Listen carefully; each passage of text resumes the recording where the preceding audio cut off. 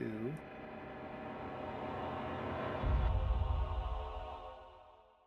Alright, we should be live now. Hello everybody.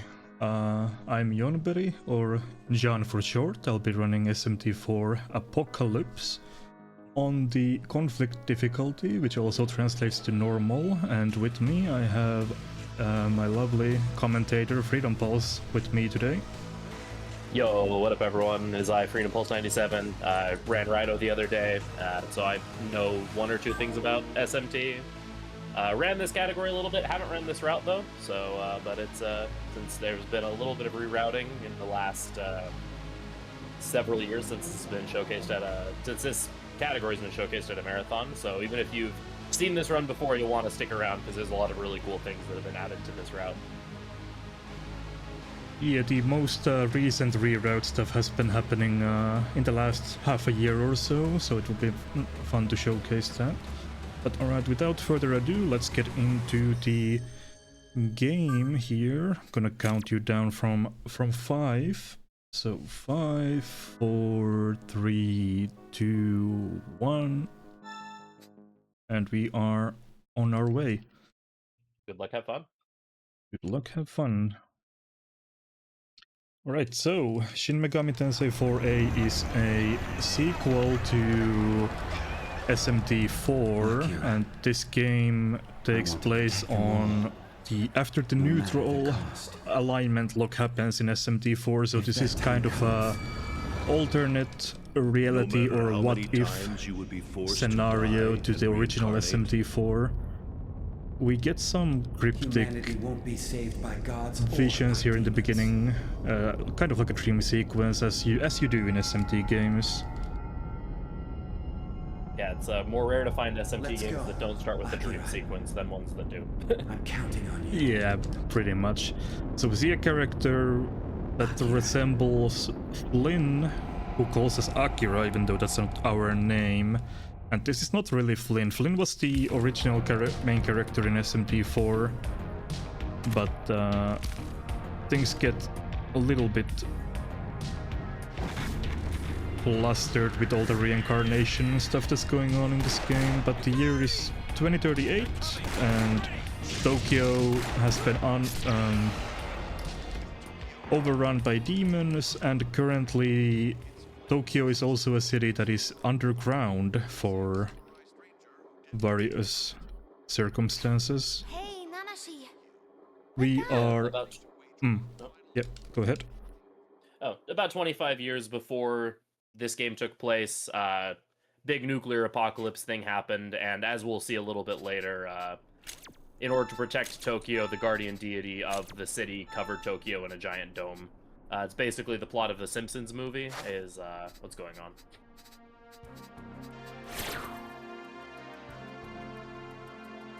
Yeah, we are right. Yeah, so we're a 15-year-old hunter cadet known as Nanashi. So hunters are these kind of mercenaries that reside in Tokyo and fight off the demonic hordes that have overtaken the city. Just basically trying to fight for survival. We are not full-fledged hunters, but we are just cadets since we are not old enough to be hunters. So we are basically like hunters in training. And we are currently in Ginza looking for some relics and supplies to bring back home to Kinshicho, as we find this broken smartphone, which lets us name our character. And our name is literally Nanashi, which, for those who have any sort of Japanese knowledge, literally means no name. Very originally named character. Also, the text entry in this game is a little bit weird, so... yeah. And we don't usually do anything to, like, change our name, because text speed in this game is automatic. As long as you are holding the fast forward button, or X, then text will just zoom by, so we don't have to worry about, like, character name or anything as far as how quickly dialogue goes through. So here we're just getting a rundown on 25 years ago, demons showed up and started wreaking havoc, and that caused the humans to decide to nuke the planet because... or the angels decided to nuke the planet, but then Tokyo got protected by a giant dome because of the guardian deity Masakado. but we're kind of stuck under this dome with a bunch of demons. Meanwhile, above the dome, there is a strange land called the Eastern Kingdom of Mikado that has some sort of weird time dilation effect going on. So while it's been 25 years under the dome, it's been like, I think 2000 or something above the dome. So it's like this incredibly fertile place with this like whole society that is developed, and that's where the main character from the first game is from. And we're sort of at war with them because they're being led by a group of the angels who are led by the chariot of god Merkabah. Meanwhile, the demons are being led by the demon lord of chaos Lucifer, with the Hunters Association kind of stuck in the middle. But Flynn, who was a samurai from Mikado, has sided with the Hunters Association and is trying to remove the dome from Tokyo to hopefully bring peace to everyone or something. Yeah, so we had a long day. Go to bed, have another dream sequence, because this is a SMT game. And here we just get a replay of the events that happened when Tokyo got sealed under the dome. So we see a character that looks like Flynn, but is not. This character is referred to as Proto Flynn, which he's basically... Flynn is basically a reincarnation of this person. So here we see Proto Flynn sacrifice himself with the guardian deity Masakado to seal the Tokyo under the dome to protect ourselves from the imminent nuclear threat.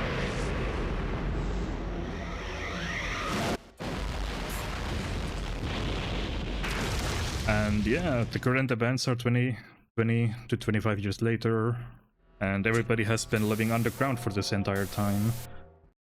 Except for the gods, chosen people above ground, with their civilization looking more like medieval times than with Tokyo having more advanced technology.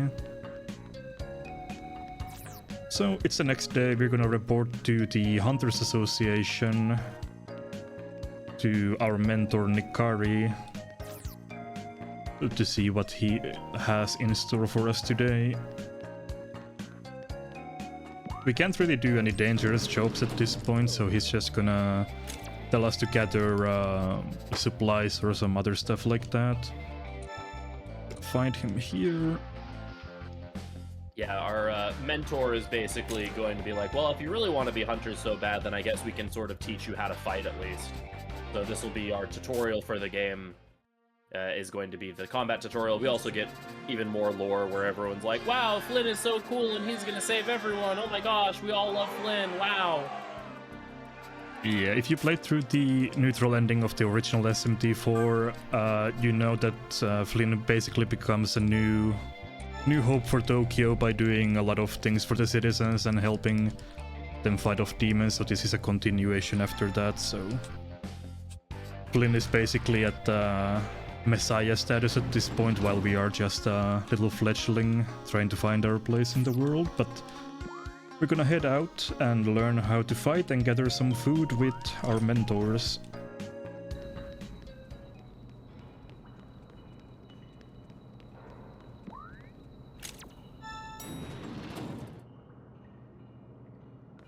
So these areas are normally sealed off and we can't exit the city because it's too dangerous, but since we have 2 hunters with us, we can leave with them. And this is the combat tutorial of the game, where we're gonna fight some picky demons, if we can find them. Enemies in this game appear on the overworld as these pixelated blobs, instead of having like actual proper overworld sprites. We're just gonna use our auto attack to get through this fight quickly. These demons are weak to physical attacks, so they're very easy to take out.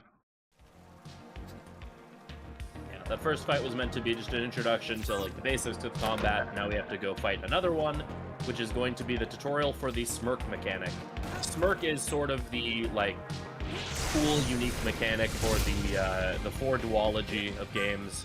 It has been reworked significantly from the original, from SMT4. In SMT4, Smirk was incredibly broken. If you were smirked, you had a 100% dodge, or sorry, you had a 100% hit rate in your next attack, an 85% dodge rate, Your next attack had a greatly raised crit rate, and it acted as if you had maxed out attack stat at the same time. Here they've reined it in a little bit. You no longer have the evasion boost, however, your weakness is protected from getting hit, which is really nice. And your next attack, whether it's physical or magic, will be a guaranteed critical hit, which is really nice because that means magic and crit, which is kind of cool. So after completing those tasks, we arrive at the fountain where we agreed to meet up with our mentor, only to get ambushed by one of the generals of Lucifer, who immediately proceeds to kick our teeth in. So yeah, Manabu protects Asahi from the flame, and he ends up dying. And Nikari does the same for us. Unfortunately, he also dies. And then we die. So we're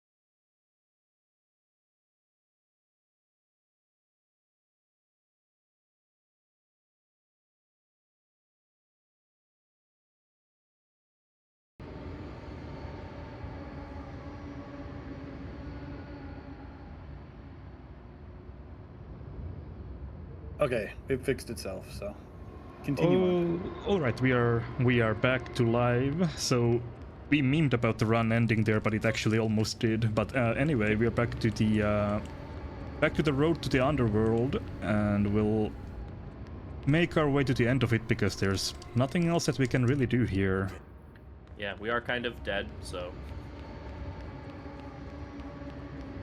But we hear a voice that seems to be calling to us as we are descending to the underworld, which is interesting. Yeah, along the path we see other dead souls wandering around. And we make our way to the end.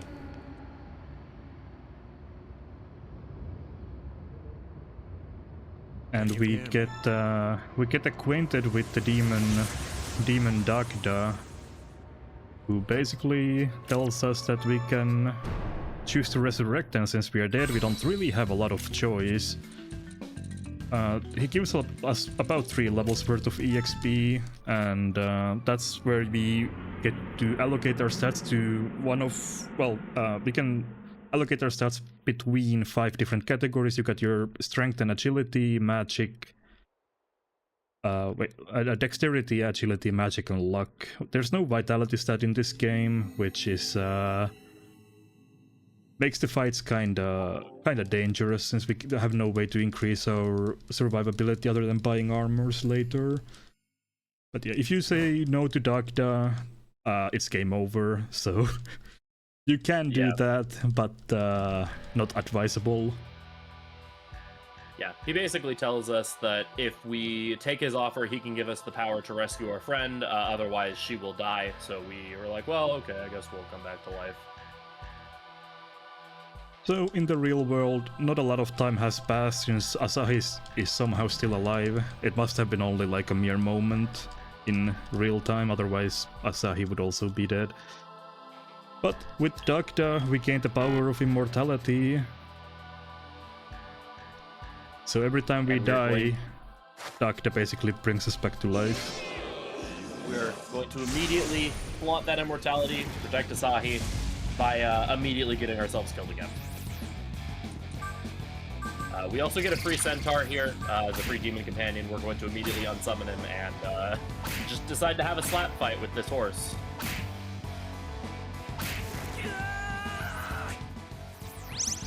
Dagda makes fun of us, revives us, and then Adramalik, the little donkey guy there, is like, oh, well, I sense the fury of a god behind your attacks. I guess I'll just leave now. I'm bored. So One thing people who astute-eyed viewers might notice, especially if you've seen other runs of this category before, is that we are not going for the Bonds route. Typically, the conflict difficulty run would go for the Bonds ending, which is one of the two major endings in this game.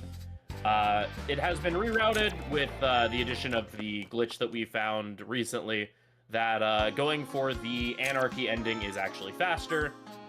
Which means that for the rest of the game, from now on, we're going to be a complete jerk to literally everyone, because... yay. Yeah, the point of the run is basically to make Asahi suffer as much as possible. That's our only purpose in life. In contrast, the Apocalypse difficulty run, which typically went for Anarchy ending, now goes for Bonds ending, so... we just kind of had a bit of a polarity shift there in the community in the last, like, 6 to 8 months. Yeah, so our Asahi's dad basically tells us that we're not ready to be hunters, even though we really want to. So we're gonna take it on ourselves and guilt trip the card to let us out and start our journey of recruiting demons. This guy is Sudama. And... demon recruitment in... oh, that's a lot of medicines. That's really cool. Alright. Greedy circle. So we only need to do 2 recruits here after the rerouting of this game, which is very nice. It reduces the RNG overall by a lot in the early game. The first recruit is always guaranteed to be a... well, not recruit, but the enemy you encounter is... yes, is always going to be Sudama, and then we are going to be looking for a small bird. I don't need to save for this, I don't know why I'm doing it, but I'm already here, so... sorry. It's a small bird, so this will be a Caladrius. We need one of these birdies recruited as well. I'm the protagonist, that will always go well.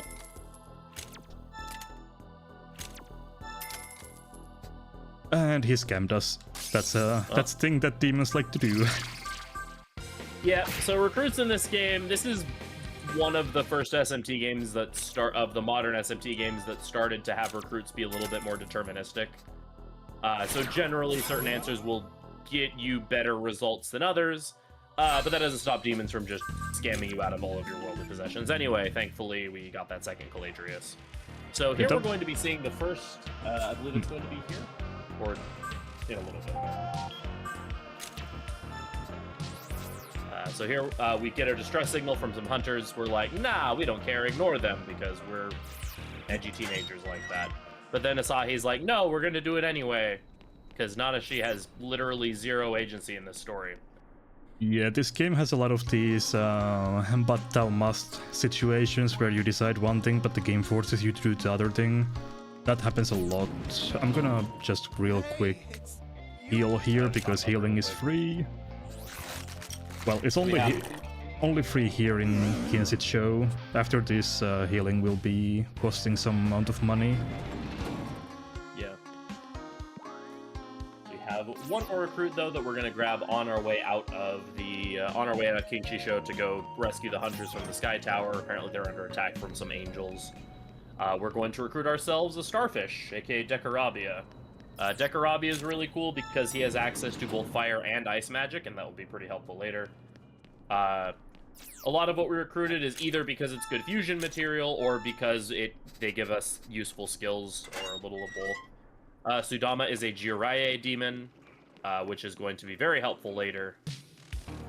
Something worth noting as well is, while we're looking for enemies on the overworld, the type of, as alluded to earlier, the type of enemy that we see on the overworld, like the sprite we see like in front of us, there's that little beast one, determines what enemy configurations you will encounter when you get into the battle. So right now we're looking for a blob type enemy, just like a floating little orb thing, and avoiding everything else. Sometimes you don't always get the sometimes you can have multiple enemies in the same configuration, which is a little bit annoying. But in this case, if you see a blob, it will always be Dekarabia. I'll show you I'm ready. Yeah, Dekarabia this game is interesting because it has a lot of typically high-level demons is fairly low-level. Dekarabia, again, normally being in like the 40s, 50s level wise is just like a level 4 demon here. You little. Don't kill my thank you. Sudama didn't die. And then we can, after you have recruited the demon, you can talk to them again, and then they will just leave and give you a small gift of some kind.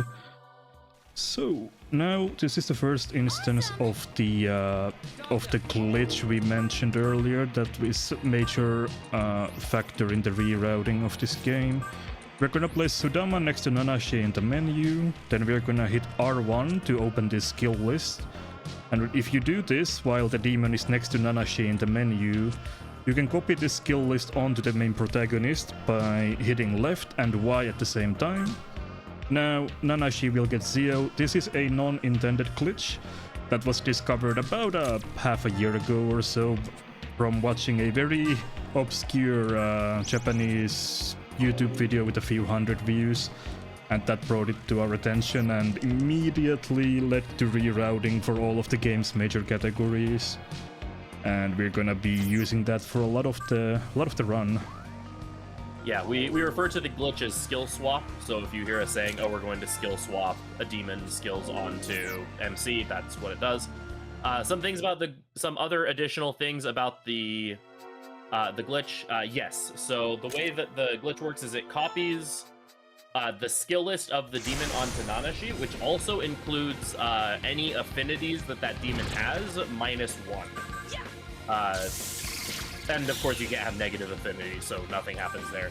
But for example, if we were to take a demon that has like a +3 fire affinity and transfer their fire skill onto the MC, he would have a +2 on that skill already. Affinity is a very big deal in this game, because each stack of affinity that you get for an ability gives you a percentage increase to your damage and a decrease to the MP cost. Another mechanic in this game that's worth noting is that anytime a demon learns all of their skills that they have set to learn, they will do something called a demon whisper, where you can teach any of their skill, well, any non-passive, non-special skill to the main character.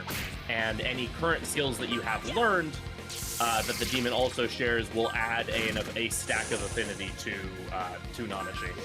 So we pass Zio to MC, and so when Sudama learns his skills, he will pass an affinity stack for Zio or an electric skill onto MC. With skill swap, however, we mentioned you can actually pass passives onto the main character with a bit of an asterisk by that. The passives that do and do not work on the main character when you skill swap them is sort of weird. There are certain ones that do work, certain ones that don't. For example, one that we will see used quite a bit later is like mana gain and life gain do transfer over and work properly, in addition to any what is called boost and amp in other SMT games. In these ones, it's called Playroma. Any like modifiers to damage will pass over to the main character as well. But stuff like EXP boosters and like I think Chakra Walk doesn't work. Yeah, so it's basically only like life boosting passives, MP boosting passives, and damage boosting passives that work, basically. That's a good way to summarize it. Yeah. Oh, and yes, you can pass unique skills to MC. So, like, you can give MC die for main, which you normally would not be able to do that, for example. Yeah, so we defeat Angel, and then the Archangel Aniel comes out, and he's quite a bit higher level than us, so we stand no chance here. This is another fight where you just want to die as quickly as possible. And we're rescued by Flynn and Isabeau! So now we just kind of distract them while Flynn and Isabeau kind of wail on the boss.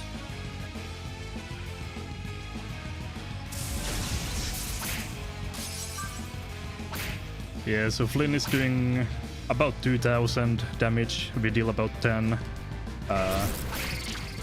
No one told him that Antic-Thon is bad in 4A. Yeah, he would be doing a lot more with proper build, but yeah. Right, Aniel goes down.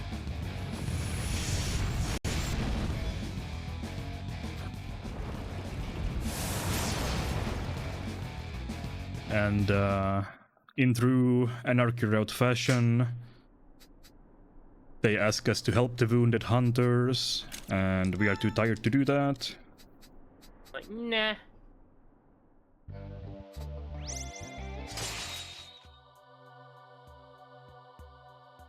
So Anarchy route, yeah, basically boils down to what is the most rude thing I could say right now, and then you say exactly that. I need to talk to the boss. So this is Asahi's dad. He's basically the leader of this particular Hunters Association. Now that we have basically endorsement from Flynn and Isabeau, because we helped them in the fight, Asahi's dad is basically going to say that, well, I guess then that's fine, and we will become hunters now.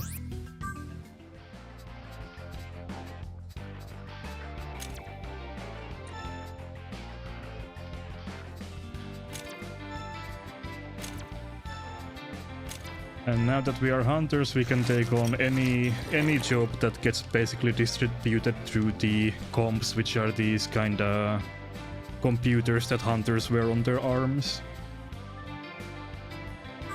We immediately get 2 jobs, and both of them are for high-ranking hunters only, so we can't take them. But then we do get one called Please Stop Fight that we decide to take because we're low enough rank to accept it.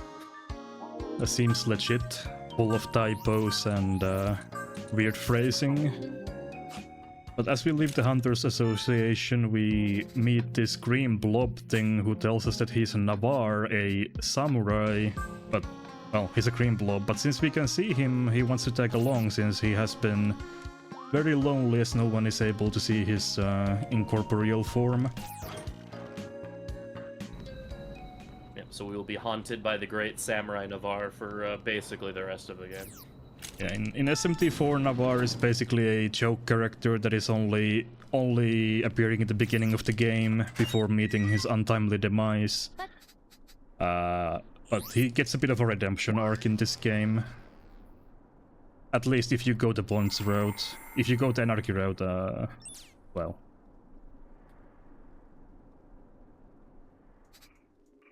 I mean, he still finishes his arc, you just kill him shortly thereafter. Yeah.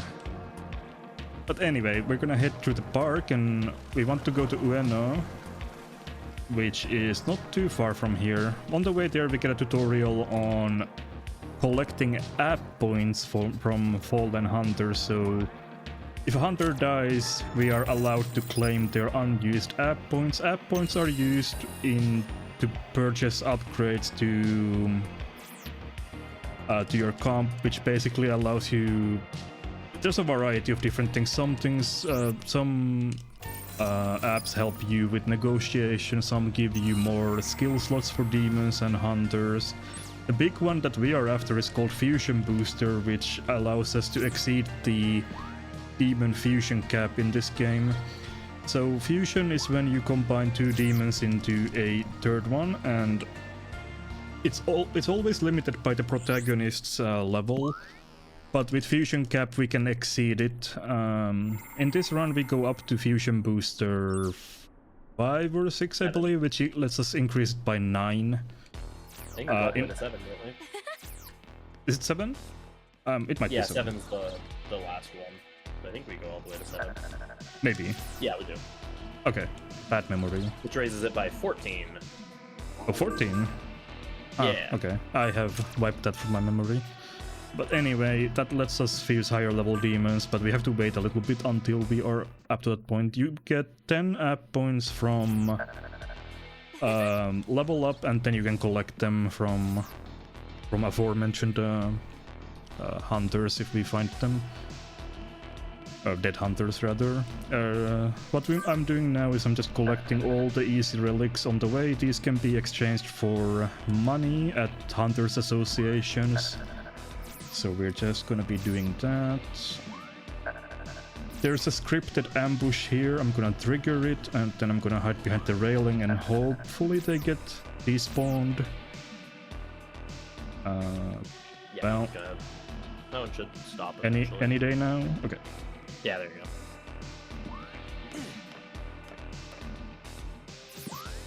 There's a couple different enemy movement types in this game whenever they aggro onto you. Typically, it just boils down to they chase you in a straight, or they run at you in a straight line. They chase you, but have to turn to face forward in your direction, and they chase you, but don't have to turn, and so they just kind of bear on your location. Some of them are easier to dodge than others. It just depends. Thankfully, in this game, as opposed to SMT4, the aggressiveness of demons has been turned down immensely. So a lot of the time, unless we're in a scripted ambush area, demons will just kind of leave us be, let us be alone for a while, without just bearing on our location. For anyone who is familiar with Shin Megami Tensei 4 will know that demons in that game, if you exist like within the same zip code as them, they will be on you immediately.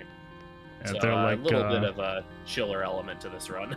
They're like honing missiles in that game. They just chase you down until they get you. So here we meet this yeah, go ahead. Nozomi person who is also talking about Nozomi and is behaving very strangely, but tells us to go to Yoyogi Park to visit the fairies, which is weird because Yoyogi Park's like locked off and we have no idea what she's talking about.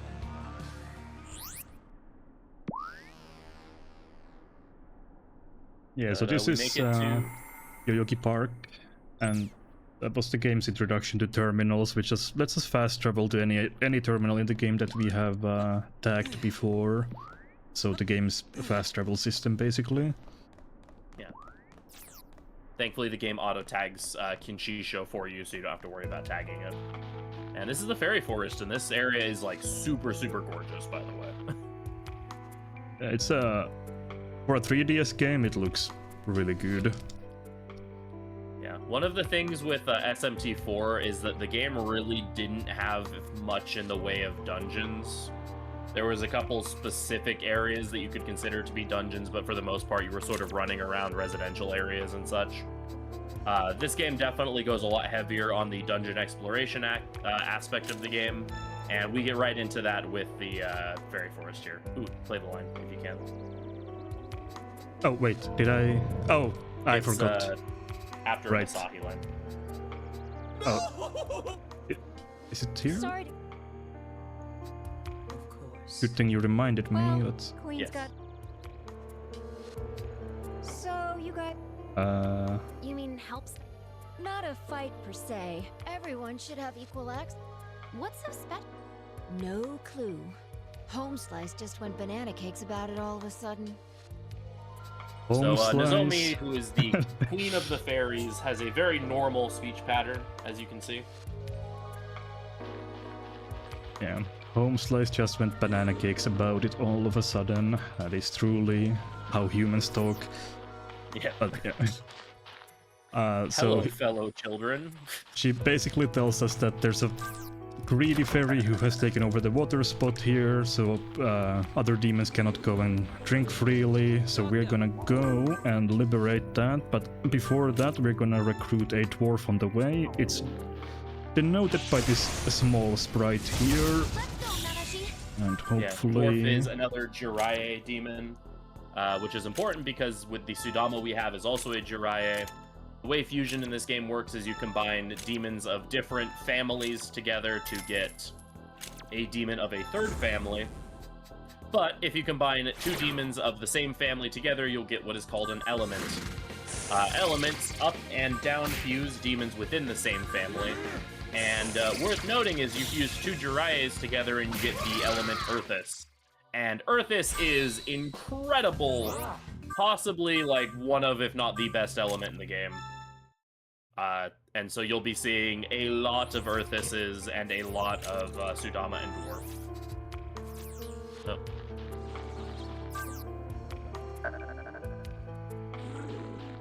let me try and outrun this ambush. Okay, fine.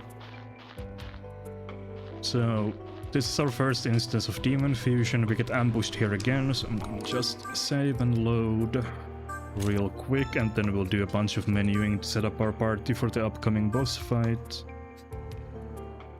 Yeah, like we mentioned before, fusion boosters are really good, and so we're going to go all in on them.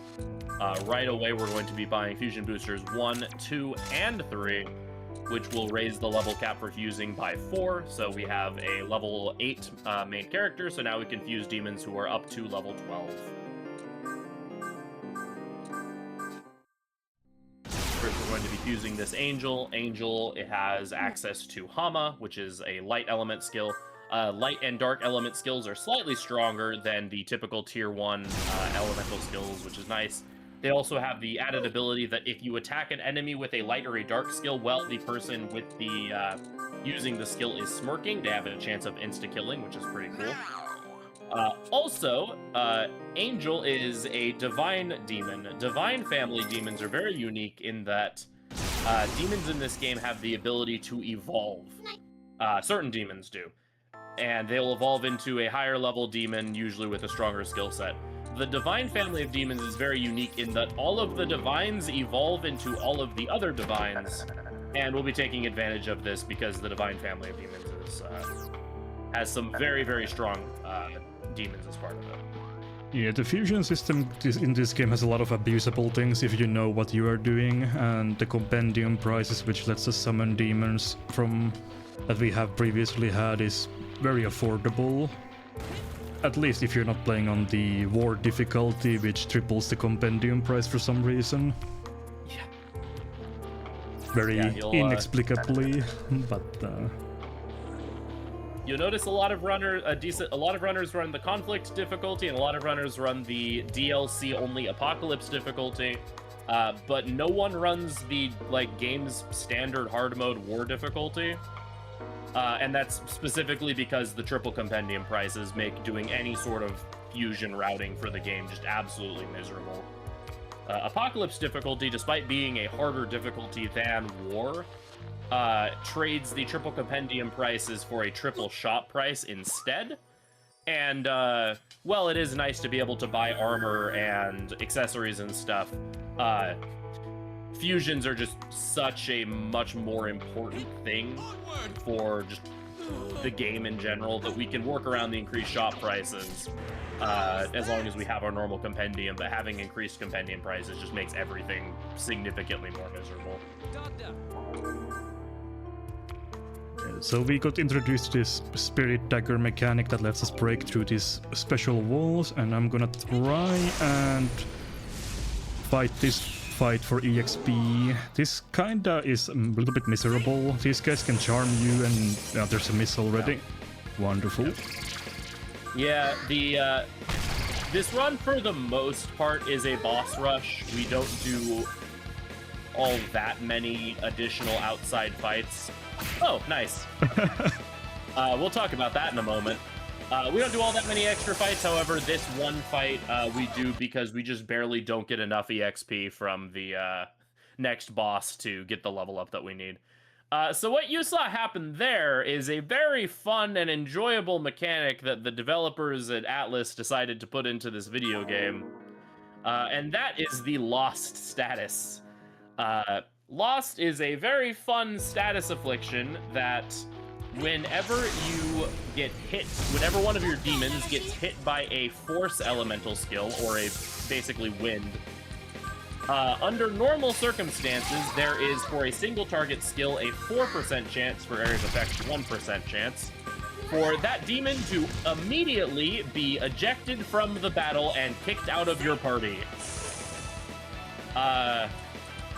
And in order to reobtain that demon, you have to go out and find them in random encounters. And then they'll, recognize you and be like, hey, I know you, where have you been, or whatever. That is about as fun as it sounds. However, what makes it even more fun, and we don't have any, hard evidence for it, but it's one of those things that if you play the game enough, you are fairly confident it's the case, that Atlus really wanted you to engage with this Lost mechanic. So much so that for whatever reason, it seems like the first time that Lost would happen, its infliction rate is closer to 70 or 80% instead of 4%. Yeah, this area is lovingly referred to the Lost Forest as well, because how common it is to get our Lost Lost Brook here, but unfortunately I had to reload that whole ordeal because that was a disaster. I had to take a backup fight instead for EXP, which is not a big deal. Here's King Frost, the first, second boss, I suppose. We get introduction to partners and how they work. Yeah, so this is King Frost, like we said. I consider him to be like the first like real boss.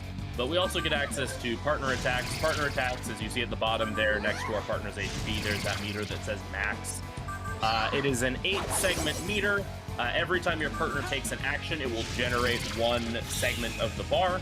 And so every 9 turns, your partners will do a partner attack where they will interrupt the enemy's turn, canceling it entirely, and unleash a big devastating attack where some of your support partners are also given opportunities to take action. Each of your partners in this game serves a different purpose. Navarre, who he is swapped to, is your buff support user. So he will actually cast buffs and debuffs onto your party, which is incredibly useful. Asahi is your healer. Her healing is unfortunately not very good at this point in the game, so we will not see her used very often. And then we'll have other partners. Nozomi is like an ailment and gun user. She is pretty useless. We won't see her used at all. Most of the run we will be using Navarre as our partner. Navarre and then later Isabeau will be basically the only partners that we ever willingly use. Up until like the very, very end of the game. But unfortunately, this fight is a bit of a mess. You need all of the damage that you can get, and I have already missed twice. I might still have enough damage because I got a triple hit from the partner attack and the magic reflect. You've also but had as well. Yeah, it's maybe enough. Not quite. No. Maybe Navarre will. No. We're most likely dead here. Yeah. So the or maybe not. Okay, never mind. He was merciful. Yeah. This fight also introduces you kind of to more aspects of the smirk. At the smirk mechanic, like we mentioned before, if you're smirked, you can't get hit by your weakness, or your weakness doesn't generate press turns. So there we hit King Frost with a fire skill, and it didn't hit weakness on him, despite the fact that he's normally weak to it. It also powers up certain moves. His King Bufula ability gets powered up by being smirked, and if he would have used it on us while he was smirked, it would hurt us for a lot. You can remove smirk by using the Maga-On ability, which Angel just tried to learn there. Alternatively, you can also remove it by inflicting an ailment. But that could have been a little scary. Thankfully, the Bufula from King Frost targeted our partner, so it was fine. And then he was close enough to death. If he opts to use King Bufula there, it basically wipes our entire party and the fight is immediately done. So, lucky move selection by him. Yeah. Something worth noting when we were talking about the Lost mechanic earlier is that we do kind of want to see Lost happen at some point in the early game. Because of the weird way that Lost works, where it's like forces you to engage with the mechanic at least once. There are plenty of bosses throughout the game that utilize force magic, and so we would like to see Lost happen early on in the game to get that check out of the way. That way, when we get to those bosses, which includes the final boss of the game, we don't have a demon ejected from the fight and immediately lose as a result. It's not something we go out of the way to try to force, but it's something that we would kind of like to see happen at some point. Yeah, I might try and force that at some point, just because it happening on the final boss is a complete disaster that basically forces you to reset the fight. Yeah, the final boss is a very lengthy gauntlet, so losing 2 of your party members permanently in the middle of the final boss fight is gonna take like 20 minutes of your life away. Here's an interesting mechanic we're going to take advantage of here. If you have a female demon, in this case Pixie, and you inflict the charm status upon them, and then talk to them, they will automatically join your party, which is pretty cool. Yeah, this game does. Oh, there's a Lost. All right, I don't mind that at all at this point. I'm fine. You can chop away the Pixie. Oh yeah, I forgot about that. I could have done that. Although... Yeah, Not well, bad, whatever. I'd say. It's fine. Right, so we are done with the recruit, and we're gonna head out of Fairy Forest now. Yeah, we'll just smack some random encounters along the way to try to get our back. Usually it takes one clearing and encounter, and then the encounter after that is usually your missing demon. Yeah, I'm not entirely sure what affects that rate. I've heard some people who play this game say that different areas would affect it, like leaving Fairy Forest and then talking to a different demon in a different dungeon would make a difference, but I'm not sure about that. Either way... As far as I know, it's that you just have to pass one encounter before you can start to encounter them. Yeah... But so, we complete our mission, we stopped the fight. Now we're gonna go back to Kinshisho to see if we can find some more work. Unfortunately, we don't really seem to be able to. We also sell all of our relics for a bunch of money. The fusion budget in this game is real. Even with a bunch of smart fusing to try to reduce fusion costs as much as possible. The fusion debt in this game is pretty severe, so getting that 5k there is pretty important. Yeah, the money, it's a bit tight in the early game and then a bit tight in the late game, but other than that it should be okay. We usually have about 10k to spare for most things after the early game, but you can't really do too much extra things in this run, with money being what it is. But we meet this old guy who says that he has a job for us. We go and meet him, and he reveals his true form to be Odin, and he wants us to... Hey. Yeah.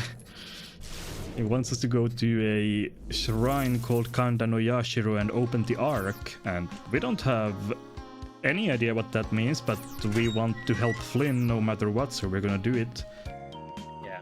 He's like, hey, there's a really powerful demon that's sealed at Kando no Yashiro, and unsealing him would really help Flynn out.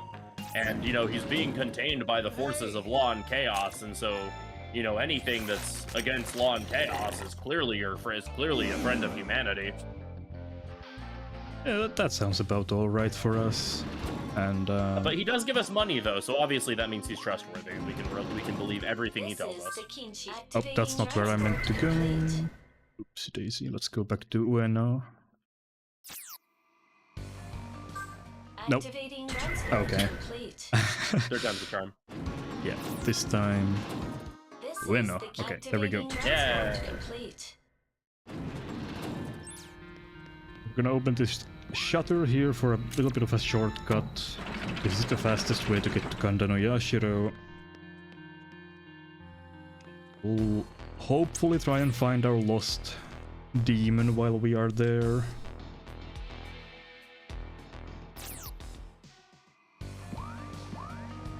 And the shrine is located inside of this abandoned looking well. And we climb down the well, and yeah, it's a whole dungeon inside. Yeah, like mentioned earlier, this game definitely increases the emphasis on dungeon crawling, which I think is really cool, honestly. I think the dungeons in this game are, for the most part, quite good. For the most part, yes. With one glaring exception. Very, very glaring exception. That unfortunately happens to be the final dungeon in the game. But aside from that, aside from the absolutely awful final dungeon, the dungeons in this game are really good. Right, so we get to the bottom of the slope and we see a demon and angels talk about guarding something and having a bit of an argument. So we want to see what's up with that. I'm just gonna save real quick. And let's see if I can find my... There we go. Welcome back.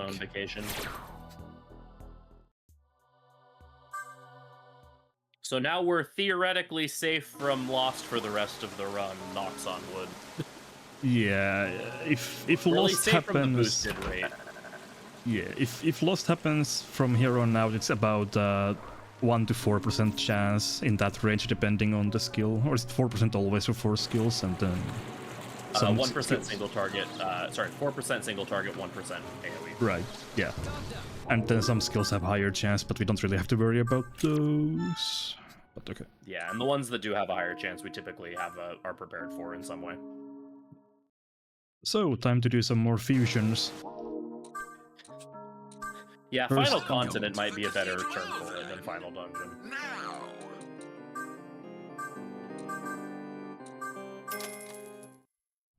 One thing that this game does really well compared to some other SMT titles is, and RPGs in general, is that ailments are actually very good in this game and very usable in a lot of... Oh wait, what am I doing?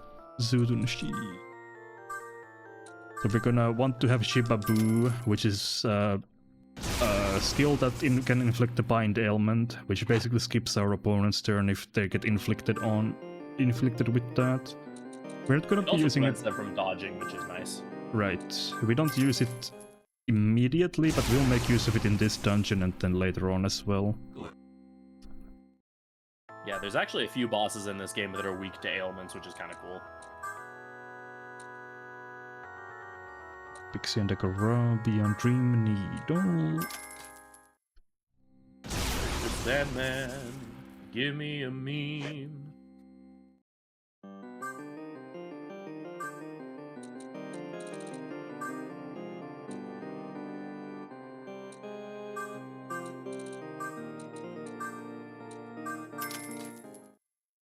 Something worth noting is that Mu Shivu learned the ability Makakaja. That is an ability that buffs your magic attack.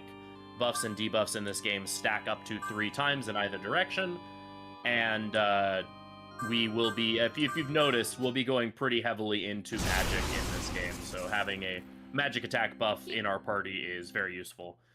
Also, something we'll see throughout the game is that we will apply 1 stack of a buff and then leave it alone. That's because Navarre's AI is actually a little bit smart in that he will checks your buffs and debuffs, and he prioritizes finishing any buffs and debuffs that you have started over applying new ones. So we'll try to have we'll put up a Makakaja and then focus on attacking a boss while Navarre passively buffs our magic attack. Here we created we created a party, and we're going to be using the skill swap glitch again. This will be giving MC a big upgrade to his magic skills with the Bufula spell. That is the tier 2 ice attack, which is nice because the fight that we're about to do is weak to ice. Yeah, we also fused Ertus, which Freedom touched on earlier, and he has the skill Elecplaroma, which gives you 20% boost to skills of that affinity. So our party's Tobio's and Guhonyao's elect attacks are boosted by 20%, which is very helpful for a fight later on in this same dungeon. Yeah, and later on we will be swapping Tobio's skills onto MC as well, so he will also have that boosted elect attack, in addition to having just the very inflated magic stat. Something else is that, like we mentioned before, sadly, EXP boosting passives do not work on MC, because MC does have the Hard Worker skill on him transferred from Mermaid, which would be really, really funny. Hard Worker boosts the EXP gain of the demon that has it by, I think, 25%, 30%, something. Something like that, yeah. It does not work on MC. It would be really funny if it did, but that skill is basically just burning as a skill slot right now. Something else interesting to note about the skill swap glitch is that if demons have more skills available to them than MC can currently hold, since you buy MC skill slots and demon skill slots separately via app points, if demons have more skills than MC can hold, you will only visually see in the menu that MC has the number of skills that he currently can have, but in battle he will have access to all of the skills that have been copied over.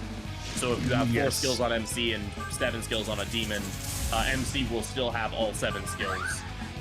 However, you can only interact with the skills in the first 4 slots, as far as like menuing and skill whispers and such.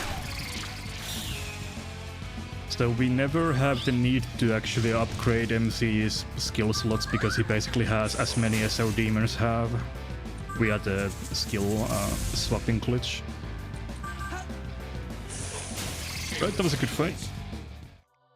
We are on a... The hard worker is 1.2. Okay, cool. Alright.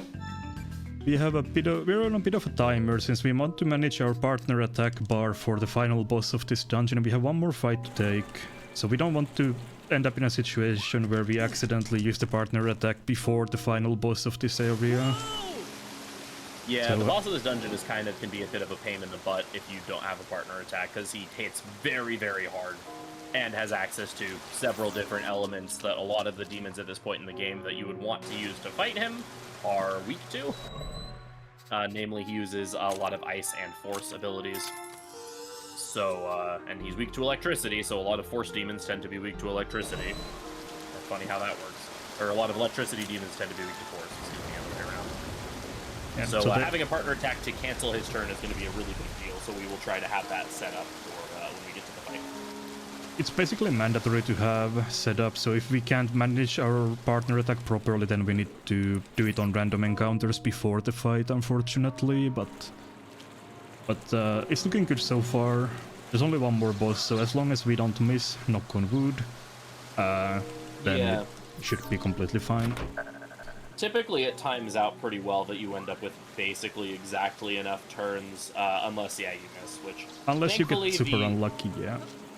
Yeah, which thankfully the next boss that we will be fighting is one of the two bosses I alluded to that is weak to ailments. And we will be using Shibabu on him to bind him, and when you're bound you cannot dodge, which will help prevent that from occurring. Yeah, so here's here we are introduced to why people call SMT the Dark Souls of Persona, because we got poison swaps. And the poison swap is guarding the next boss, so we're going to cleanse that poison on our party because poison damage is quite bothersome in battle. And then we're going to be skill swapping Tobyu's skills onto MC, so that we can get that Elect Boost and Shibabu onto the main character. Because Elect Boosted Zyanga does a lot of damage when combined with the 47 magic that he currently has. Yeah, magic build MC is very strong throughout the game, even more so when we actually get access to the damaging passives. But this guy, we actually haven't talked about the Prestone system yet, now that I think about it. Oh, yeah. Do you wanna... Yes! Yeah. So a lot of the modern Shin Megami Tensei games utilize what is called the press turn battle system. You'll see up in the top right corner, we have a bunch of little person icons. Each of those icons is equal to how many turns that we have available to us. You get 1 turn per member of your active party. Bosses get usually 2 to 3 turns, depending on how far in the game you are. Each turn is equal to 1 action. However, if you hit an enemy's weakness, you will turn that, or get a critical hit. You will turn that 1 full turn into a blinking half press turn. The half press turns count as give you an additional action, so you can take basically up to 8 actions a turn. Additionally, passing your turn will turn a full turn into a half turn as well. However, if you attack an enemy and you miss, or you hit a nullification, such as if they null the attack, if they repel the attack, if they drain the attack, you will lose press turns, depending on the severity of what you did. So repels and drains will make you lose your entire turn, whereas missing or hitting a null will make you lose 2 turns. These rules are symmetrical, however, so if an enemy is attacking you and they happen to miss or hit into a shield, then they will lose turns appropriately as well. So a lot of the strategies that we use in this game revolve around exploiting weaknesses on enemies, not only because weaknesses do roughly 1.5 times damage to enemies, which is in itself very good, but also because it gives us more turns to do more damage and do just more actions in general. Action economy is very much the name of the game in this series. And later on, even, we will also be utilizing strats to remove enemies' turns, either via use of a special ability that reduces the number of turns enemies have, or by putting up shields when we know an enemy is going to attack us with specific attacks in order to blank their turns and stop them from getting access to some of their scarier moves. So here I'm gonna try and get one more tick of the partner gauge, because it's not completely full yet. Via this random encounter. Yeah, that should work. Except I think you're going to die, but... that is fine. I don't really need anyone alive here right now, so just as long as Mermaid lives one turn, we're fine. Right, partner gauge is full and time to run away. Right. Alright, so that was the last, Ose was the last mini-boss, even though there are 3 seals that you have to pick up in order to progress through this area. The final seal is not guarded by a boss. It's technically guarded by an enemy mob ambush, but something we haven't touched on very much with this game, we did it a little bit earlier, is anytime you save your game and then load it, it will despawn any enemies in the area. We saw it a little bit in the Fairy Forest to remove an ambush. You'll see it quite a bit more throughout the game, because sometimes you just cannot avoid enemies as best as you try. So we just... It does mean that you save somewhat frequently, though, which can be nice, even though there's really no penalty for death in this game, so it's not going to revive you. Guess I was too slow to run away, so I'm gonna die here. That's cool. Also completely something worth fine. noting is that if you attempt to run from a fight and fail, it makes it so that your partner does not get a turn, so that partner attack does not get eaten. Which can be nice for holding on to partner gauge when you're trying to get out of a fight. So this game doesn't really have a traditional game over when you die. Dagda just tells you that you're his god slayer and you have to live for him, and revives you. We lovingly refer to it as a Dagda Trefuri, where you just end up dying, but there's no consequence. The only thing that actually carries over after you die is any money you lose in the fight. So if you get Maka beamed, which is a skill that takes away 25% of your Maka, or 20%, something like that. Yes, If that happens, then that money will be permanently lost, even though Dagda kind of reverts you back to life. Everything else gets reverted, so... Yeah, everything gets reverted to the state it was before the fight, except money, which is very funny. Thank you, game. So here we have made it to the bottom of Kando no Yashiro, and now we will be fighting the main boss of the area. This will be Sukuna Hakona, or as we in the community lovingly refer to him as, Boat Dude. You saw him yesterday in Raida, where I called him Man Dude for reasons, but here he has found his boat after 10 years. We have our Boat Dude, who is guarding this Ark in this ominously large room. But first we have to do some fusion. Yeah, we do one fusion to get Hathor. Hathor is another pretty good demon with a high magic stat. And we pass Zionga on her as well, so we have a full party of Elec users for this fight. And... right. So it's important we have a partner attack going into this fight. Boat Dude hits like an absolute boat truck. It's like a freight ship. Yeah, freight. You wouldn't believe it from his size, since he's canonically sitting on top of a olive leaf, so he fits in your pocket basically. But yeah, he hits very hard. So the plan here is to just spam Elec as much as possible, score additional hits via the Prestone system, buff our magic up by a little bit, and then hope nothing bad happens. Yeah, the partner attack will cancel his turn, and then once you deal a certain amount of damage to him, it will trigger a dialogue prompt. The SMT4 games have a interesting talking mechanic where during certain boss fights, bosses will stop fighting to ask you your opinion on something. Usually it's some amount of trash talk or asking what your questions are. And depending on the answer you give to each of the questions the bosses ask you will determine what impact you have. Usually it's something like you get a buff, the enemy gets a debuff. Or if you answer incorrectly, the enemy gets a buff, you get a debuff, you get an ailment inflicted onto you, etc.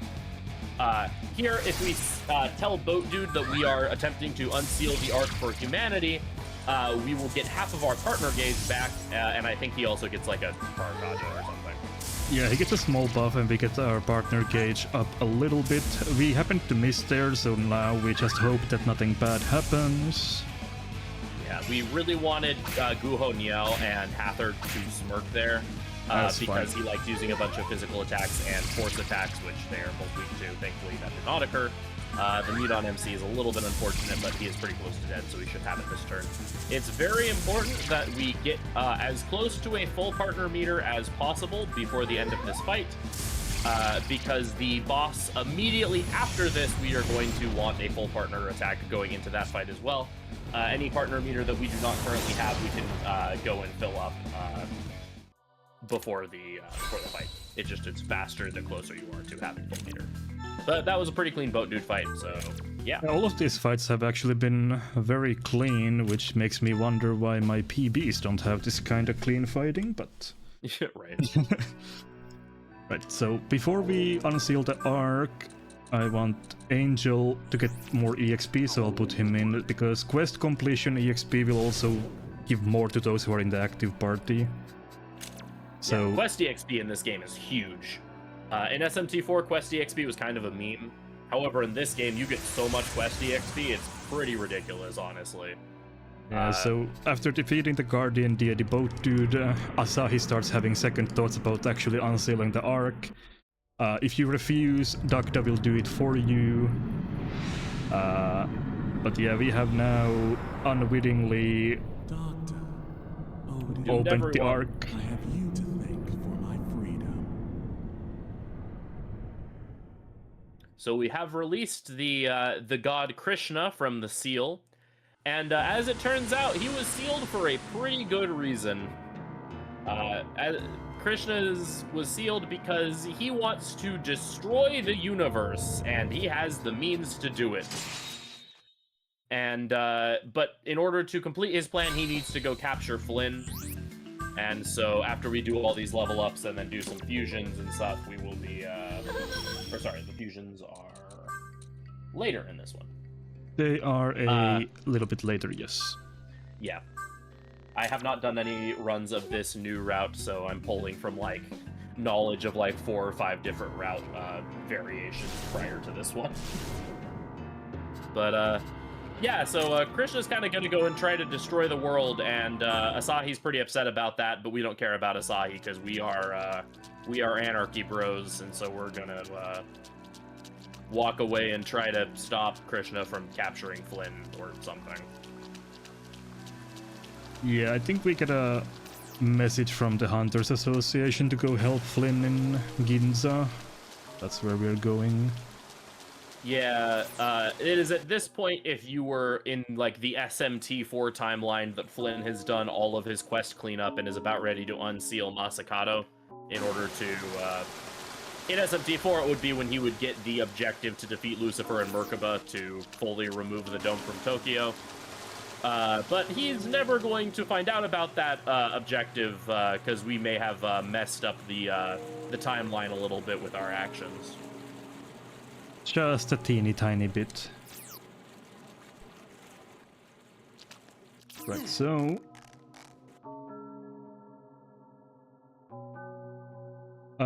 this game is sort of an open world game, but a lot of areas are sealed off by bridges being closed. Once you progress through the game, these red bridges kind of open up and let you explore a larger area of the map. So that basically unlocks our path to Ginza now. Of course, we have to go through another poison swamp to get there, as you do in Tokyo.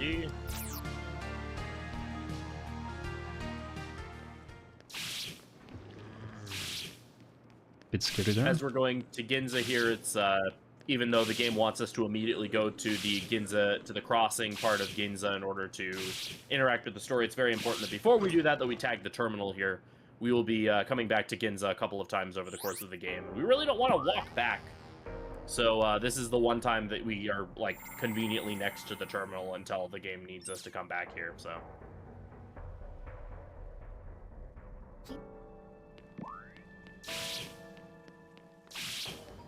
Yeah, so the terminal is to the east here, and where we need to go is on the opposite side of the large area.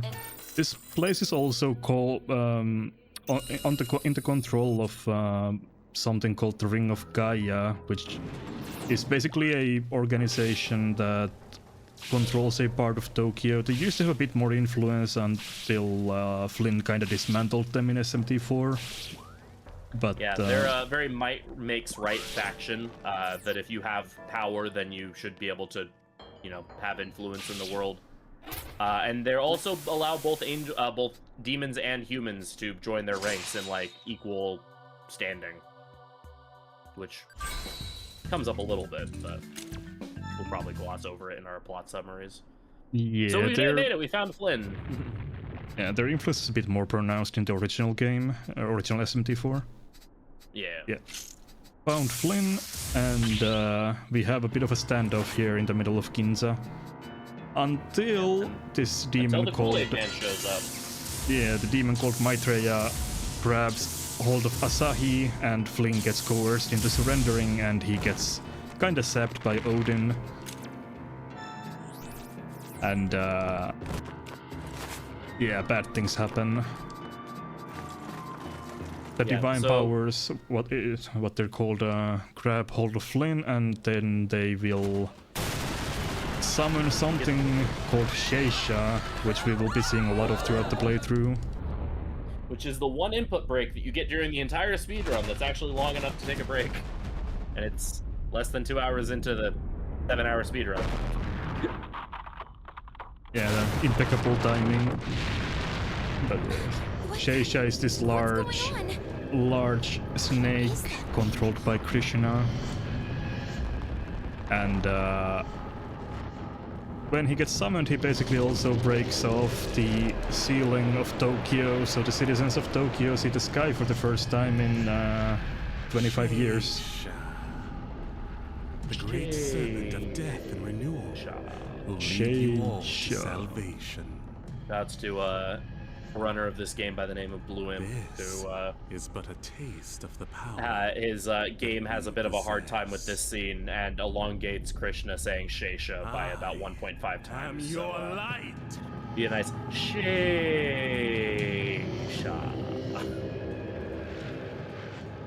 And everyone's retinas get burned off from seeing the sun after being essentially mole people for over 2 decades. And we get literally the most realistic thing in the video game. A hole appears in the sky and everyone whips out their smartphones to take a picture of it. That light... is it... I can see the sky. You mean that's the sky?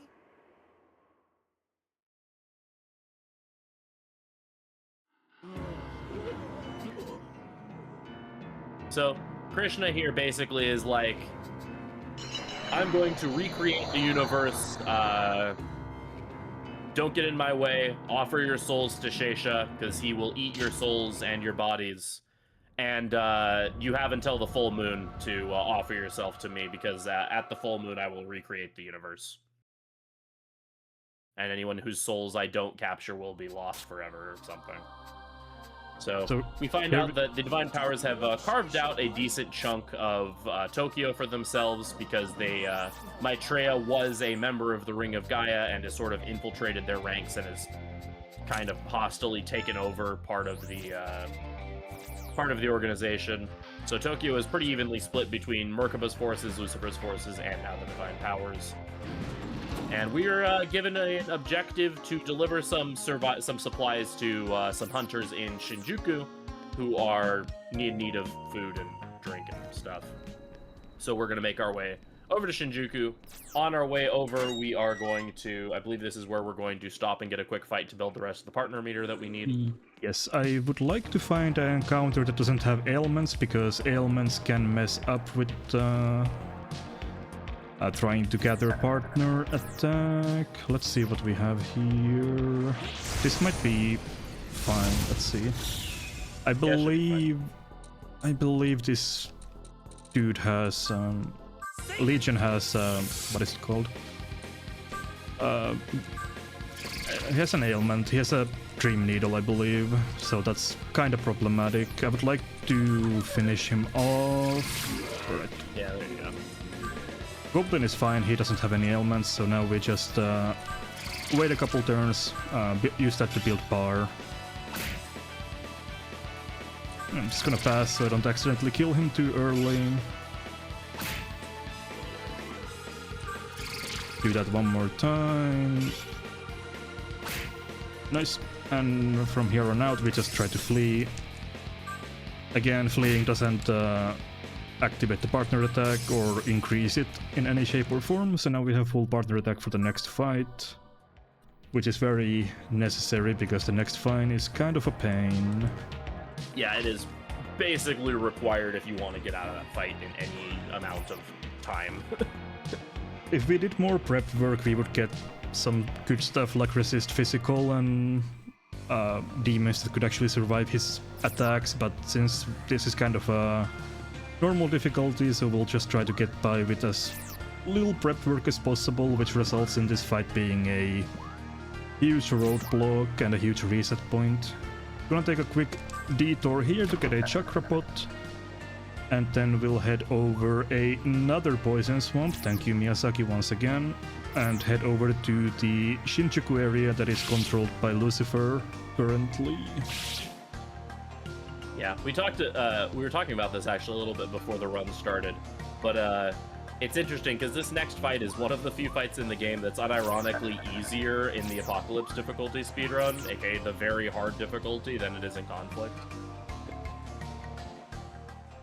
There are a couple of fights. Apocalypse gets really good setups for a lot of fights with Fusion Booster X that removes the limit from fusing demons completely, and they have access to some better skills and setups that we do via demons, but yeah.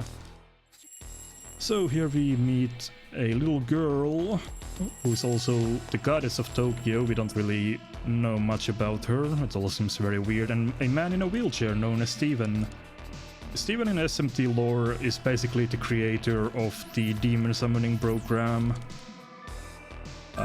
He basically tells us that if we want to follow neutral paths, then we should do what he says, basically. Yeah, he's like, hey, the forces of law and chaos are kind of messed up. You should seek the path of neutrality and such. We're like, okay, whatever you say, dude. I just want to go deliver this food and such. And that's when we get here that we discover that the entirety of Shinjuku is currently being attacked by Sheisha and the Divine Powers. And so we decide that we want to get involved, that we want to try to fight off Sheisha. First, we're going to deliver the supplies because you get a nice bit of EXP for doing so. And then after that, we will head over and try to do some fusions, and then we'll try to go deal with Sheisha. Yeah, try to being the keyword here. I don't know why Mermaid's Rakukaja always messes with my brain. Yeah, there's a lot of skills that are like, wait, shouldn't I be getting this? This is a good skill in the run. Then you have to like double check that. Do you need it or do I not need it?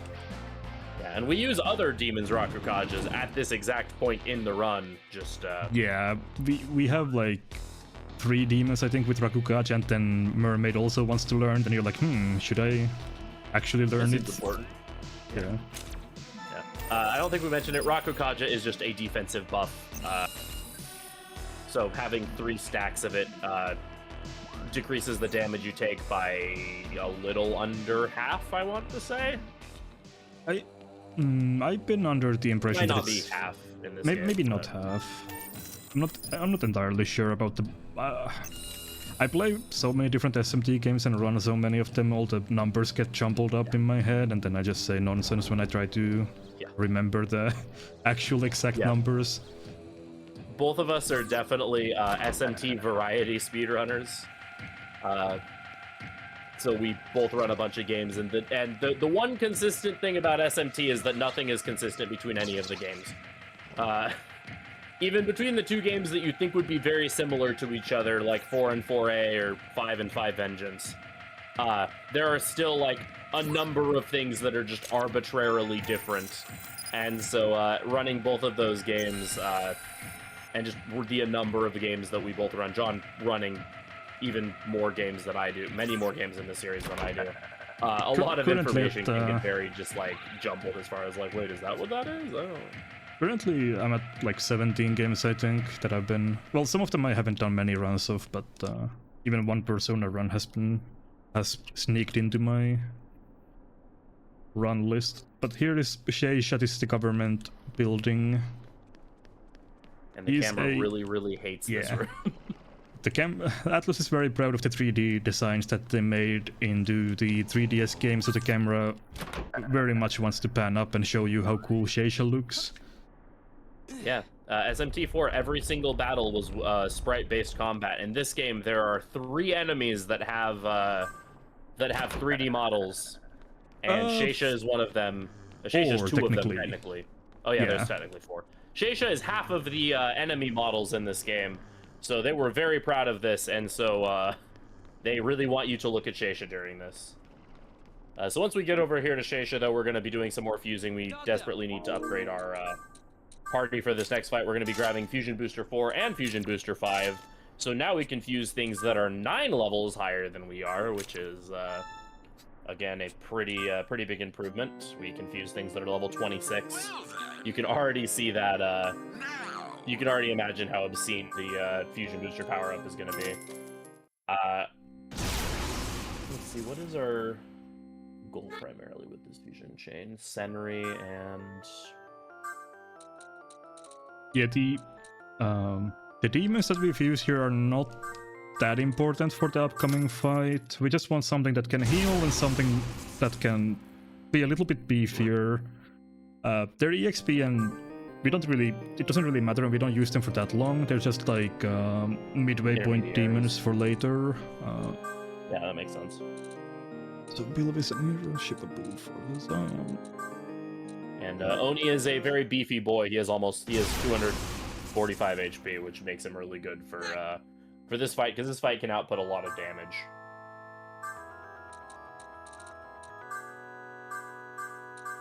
Eros is another one of the elements that we mentioned earlier. Eros is also pretty useful. You'll see a decent amount of him, not as much as Earthus, but you'll see him a couple of times. Worth noting with Eros also is that he comes with the Force Pleroma ability, which boosts force damage by 20%. Eventually, pretty soon here, Force is going to be the primary element that we are going to be making use of throughout the game. It is one of the least resisted elements. It also has a lot of bosses that are actually weak to it. And most notably is that there is one very specific Force skill that is incredibly powerful that we will be making use of. So that Force Pleroma from Eros is going to be pretty useful. Yeah, if you know, you know. And if you don't know, you will get very familiar with that skill. Yeah. You will know. Right, one more fusion, barring a... Actually, wait. No, yes, one more. Yeah. Sparna. This game has a decently high accident rate as well, so I'm always a bit paranoid about doing fusions. Yeah, a combination of the fact that we easily do the most fusions in this game out of almost any other SMT run except for maybe Soul Hackers 2.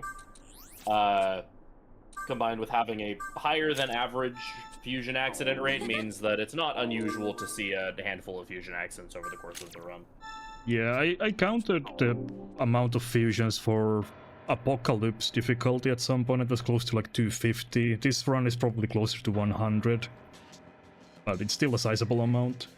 So yeah. This is Sheisha. He's kind of a scripted fight where you just need to stay alive. For a certain... it's damage-based, he has 900 HP, but you need to kind of stay alive because you get some help from story demons, but first things first, we need to survive turn 1. the hardest thing about the fight. Ow. That's fine. Yeah. Okay, we survived. Yeah, so you have to deal 100 damage to him in order for the fight to actually progress into the point which you can, where you get some help and the fight actually continues as normal. This is why it was very, very important for us to enter this fight with a partner attack, because partner attacks, a notable thing about them is that they deal almighty element damage. Almighty ignores affinities and resistances, so there's the 100 damage right off the bat. Sheisha resists everything except for Almighty, so being able to just immediately burn through that 100 HP threshold is very important. Now, at the start of each of these turns, Adramalik and Power will alternate their attacks, and we basically just have to survive for about 4 more turns, and then the fight will end, and then the fight will end. So yeah, we're just going to be healing up every single turn. We'll can do some chip damage to generate some turns. I don't think it ends up being statistically relevant at all. I'm actually not entirely sure on that. It ends the fight 1 turn early with the chip damage if you do enough. That's kind of the goal. But yeah, that is a reset. Since Nanashi needs all of the EXP and we have no way of actually reviving him. Yeah, Rakukaja can help, but I don't actually. Did we have Max Rakukaja there, or were we missing? I believe so. I did 2, and then Navarre is supposed to do the 3rd one. If I'm you have not Asahi mistaken. for this fight. Oh yeah, I do. I might have been missing 1 Rakukaja actually. Yeah. But no, but you get it from the partner attack, right? Partner attack Navarre will do it you anyway. did get the partner attack, yeah. Sorry, I just thought I saw that Rakukaja was still lit up, so that's why I was confused. Oh yeah, because you missed the first turn. So. Okay, man, I'm not sure, but let's make sure that I have full defense buff this time at least. Maybe I'll go a bit easier on the damage, since it might be a bit safer. Anyway, let's try again. The other problem with this fight is that we need to bring in Angel to soak up the EXP. But yeah, this is the problem with this fight. Yeah. This is the worst fight in the entire run. It's genuinely just can be miserable like this sometimes. Yeah, like, if you just want to win the fight and you don't care if Nanashi lives or dies or EXP distribution, then it's not that bad. But since we want specifically Angel and Nanashi to get all of the EXP, it gets really tricky. If demons die, we have Summon Stones, which basically revives a dead demon and brings them back to the fight immediately. So if Nanashi can survive and demons die, then demons dying is recoverable, but Nanashi dying is immediately reset in this fight, so it's very unfortunate.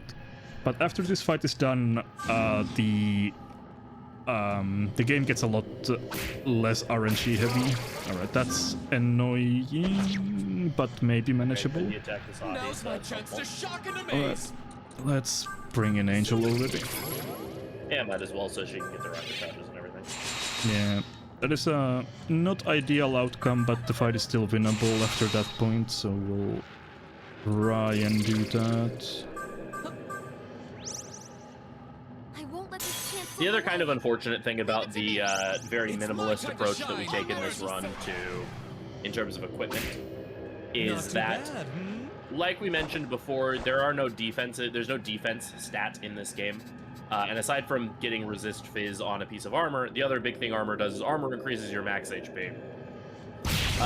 Nanashi's stats in this game are pitifully low compared to, say, Flynn from SMT4 or even just other main characters.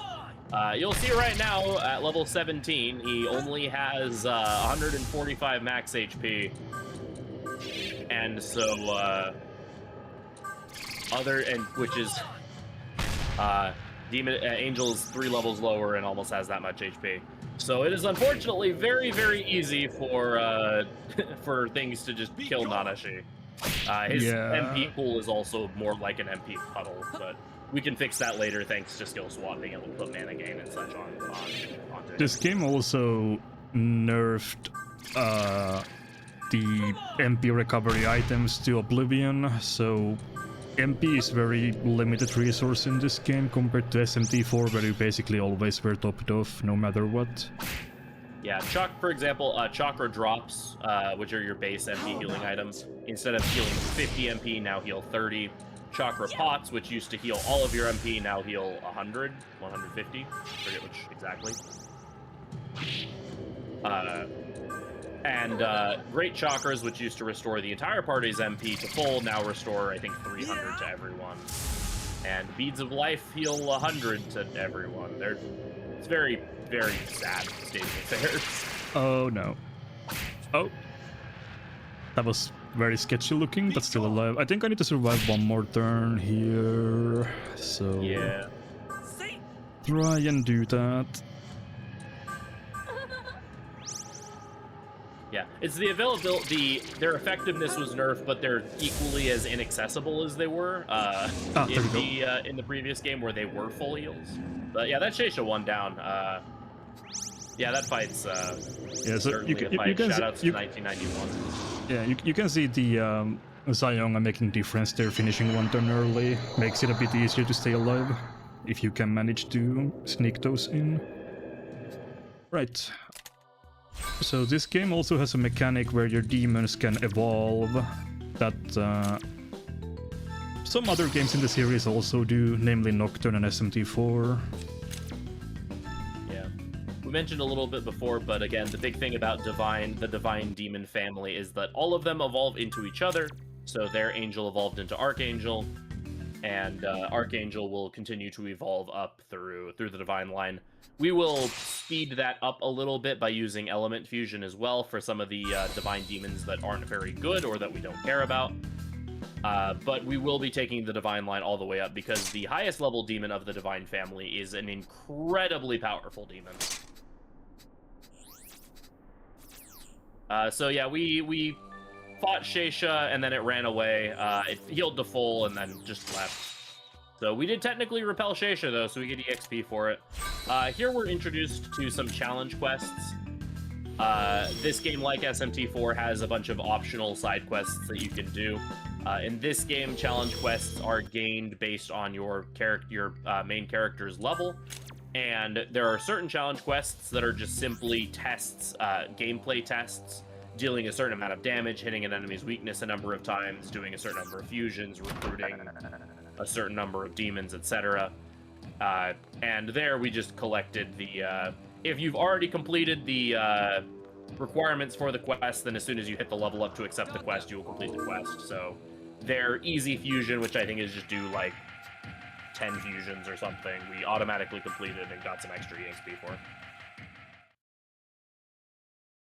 Yeah, I picked up a couple hustle drinks. I'm not gonna use them, they're like a healing item, but they sell for 1k each. Since it's a marathon, I'll do a bit of safety for the money just in case, so we don't run dry. And now that Sheisha has been repelled, we can report back to Kinshicho.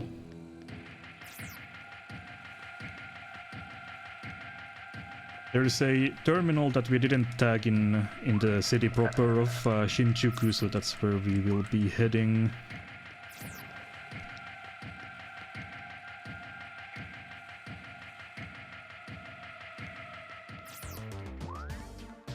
And that will be day one done. This game is kind of divided up into a series of days, with each day you can roughly equate to each of the days leading up to full moon being about being roughly a sixth of the game, give or take. Some days are shorter than others. There's some days that a lot of stuff happens, and some days you do like one thing and then you're done. Here we went to Shinjuku, fought Sheisha, and now we're done for the day. It's my hustle. Money looks good. I can save that summon stone. I want to keep those, as much of those as possible. Yeah, summon stones are incredible because they are a revive and a summon. I need to sleep. I forgot, not bar yet. Sleep first.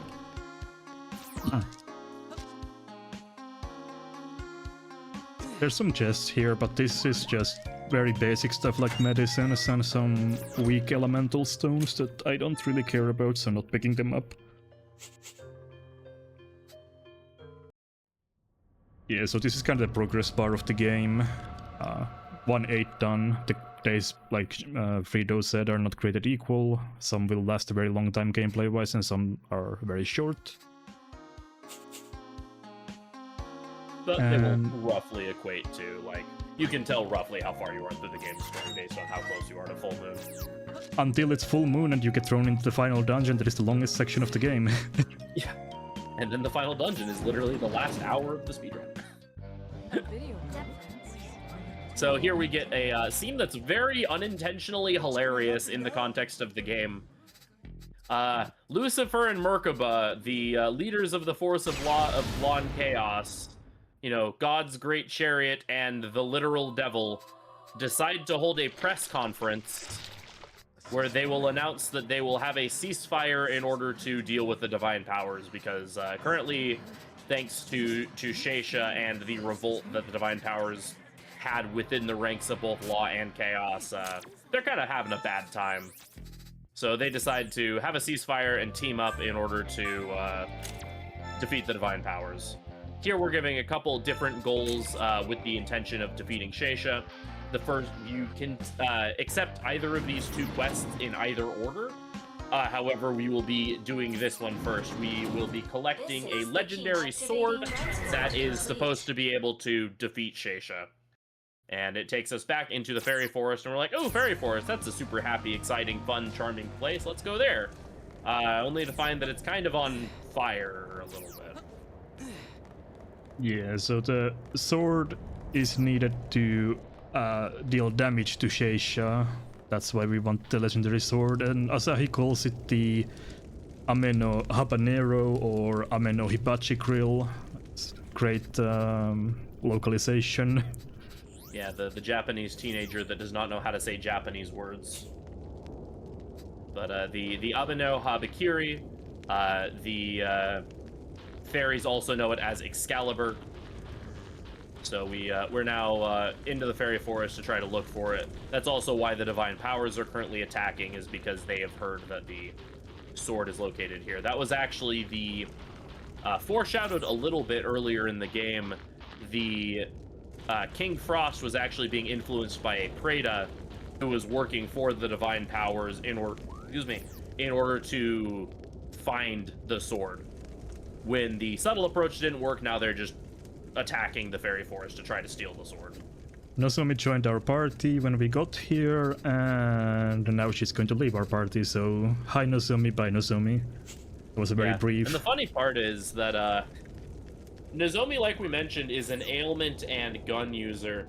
She's one of the more useless party partners in the speedrun. And what's kind of funny and a little bit sad is that the section of the game that Nozomi leaves your party here, as you're going through this Lost Woods sort of section, is actually the point in the game where Nozomi would be the best partner to have, because the next boss is weak to ailments. So having an ailments caster would actually be really good, but game decides, nah, you don't need her. You don't need the ailment person to fight the ailment boss. Why would that be a thing? But this little area has the gimmick to it is that you follow, is that the direction you go is based on what direction your shadow is facing. You move away from your shadow 3 times, towards your shadow once, and then away from your shadow 1 more time, and that takes you to the end of the maze.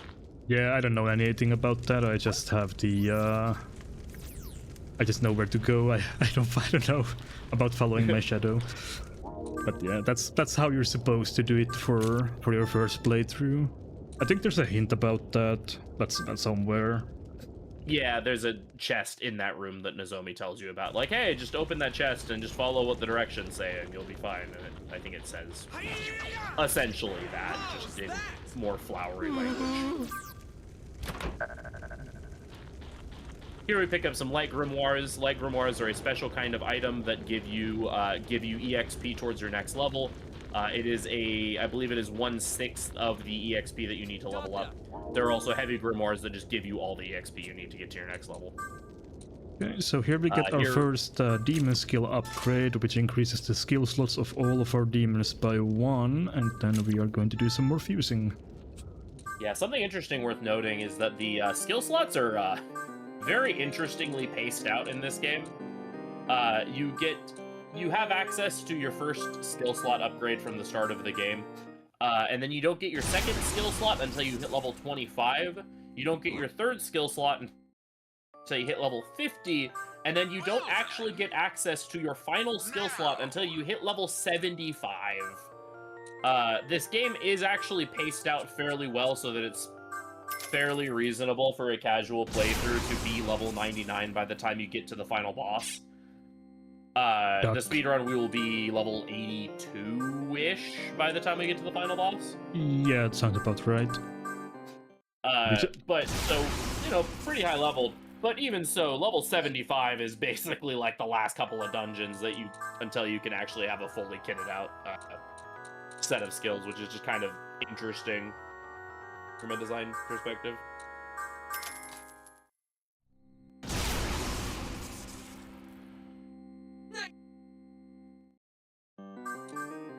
So here we have made Sylph. Sylph is one of what are called the higher elementals.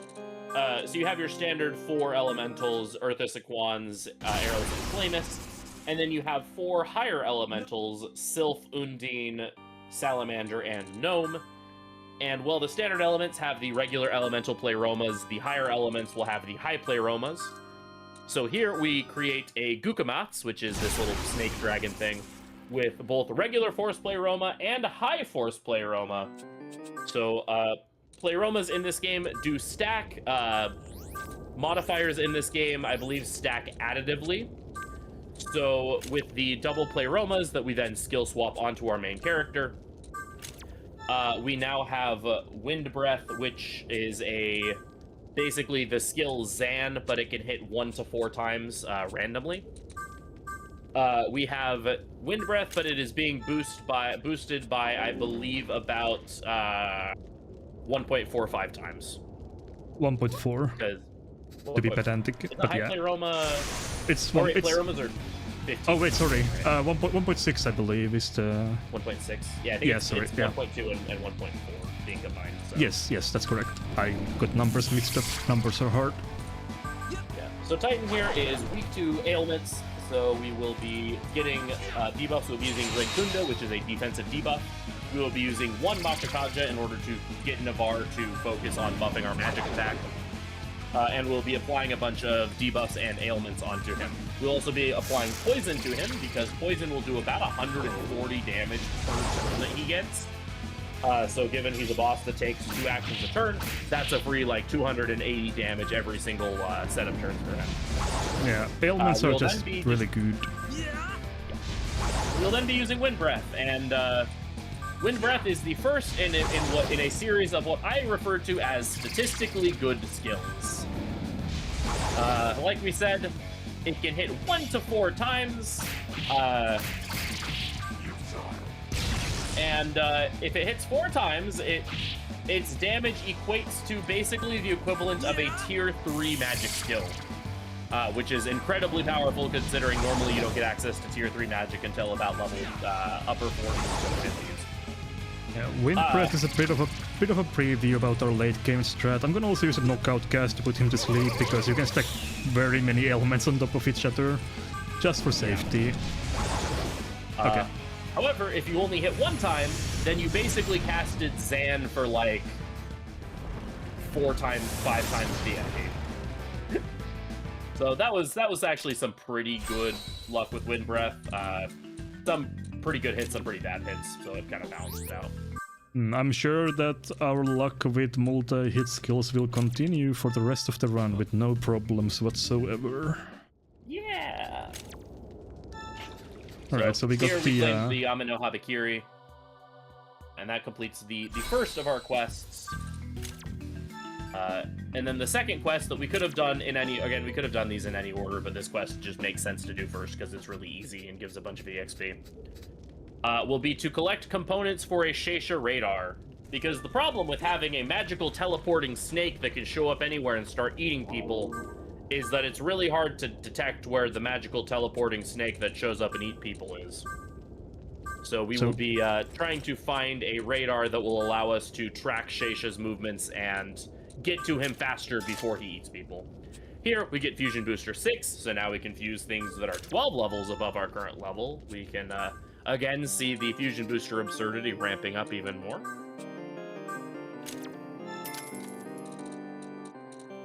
Also, we equipped the legendary sword we just picked up and bought a couple demons from the compendium. And here we go. Another... The Ueno Habikiri is great for strength builds because it actually gives you a bunch of strength. Here we equip it because you have to, because there's special wormwoods, which are those little barriers we've been cutting down that require you, that detect if you have the sword equipped or not, so we have to have it equipped for that. Also, it'll see some use for the Sheisha fight later, because Sheisha is actually weak to attacks from the Ueno Habikiri, so having access to that for free press turn generation when he resists literally everything else is pretty helpful. Here we'll be doing a bunch of fusions to set up to do a special fusion. Special fusions in this game are just fusions that require anywhere from 2 to 4 specific demons to be in your to have been fused. So here we are going to be fusing Boat Dude, who is an incredibly powerful demon. Want mana gain. Healing know-how lets demons use healing items, so we definitely want that. Very good skill, and there we go. Very good build for the dude on a boat. And he learns Concentrate later, which basically buffs our next attack by 2.5 times. So very good. Next magic attack by 2.5 times. But yeah. Focus being the physical alternative to that. Yes, we do magic. Sudama, Dwarf, and another Pixie. And then we continue. Another thing about Boat Dude that makes him really good is he has his 2 unique skills, Infernal Hail and Needle Storm, which are the equivalent of tier 2 AoE magic skills, which is already good, but they also both have pretty good secondary effects. Infernal Hail is ice damage that also inflicts a stack of Secunda, or an accuracy evasion debuff, and Needle Storm can also inflict the Daze ailment. So both of those are situationally very useful. My favorite demon, man with a tattoo. Oh yes, shouts to Tattooed Man. He is a demon that has a tattoo of a Jack Frost on him, and that makes him a demon. No, wait. So, yes. I need to double check my work so I don't make a accident in this, our mistake rather, in the fusion chain, because mistakes along the way can really bite you in the butt later when you try to buy stuff from the compendium with different skills. It will kind of mess up the skill ordering of the entire fusion chain. So yeah, a lot of the time when we fuse in this game, as much as possible, we'll just autofill our skill list, and so we need to have specific skills in the pool in order for that autofill to work.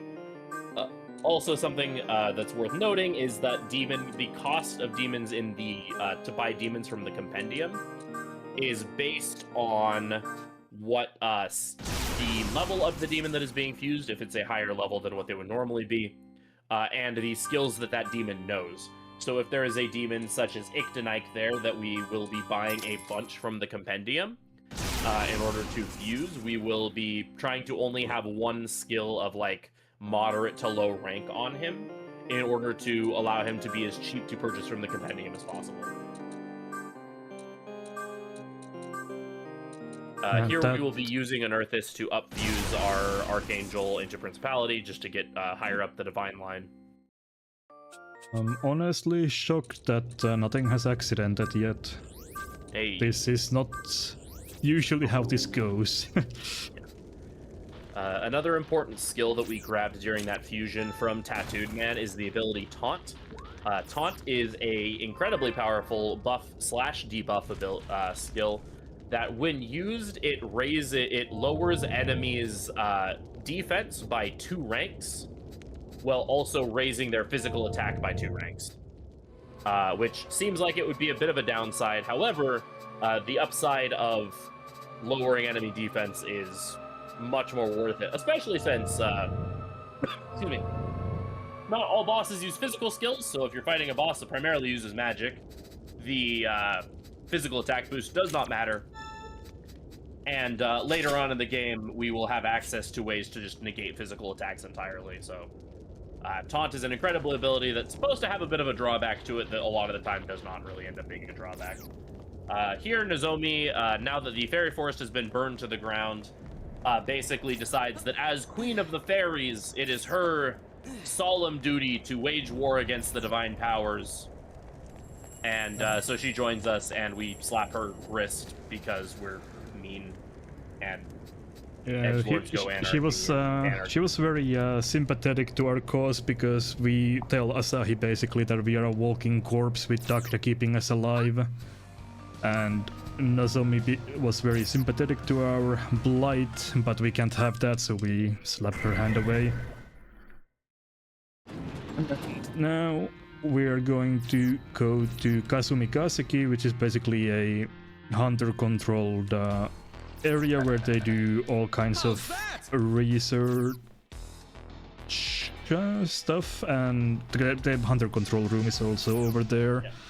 Yeah. They need, basically. yeah, basically. So they need someone to go and collect certain mechanical parts to them, so they can create a Sheisha radar which locates where Sheisha is, and then after that we can fight Sheisha after we have constructed the radar.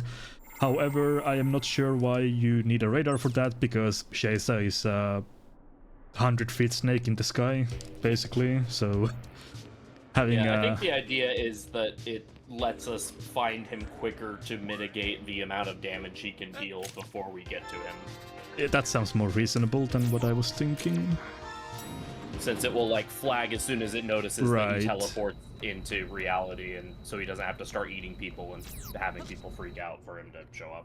Right. This is not really mandatory, but I want to get this thing here, the Spirit Dagger again, because there is a optional item that is a very good safety net for the run. It's not mandatory, but it doesn't take long to get at all, and it's actually very good, so I do want that. The item that I'm referring to is a armor boost kit, which you can use to enhance a part of your gear, and it will give you a bonus effect based on which part of the gear you upgrade. I wanna upgrade it on my chest armor, which gives me 30 flat HP, which is a lot at this point, especially with Nanashi being as squishy as he is. We need one armor boost kit in the run, in the early game, to make sure that we can survive the hits from Sheisha 3. A spoiler alert, we will fight Sheisha 3 times in the run. But I'll pick up 2 of them for the early game armor, just so I have 60 flat HP increase, which is basically 25% of our HP pool at this point, so it's not an insignificant amount. But now we get tasked with finding more of the finding some mechanical parts for the Sheisha radar, so we'll go and do that now. We basically get told that there's that those parts could be in the Tokyo Sky Tree, so we'll go back there again. We were there in the beginning of the game, but only on the outside where we fought the Angel, which is basically the first boss, kinda, but not really. So yeah, we'll head over there again.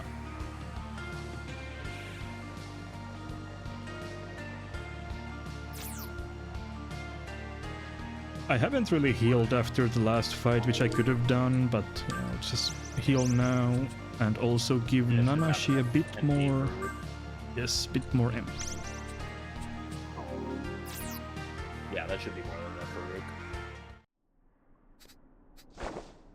So here we meet with the next party member of our crew, who is this 15-year-old whose name is Hallelujah, and we also meet with Abe. Abe is basically a acting boss for the Tokyo Ashurakai, which is another organization that is currently working under Lucifer after their old leader Tayama got wiped out in the original SMT4. And once we get to the Sky Tree, we see these weird stone statues. But yeah, we're gonna be cooperating with Lucifer's forces for this section, basically. Because technically we're under Lucifer's tutelage during this section. Lucifer just kind of assumed control over all of the humans in Tokyo. Even though we don't officially align ourselves with him, we are technically part of his forces, so we have to work with the Ashurikai and Ring of Gaia throughout. Yeah. The Hunters Association doesn't have that much agency at this point, with 3 large factions also in Tokyo, so we're just kind of fighting for our survival at the same time. So we kind of side with whoever is convenient at the time. Flynn having been kidnapped, the Hunters Association kind of lost a lot of their teeth in the negotiating table. So once we get to the second floor of this observation platform, we will come face to face with a Rook, which is this giant bird thing, who's weak to fire, which we are very well equipped to fight. We lose our partner gauge in the beginning because we get surprised by him, which is not a big deal. Just we're gonna taunt him, and then we're gonna buff our magic by 1 stage, and then it's time to go to town, and he should be dead on the second turn, barring a major disaster. Hey, I would be pretty demoralized if I was attacked by a bird that looked like it was covered in asbestos. Yeah, true. This is also one of the fights where it's somewhat likely that loss can get inflicted, if it hasn't happened already. Mm-hmm. Since it happened already, we are not really worried, and we can just worry about finishing him off, which is not too difficult here. And there he goes.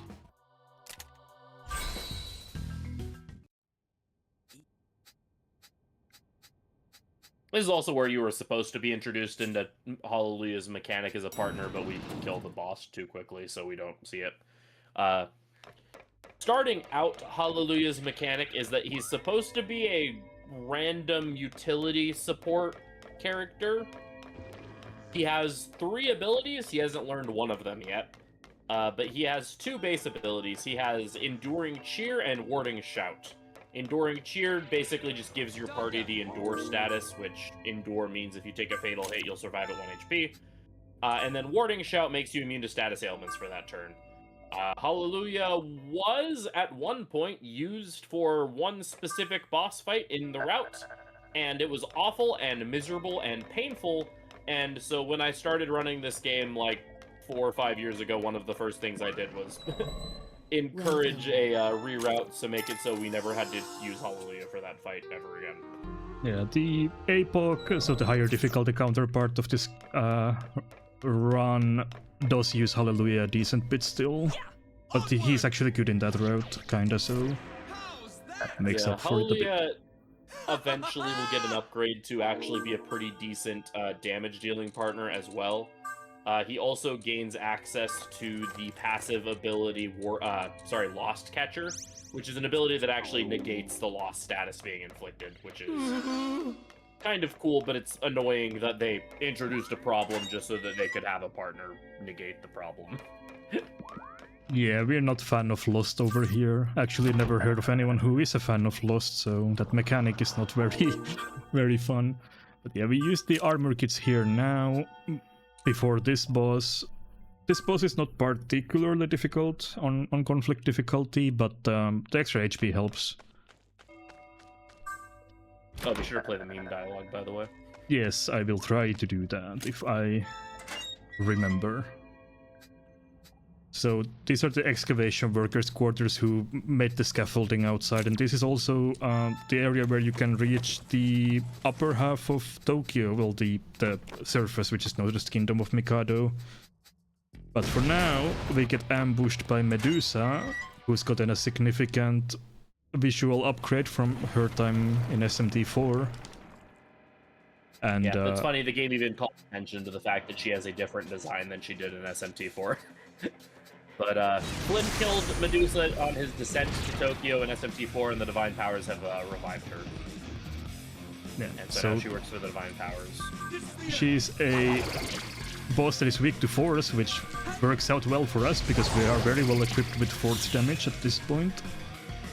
So our plan is to just taunt Magakaja and do as much damage as humanly possible with everything we have. She has some nasty paralyzed skills that she can use, but we hope...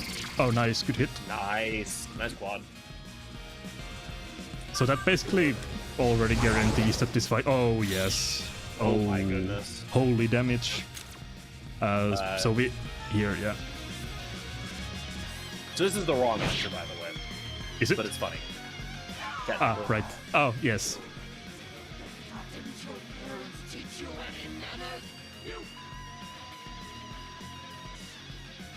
So she gets pretty upset that you smack her there when she tries to fake offers peace. The technical correct answer, quote, nice one-turn Medusa. I haven't ever seen that one turn. Oh, that's a So new good. one. The technical correct answer there is that you're supposed to give her a sideways glance, which is the answer that you give in SMT4 as well. And so it reminds her of when Flynn fought her, and so she panics and freaks out because of it. Or you can smack her and she gets an attack buff, but also you get that really funny dialogue. So yeah, that was the best Medusa fight I've ever seen. That was Same here, honestly. I have never seen that. I got 4 quad hits at least, and not a single one hit. So yeah, that's the upside of a statistically good skill, but I think we will also see the downside eventually at some point. That's kind of how that skill balances out over the course of the run. When you did so much damage that you skipped the first dialogue prompt that would normally give you partner meter, but then you just killed her, so... Yeah. Need Principality for... Yeah, so we swap in Principality for EXP. But yeah, you're fine. Even if you let her do one attack, it's unlikely that you will die. But you can get like triple paralyzed or some nonsense, which can be annoying. Yeah. Right, so back to She's not Kinsucho. typically a difficult fight, but she can do some weird stuff. Yeah. So here we turn in the radar component, and again, we wanted to make sure the Principality got the majority of the EXP so that he can Keep up level fusing up on some through skills. the Divine Line, yeah. Or up transforming. I mean, alright, so. And that is day 2 done.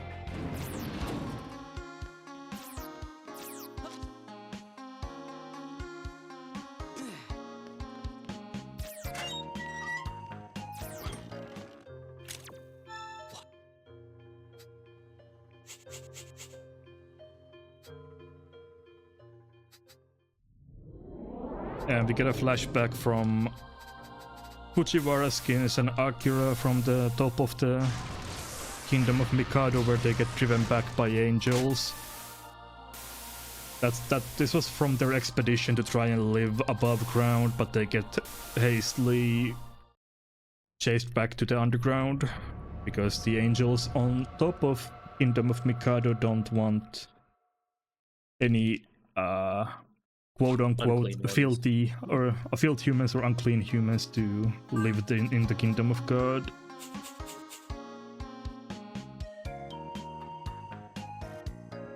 Right, so now it's time for us to go to Ueno. We need to go and pick up This is the Kinshi activating transport complete. wait, is it this part? Yeah, we need to go pick up some help that we get from Merkabah's Crusaders who have come to Tokyo, so we need to recruit their help in defeating Sheisha, so we're gonna be siding with Merkabah this time for a little bit. Yeah, so a bunch of samurai led by Gaston, who happens to be Navarre's younger brother, due to time shenanigans, he is now about 18, which is the age that samurai were recruited.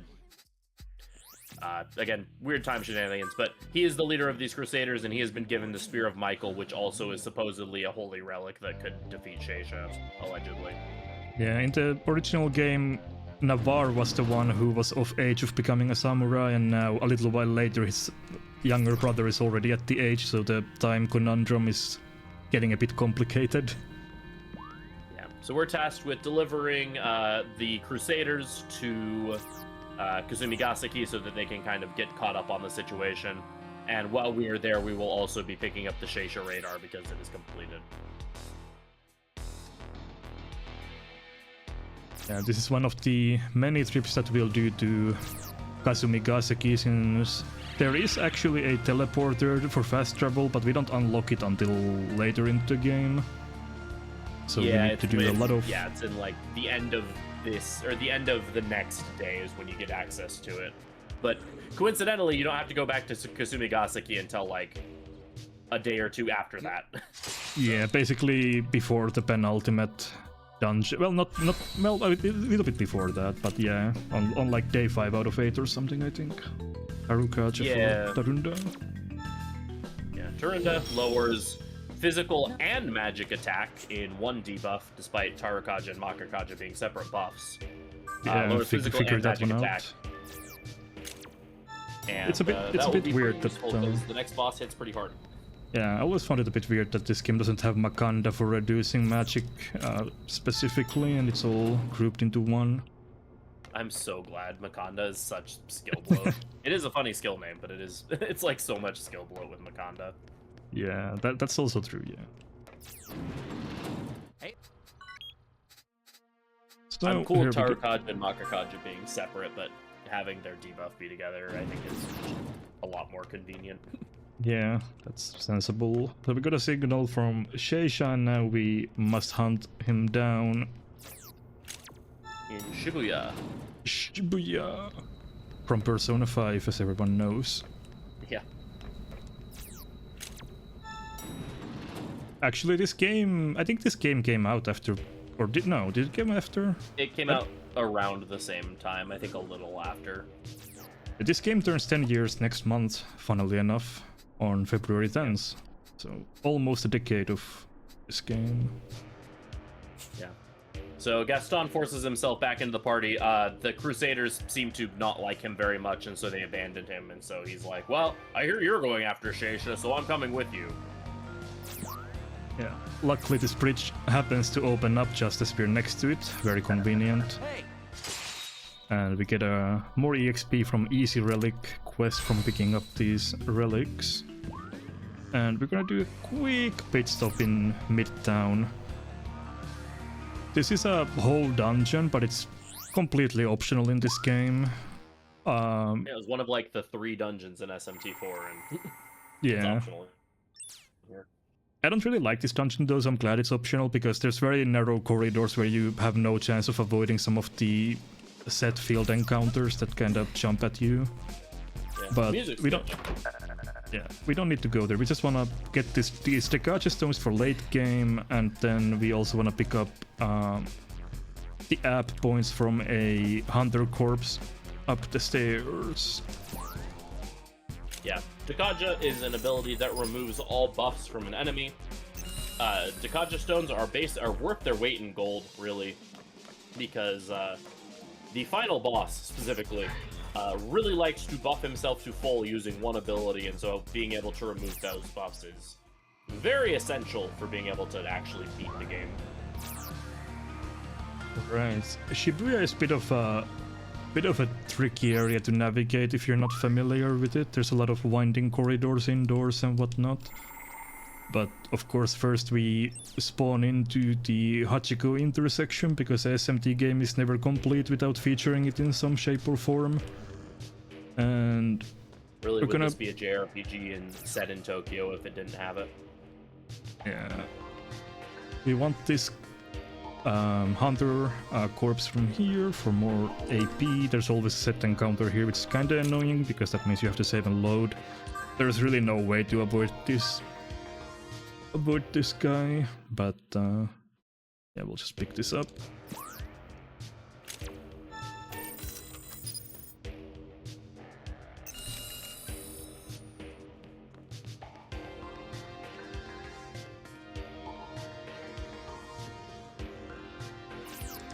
Then we'll keep heading over here.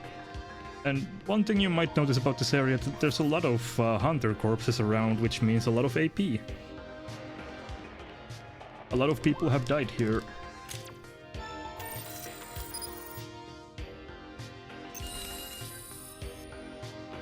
so we'll enter the underground district, and I have to do some walking around here. This part is... I remember my casual playthrough getting a bit lost in here, although it's not as bad in this game as it is in SMT4. That game doesn't really give you much directions when you walk around. Yeah. Also, funny thing is, Shibuya load times are really our thing. They're a bit longer than other areas in the game. Yeah, Presumably because whenever of the game is in this like Sheisha state, the load times are a little longer because it loads the area and then it loads the extra room state of it being under attack by Sheisha. So because Shibuya's areas are so much bigger, you just have these really awkwardly long load times. Like, this is the only point in the game that I ever notice it like taking a minute to load. Yeah, it's very evident here, but it's not bad in other places. But yeah, the game has to load in the rumbling effects of the Sheisha and then probably some other stuff too. I don't really know, but yeah, it takes a pronounced amount of time. Oh no, I need to save and load that.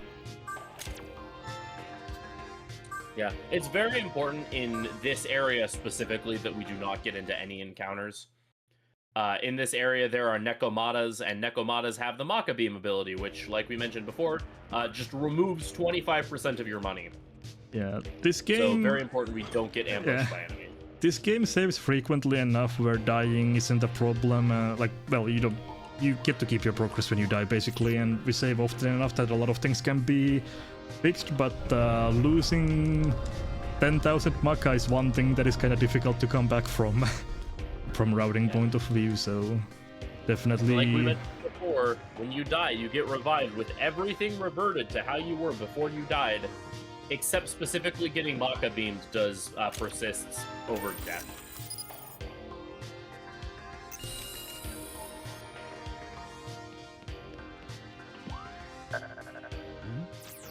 Nice restart. Yeah, money is not a problem this run until I get Maka beamed, if that ever happens.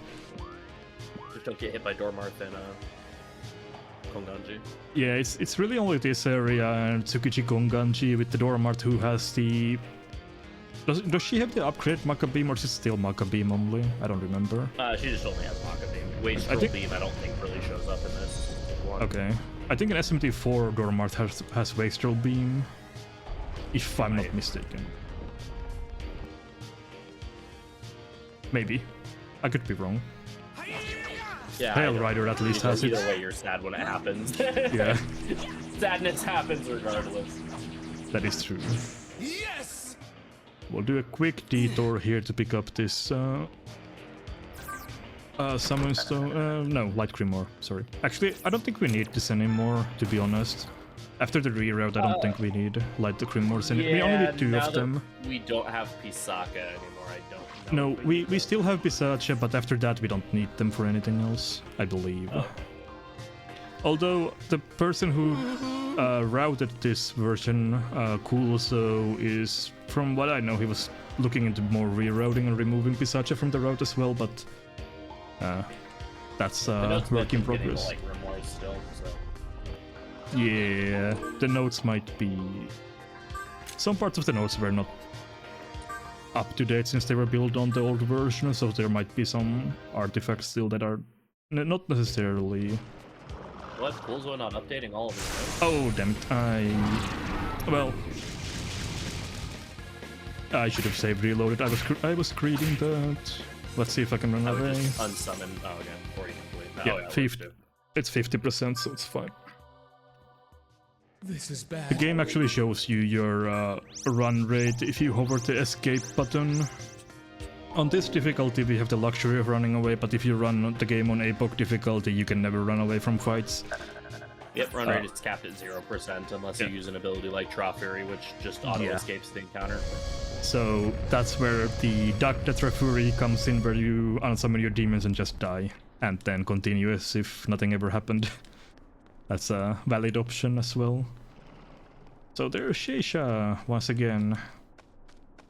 Senor Snakington has returned. Except this time we have a sword that can theoretically kill him, so... This is another fight. with Sheisha that is kind of a pain. But first of all, we switch to Gaston. Gaston hits with high damage physical attacks, and he can damage Sheisha very well. The only problem with this is that whenever Gaston acts, he will take one of your press turns as well. So we're kinda gambiting. He has a chance to. Yeah, chance to, yeah. Yeah, so Gaston has a random chance to interrupt your turn and act on your turns instead. And that can be any number of turns. He could theoretically jump in and act 8 times in a row because his attacks hit Sheisha for weakness. And just hit Sheisha 8 times in a row, which is...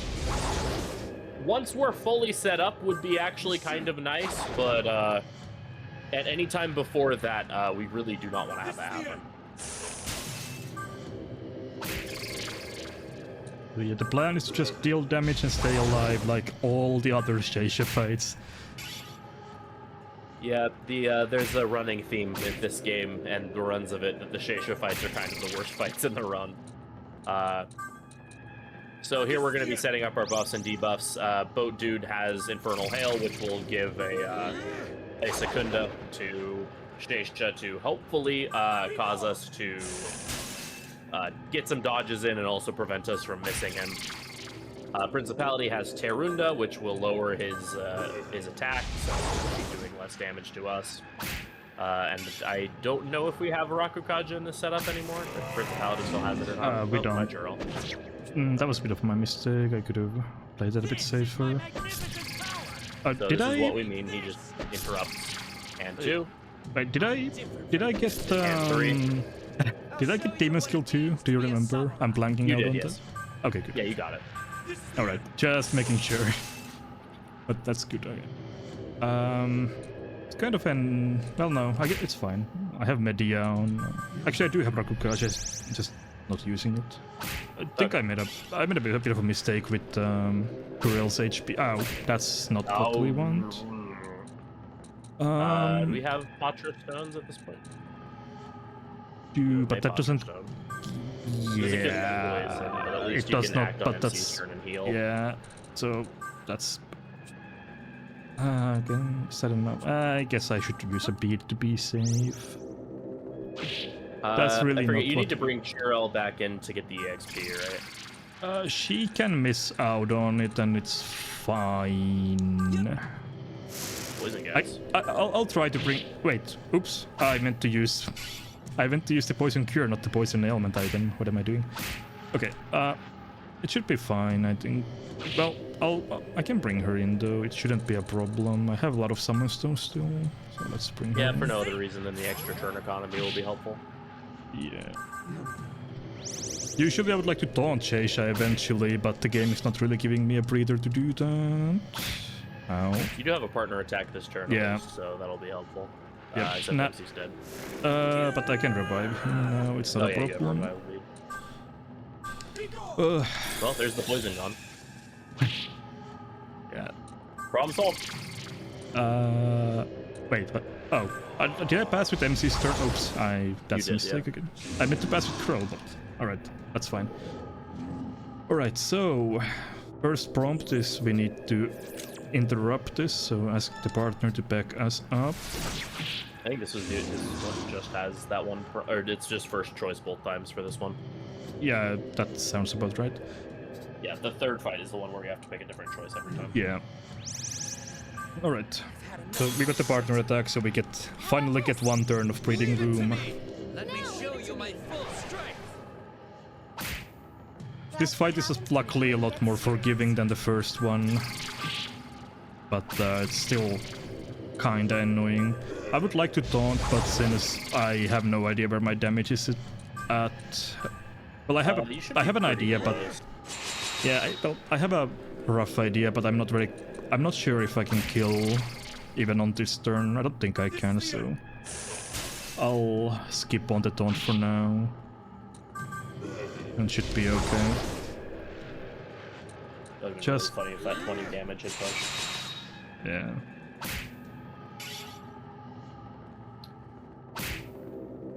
Alright. You should have it here though. Yeah, now I'm pretty... Gaston's gonna do it for you, so. Yeah, looks like it.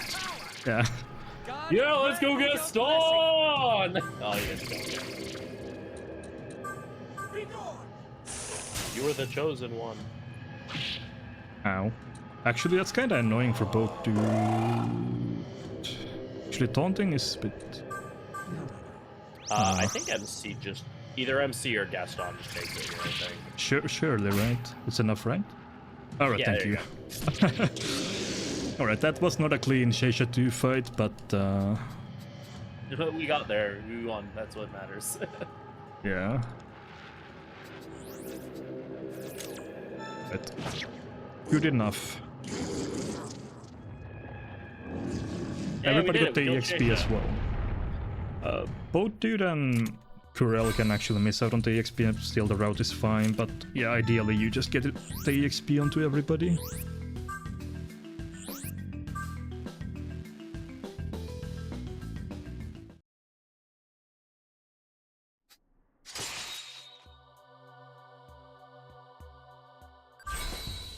Okay, so Light Pleroma is over Recon.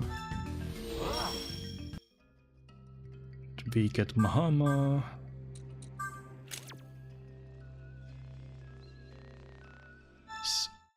Just making sure we're not missing out on anything. I mean, we also get Dark Pleroma, which is very good. Or Kurel. Yeah. Udun is a very strong ability. Again, it's slightly stronger than the tier 2 single target abilities. So a slightly stronger tier 2 ability plus the 20% damage is very nice.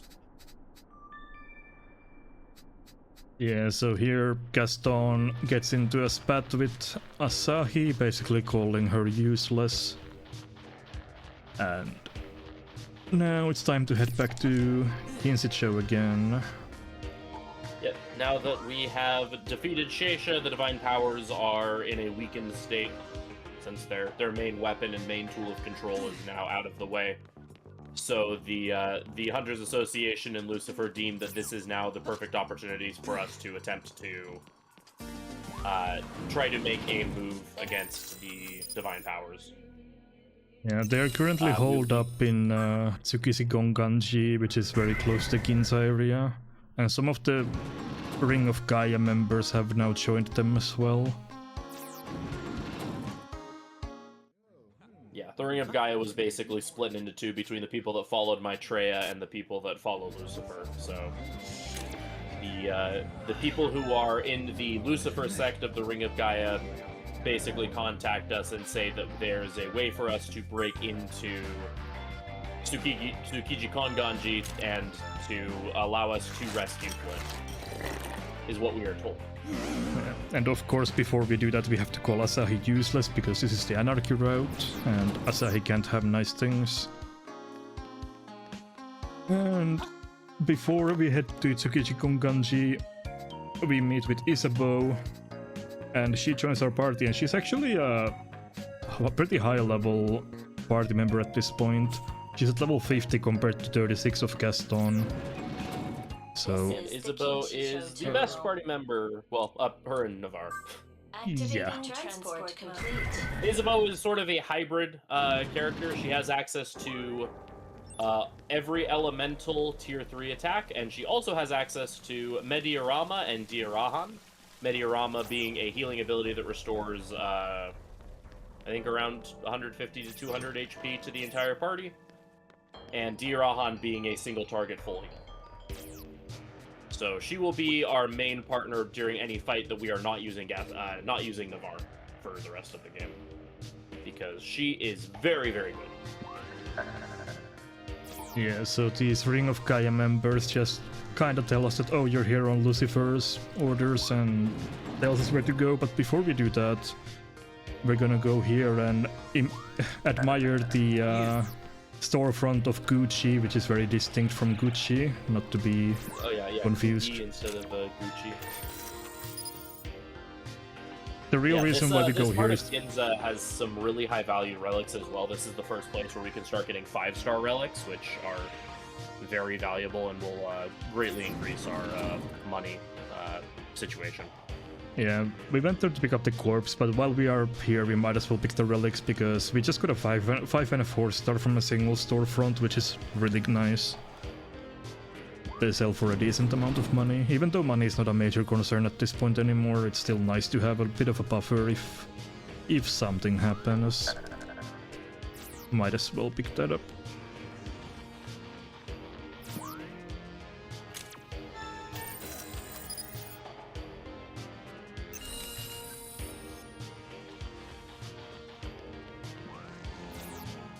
Alright. Another poison corridor. Well, not another poison corridor per se, but poison area anyway. Yeah, it's like a poison swamp, except the air hates you instead of just the ground. Yeah. So we need to make our way through here to meet up with the person who knows a back doorway into Tsukiji Konganji. And they are holed up behind a massive wall of poison, because why the hell not?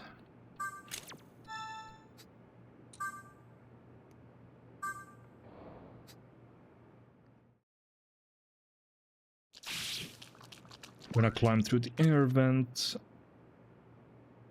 And luckily this area doesn't have the poison. That would be very annoying if it did. At least there's a small part without it. So we'll meet with the Ring of Gaia elders here. And they introduce us to Toki, who will then join our party. She is tasked with killing Maitreya, who is the person who the other part of Ring of Gaia followed. And she is also tasked with killing Flynn, because the Divine Powers want to make Flynn into their God Slayer, which is a bit unclear what it means at this point. But the Ring of Gaia part who's following Lucifer doesn't want that to happen, so they just decide, oh, if we kill Flynn, that can't happen, so that's a good solution. So, since we have no other choice if we want to infiltrate Tsukiji Konganji, we're just gonna say that, yeah, sure, you can kill Flynn. You can come with us. Yeah, why not? What could go wrong? Yeah. And there's a trap here, and we'll let the game activate the trap, because that lets us get out of here faster. That takes us back to the entrance. Yeah.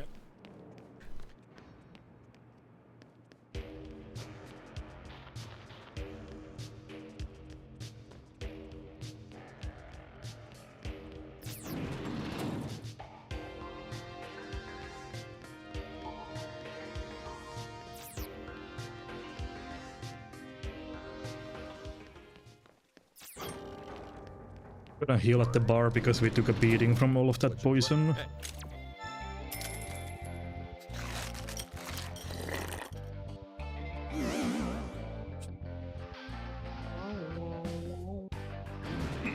Yeah.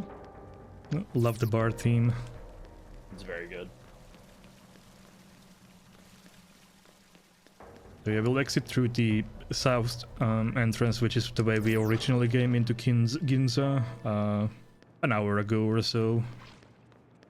And next to that entrance is the entrance to the temple where we need to go.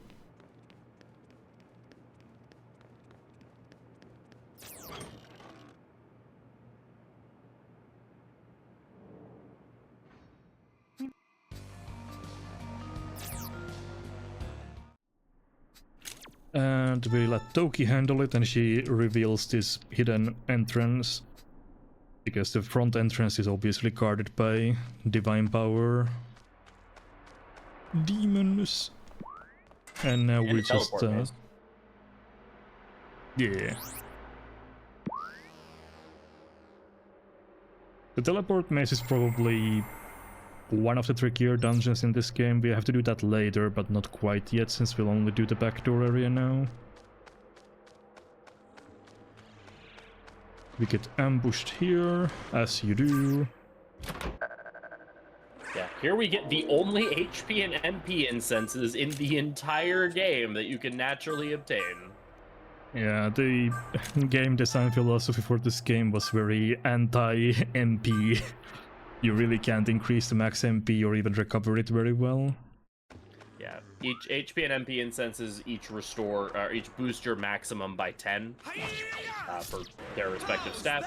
So yeah, plus 10 MP, which is given we have less than 100 MP right now, is a 10% boost to our maximum MP. Yeah. Yeah, that's I hate this encounter. It's always here. Well, not always, but very often. This game likes to sometimes... 20, so it's a 20% boost to our max MP.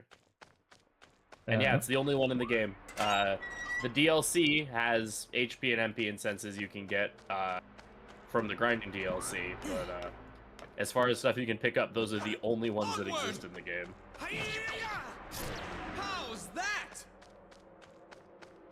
Yeah, so from this weird thresh shoot thing, we get to the main temple, where there's a guard over there, but we're gonna Scooby-Doo our way out of the way, and he doesn't see us.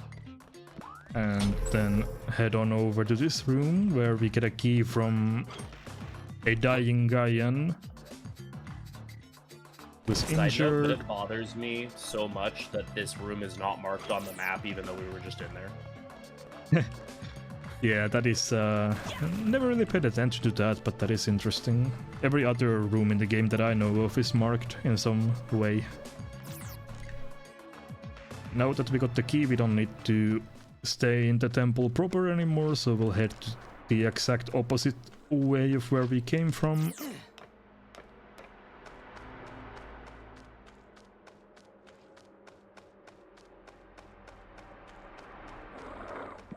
Now I need to delve deeper into the shelter and use the key to unlock the door that in Vanilla 4 was behind where you would have met Yuriko and such. Yeah. But here there's just a couple of Gaians behind the door. I'm gonna save again. This fight is not very dangerous, but just in case I get into a freak accident and I lose EXP, I can revert if need to be, but... Yeah, these guys are pretty big physical attackers, and we're going to be taunting them in order to deal with them quickly, and so they can actually output quite a bit of damage if you get unlucky.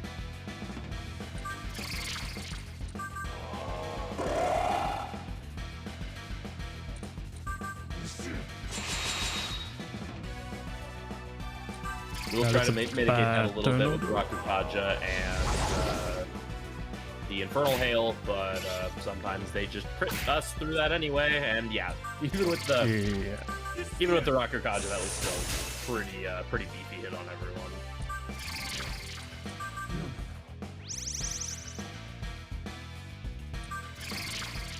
This is the end.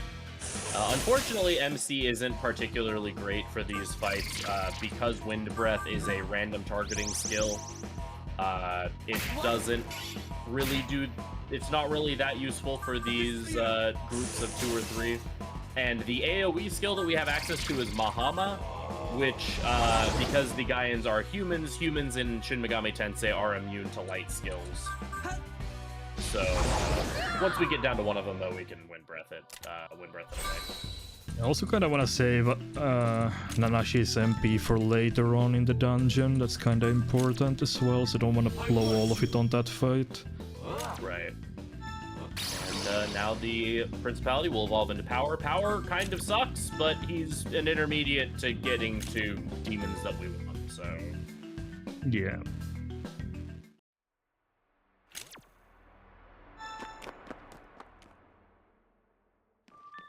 That was fine. Oh, everybody's full. Okay, nice. No problem.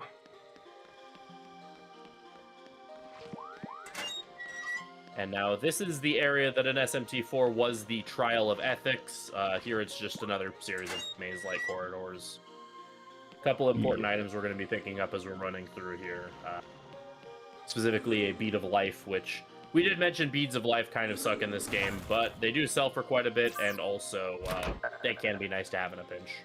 Yeah, they're kind of last-ditch effort, or you can sell them for 10k. Great Chakra is like the item that we really want to hold on to and never let go. Bead of Lives are okay, and there's also a Summon Stone here. Oh, we didn't get the ambush spawn. I think he spawned behind me, actually. Yeah, he just did. kind of spawns. Okay. Good. I'm just hoarding all the summon stones that are possible. Really want to get all of them that I can. Okay. Alright, and here we will be getting Fusion Booster 7. This is the last regular Fusion Booster. There is one more upgrade to it, and that is Fusion Booster X, which removes the limit on, or the ceiling for fusions entirely. Fusion Booster X, however, costs 200 app points, in addition to all of the app points we needed to get up to Fusion Booster 7. The Apocalypse difficulty speedrun does make use of Fusion Booster X to very great effect. But here, Booster 7 just raises the cap to be 14 levels higher than yourself. And so we'll be making very good use of that in order to get access to a very, very special demon. It being Kukunochi. We'll be doing some fusions in order to get into the tree race of demons.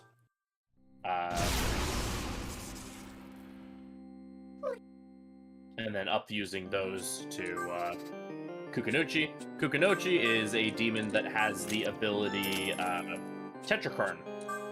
Tetrakarn is a ability that puts a physical repel shield onto your party for 1 turn. So any physical attacks will be automatically repelled, and as we mentioned before, due to how press turns work in this game, repelling damage not only is nice because it lets demons do damage, or enemies do damage to themselves, it also immediately ends the enemy's turn. So we will be making quite a bit of use out of Tetrakarn, especially when combined with the fact that we will be taunting basically every boss up until we get close to the end of the game. So raising their physical attack can make them a little scary, but we don't have to worry about that if we just never get hit by a physical attack for the rest of the game. Yeah, from here on out we can just buff the enemy's attack with reckless abandon, basically, and don't have to worry about it. And here we have Zhonghui! Everybody's favorite demon zone. from this game. Yeah, exactly. So, Weak to Zan, so buffing, debuffing. He introduces us to the ability Imposing Stance, which is an ability that when it is used, the enemy, or when it is used, basically, you will sacrifice one of your turns to remove 1 turn from your enemy. So on this turn, he will do some stuff to remove some buffs or whatever, and then he will use Imposing Stance, and then we will lose one of our press turns at the start of our turn here. Imposing Stance is an incredibly powerful ability that we'll be making an amount of use of throughout this run. Not as much as, say, the Apocalypse difficulty run, but still quite a bit of usage. He also primarily attacks with physical skills, so we will be putting up Tetrakarn as well to take advantage of the repel damage and allow us to just taunt him with reckless abandon without worrying about getting one-shot by his physical moves. yeah, I made a bit of a mistake and got some bad rolls, but I think we're still fine. He wants to compare our strength, but since this is a magic build, we don't want to do that.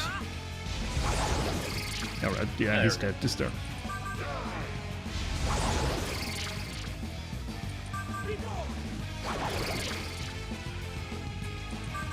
And he's dead. Oh, he's not. How are you alive? Good sir. There we go. Alright.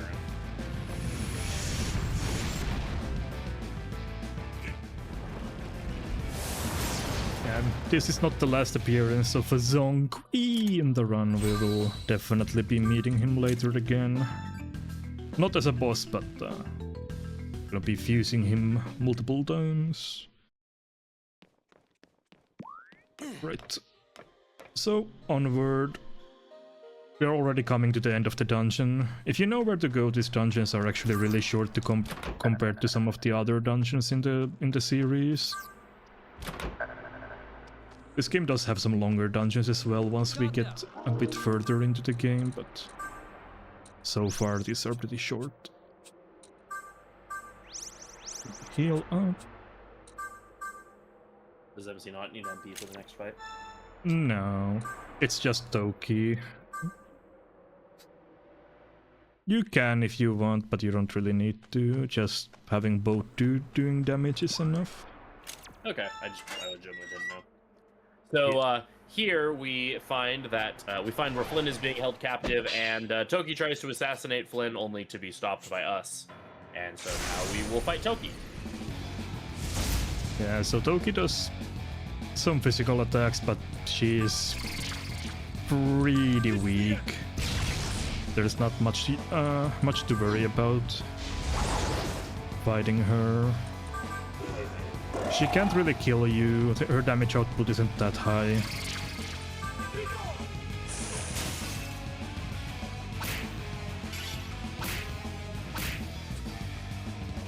As I say that, she actually did a decent amount of damage. Do I have enough MP for 30? Yes. What I can do is just use an item to heal just in case, even though Isabeau, there's a chance that Isabeau would also heal me there, but her AI sometimes prioritizes attacks when it shouldn't, so... Just for... Oh, the crits. The crits keep coming in. Okay, well, that's not how that's supposed to go, but that's fine, I have a revival bead. Yeah, the game heard me talking smack, and this is how I get rewarded for that.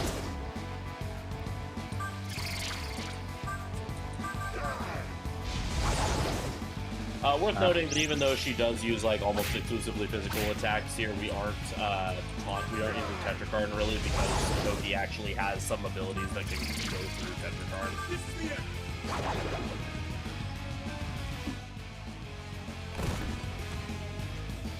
Right, I'm actually... I have full partner. Attack timing. Yeah, I need to adjust a bit, I think.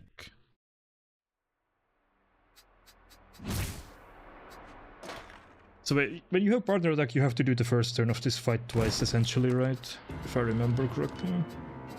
I'm trying to remember how this works with the partner I think attack. so. Yeah, we'll see. We'll see what happens. Ideally, Worst we don't case have scenario, to. he just ends the fight on the second turn anyway. Yeah, it's okay. So Odin shows up to head us off, and Odin's kind of powerful, so we really can't do anything to him. Yeah, this is very much a forced loss encounter. Normally what we would do here is that we would... Oh, well, we have the dialogue here. So I think that should be fine then. I just remember there being something weird about this fight with the partner attack, but maybe it's not that bad. Yeah, so Odin repels gun, but since this is a forced loss anyway, you just have to hit him once so that the game can indicate, hey, Odin's too strong for you right now. And then he blows you up. Yeah, he basically does a combination of Will of Thunder, Concentrate, and Thunder Rain, which pierces through any resistance, so no chance to survive that one. Yeah. So here it's revealed to everyone that we are a zombie and that Dogda was working with the divine powers and that we're the reason that Krishna got rescued and everything. And so that kind of makes everyone really, really mad at us because we're kind of the entire reason why everything has gone completely horribly wrong in the world. Yeah, I'm starting to think that opening the Ark was kind of a bad idea. And maybe a little bit. So we escape with our Nozomi life. has to report us, so... Yeah. So yeah, we have some consequences for our actions now. Oh, that's the wrong partner, or whatever. So yeah, the Hunter Association will be kind of mad at us for what we did as well. Very well, you can count But on me. first we have to go to sleep. Once again, and that will mark the end of another day. Yep. There's a nice little drain The next day shortcut. is actually one of the longer days in the game. Yeah. We have this nice little drain here that lets us basically just jump right in front of our room to sleep. I would be a That's how bit sketched. sewers are supposed to work, but you know. Yeah. I mean, it's a bit sketchy as well, like the demons above ground are just lurking, they could come down at any moment, but Right. yeah, not a big deal. Yeah, it's fine. Why would a demon attack a city or a settlement? Why would that happen? It's not like that's how the game opened or anything. Yeah, it's not like anything like that will happen in the future either, wink wink, nudge nudge. Alright, so Now we have to go to Shinjuku to a place called Cafe Florida, where the meeting will take place about what to do with us, since we kinda did a big oopsie, so the hunters are not very happy about our involvement in the releasing of Krishna, so we have to go and kinda talk it out with them. This will also be where we will do the second of 2 instances of actually doing a fight. Because or I guess second of 3, because then we do a fight shortly after this as well. Basically, we just barely don't get enough EXP from like quest EXP and bosses here in the next little bit to do all of the fusions that we want to do. Because we have a pretty large series of bosses coming up that are that are intended to be a bit of a power spike for us. This was not the fight that I wanted, but it's fine. And so we will need to take a few fights. Ideally, what we would be looking for is a giant blob, because that would be a horde of a bunch of enemies that we can take out fairly easily with Sukuna Hakona's concentrate into Infernal Hail.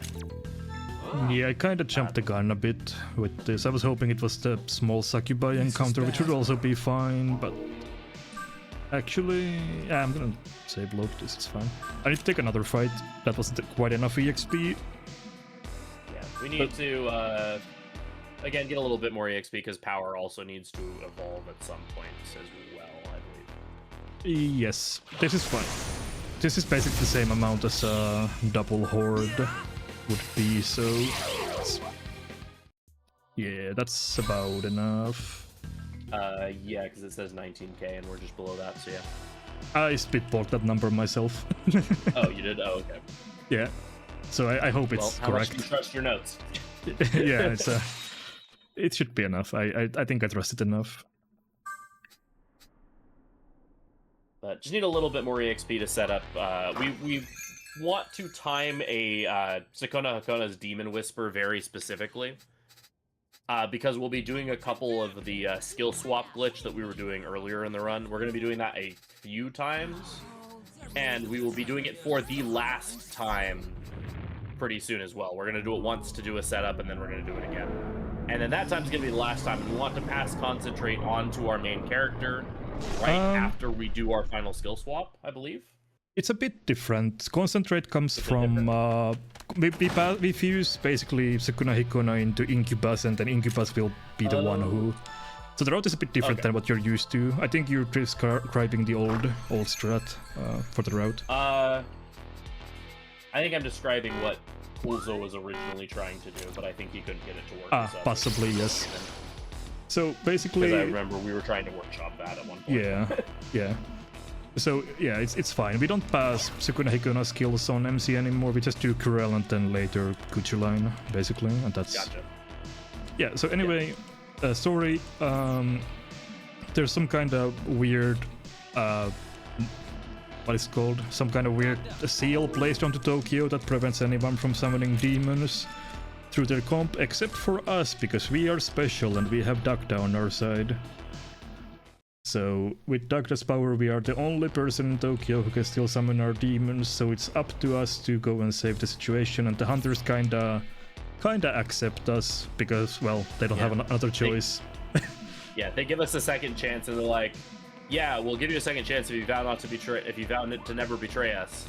And then we basically say screw you to them, and they're like, wow, that takes a lot of guts to do that. Cool, you're fine. Yeah, because again, we got to be as edgy as possible for that anarchy, and so we get ambushed by this little fight here. It's not a big deal, but this fight actually gives a lot of EXP, so we do want power at least to survive this fight, at the very least. Right, that's good enough. Tachikamek is one of the goofier looking demon designs in the series. The weird, freaky fish guy in the middle. It really is a weird one. He's also technically a law line demon, if I remember correctly. Could be.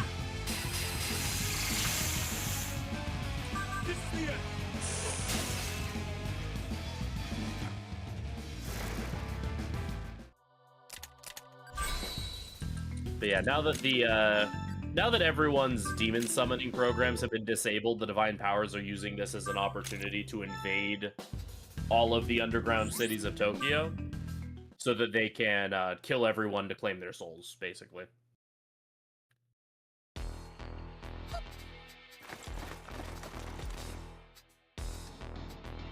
Yeah, vials are like the lawful evil or dark law aligned demon family, or one of the dark law demon families.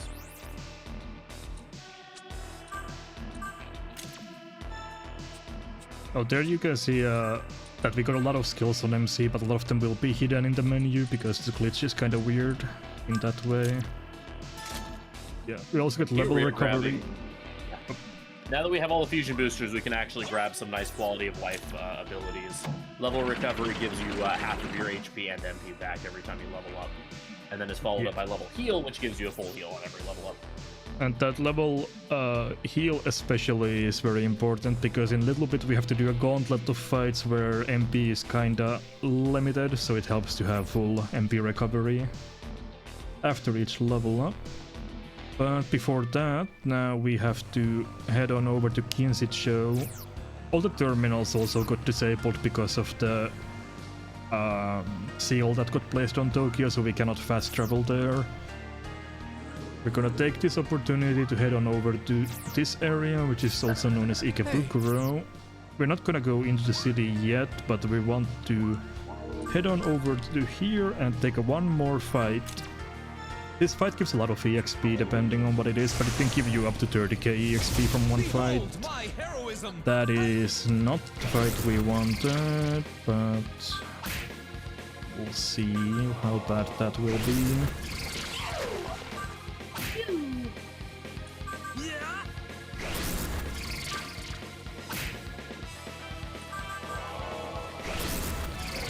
How much is this? This is 16,000. Ideally you wanna get... Yeah, is that fine? It's probably fine. I'm slightly underleveled, but I don't think that is anything bad. This encounter is too low level to actually give me anything useful. Unfortunately, it's a horde, so I can't even run away from this. Bully some heroes, though. This wasn't the smartest thing to fight. This doesn't actually give me, like, anything good. The EXP I get is maybe 1k from this, but... Oh, more of them. Also, not so fun thing is reinforcements in this game can go first, which is... This is one of the few games in the series where that's the case. Yeah. Ailments work really well against hordes too, but yeah, that's only 3k, but whatever. It should surely is enough. 5k low, so that's closer. Actually, I think I only need the level up to get level heal, so I think this is just about enough.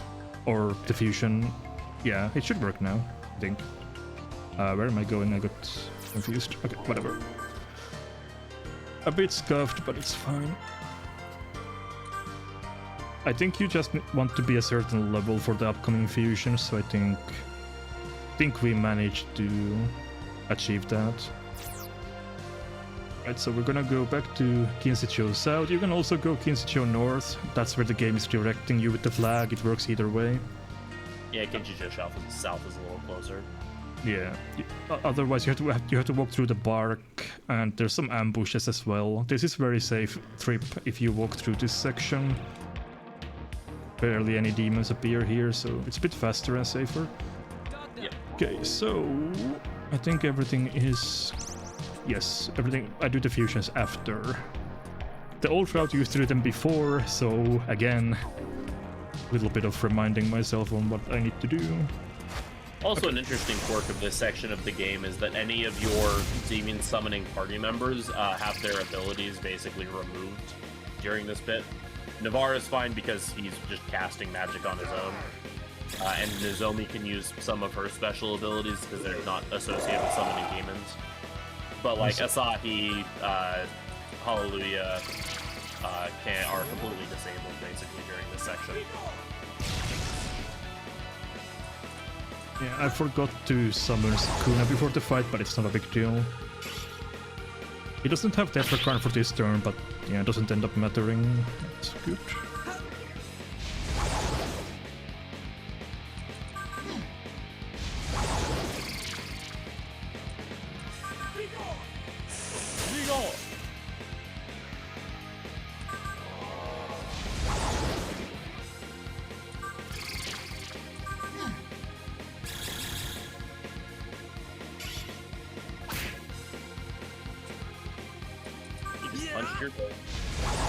Yep. How dare. Very good chaos indeed. But the Kinsetsu is under how they punched something incorporeal, but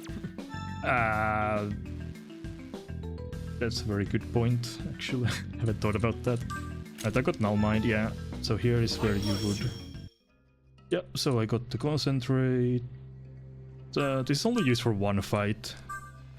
That's not a big deal, but yeah, you just pass it normally like that, and if you don't have it, it's not a big deal, because the next fight you can win easily without Concentrate, but... Makes sense. It's just a nice thing to have if you can, but... Not a big deal if you don't. Yeah. Just makes the fight one level slower, and yes, exactly enough points for level heal, so yeah, my EXP was fine. Alright, time for some fusions once again. We keep buying... the big fusion chain. Yeah, we keep buying Sudama over and over again, but he's very good and cheap, and this is the part where we start fusing one very specific demon, and he's used for material for that as well. Okay, so Ares for Makara. This is one of the longer fusion chains in the game, but even then it's not that long. So Dwarf plus Pele, or any Jiraiya, so Dwarf or Sudama plus Pele gives us Zhonghui! Yeah, so we're now finally high enough level to fuse Zhonghui, who has Imposing Stance, which is the skill that lets you remove breath turns from enemies, and funnily enough, he's only one of the two demons in the entire game who learns Imposing Stance. It's only Zhonghui and Tenkai. And Tenkai is level 80 or something like that, so... Something like that, yeah.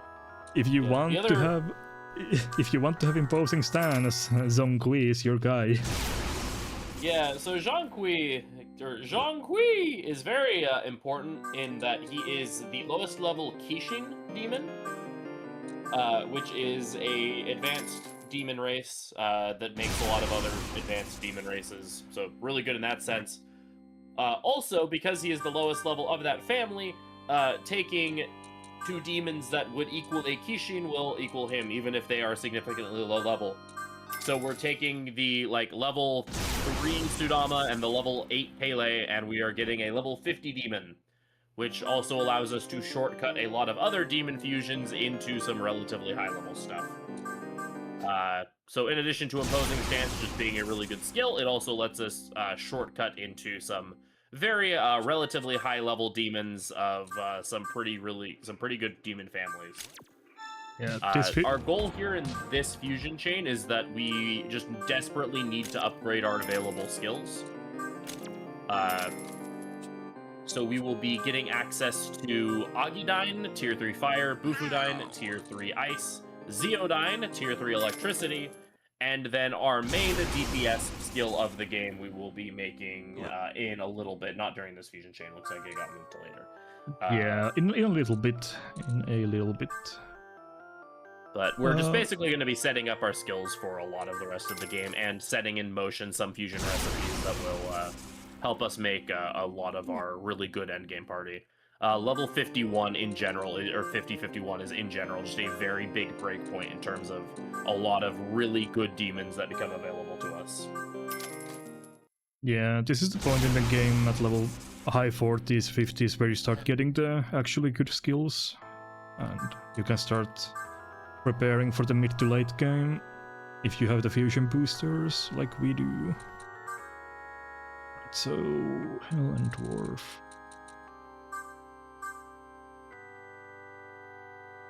Just double checking. Also, this fusion chain is so long that I'm also like making saves in between fusing a little bit, so just in case. Because you never know when those pesky fusion accidents happen. Yes. So here we get Zeodyne from Mushisu, Bufudyne from Orochi. Huchuline is the one demon we are going to fuse, and he's the one who his skills get passed on to MC because of Floral Gust. Yep. So we're almost approaching our late game build already. We just do a little bit more fusing and then couple fights, and then we are at our late game build. Yep. Floral Gust, for reference, is basically Wind Breath, but it's medium damage instead of light damage. Potential to be really, really good. Potential to be Zanma, but like 3 times as expensive. Actually, I think it's like more like almost 10 times as 6 times as expensive almost at base rank. Yeah, it's very expensive in the beginning, which is one of the other reasons why it's nice to have those MP recovering passives. Yeah, the other nice thing is that because of the skill swap glitch, like I mentioned before, skill swap copies the demon's affinities for their attributes -1. So Kukulane naturally has pretty high force affinity, and so we can shortcut building force affinity on MC quite a bit with it, thankfully. But yeah, Floral Gust, moderate force damage, 1 to 4 times. If it hits twice, it's roughly as strong as Zandyne, which is already pretty good. If it hits 3 times, it's as strong as Deadly Wind, I believe it's called? Killing Wind? I forget the specific name. I think it's Killing Wind in this game, but I might be wrong. Which is the severe damage force skill. And at 4 hits, it's just straight up just the strongest magic skill in the game. Especially when combined with Force and High Force Pleroma, which is something the main character is never supposed to be able to have access to both at the same time. And fun fact about Pleromas and the accessories that the main character can equip, which is how he's normally supposed to gain access to damage multipliers, is through like the Wind Earring, the Storm Earring, etc. Is that the earrings, or the Pleroma earrings, stack with the Pleroma passives. Yes, so our late game build has essentially double damage from just having the passive Pleromas and equipment, which is not some. Oh, damn it!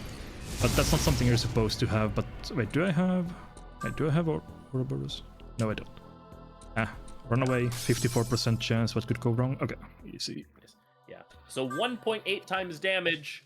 Plus, in the end game, MC will get a passive that boosts all of his damage by an additional 1.5 times. Right. And give Pierce all his abilities. So he will be doing times 2.3 damage before we even factor in stuff like Concentrate. And I think you might get an idea for why this skill swap glitch is incredibly stupid. Yeah, so we make it to the Home Hunter Association, where we see Asahi's dad get attacked by a demon known as Quetzalcoatl, and now it's up to us to defeat him.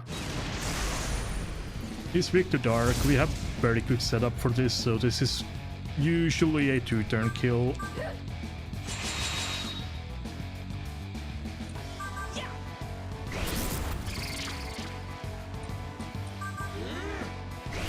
Again, we're really not supposed to have access to Dark Pleroma on MC at this point, so triple edge, or Neburos doesn't have Dark Pleroma, does he? Double Dark Pleroma plus.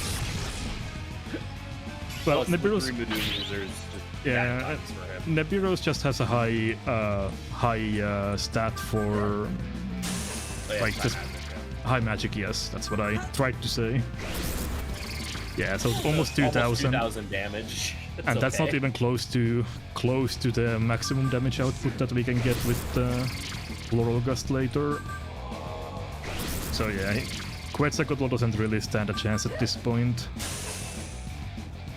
Yeah, he's just this will proc the insta-kill if it doesn't kill him. So fun fact about Hama and Mudo skills that doesn't come up that much in the run, but there's a couple of fights where it can be relevant. I mentioned before that if you hit an enemy with a Hama or a Mudo skill while you are smirked, it gains the ability to insta-kill. That applies to bosses, kind of. Kind of, yeah. Basically, bosses are supposed to be immune to the insta-kill effect, except for when they are in red HP. For whatever reason, when they're below, I believe it's below 25% HP. Is it 25 or 20? I forget the number in this game. Yeah, Maybe I'm it's not 15 sure. even. I don't know. Either way, when they're low HP and their targeting icon turns red, suddenly they become vulnerable to insta-kills, and so you can just shortcut killing bosses with Hama and Mudo insta-kills. Which is something that might be relevant later, because there's one more boss in the game that's weak to, well, there's technically a couple more bosses that are weak to insta-kills, but there's one boss that we'll actually be using Mudo skills to fight. Unless we don't use Mudo skills for him anymore. If you're referring to Krishna, then no, we're not. Okay. But you can get a smirk and you can use a Mudo stone if you want to try to shortcut to the instant kill. That's an option. So it technically still relevant, kinda, but we don't really use Mudo anymore for that. Yeah. Older routes, you'd kill Krishna with Mudo because he's weak to dark, and that would come up occasionally. But Floral Gust with double Pleroma is kind of good. Yeah. Actually, you would have triple Pleroma by that point. We don't get Storm Soul by that point. No, yeah, it's still triple. Buy the Windy Arena Yes, you're right. Yes, you're right. We buy it right before Krishna, actually. So yeah, you're right. Right, buy a few status curing items just in case before leaving. So we can't heal at the bar anymore because the bar is broken and Asahi's dad died. Rest in peace. And the fast travel network is down because of the seal, so we have to run out the old-fashioned way. Another interesting detail is that from this point on in the game, that bar now charges you to heal. Damn you, capitalism! Yeah, the amount bars charge you depend on which city they are in. The quote-unquote late-game cities charge you more. They're always just 100. Is it always 100? Oh yeah, they are. You're right. Yeah, associations are always 100. Yeah, the healing spring depends on what dungeon you're in. Right. Yeah, you're right. So first off, we'll head to. So the seal is basically placed around 5 different shrines. So we'll start knocking them out in order here. First off, we'll go to Midtown to talk to Tengai, who gives us more information about how the shrines operate. This is Tengai, he's a rock. But we defeated the Quetzalcoatl who dropped the Miyoko disc, I believe, so that's the item. The Miyoko disc was given us by Abe. Oh, that was from Abe, okay. Yeah. Oh yeah, Abe showed up, yeah, I forgot about that.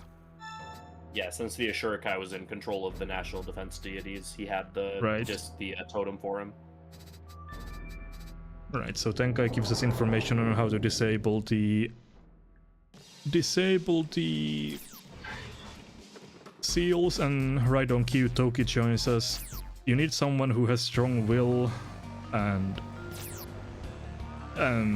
to unseal or place the seal onto the jars that are used to activate the seal, basically.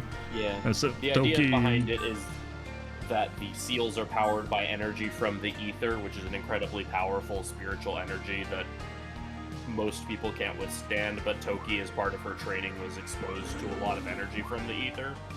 Yeah. So she has like a built-up natural resistance to it. We'll get Flamis in and use his skills on MC for now, because we get Bufudyne and Zeodyne, which are used to which we will use for the next couple fights before we get to the final build, basically. So first off, make Dantalion, Bufudyne for Machamp. Dantalion's a really cool demon. Like we mentioned before with Tetrakarn repelling all physical attacks, Dantalion has Makarakarn, which is the same thing but for magic. All non-almighty magic, specifically.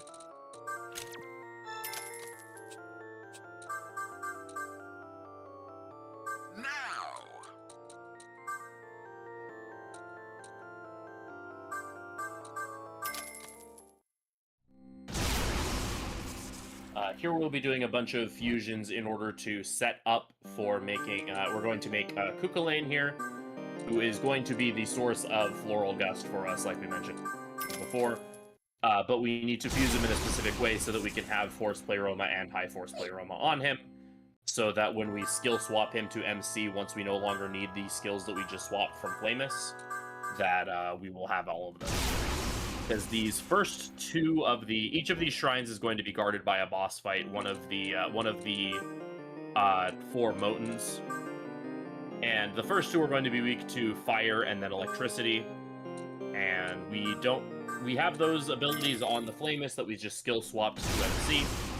But the Kukulane that we're going to fuse, we're intentionally fusing with only ice and force magic. So once we've dealt with the Devas that have the 2 weaknesses that we don't have access to on our Kukulane, we will then be able to skill swap to Kukulane, and that will be our build for the rest of the game on MC, minus getting rid of a couple of the useless passives that Kukulane will have for him that are for MC.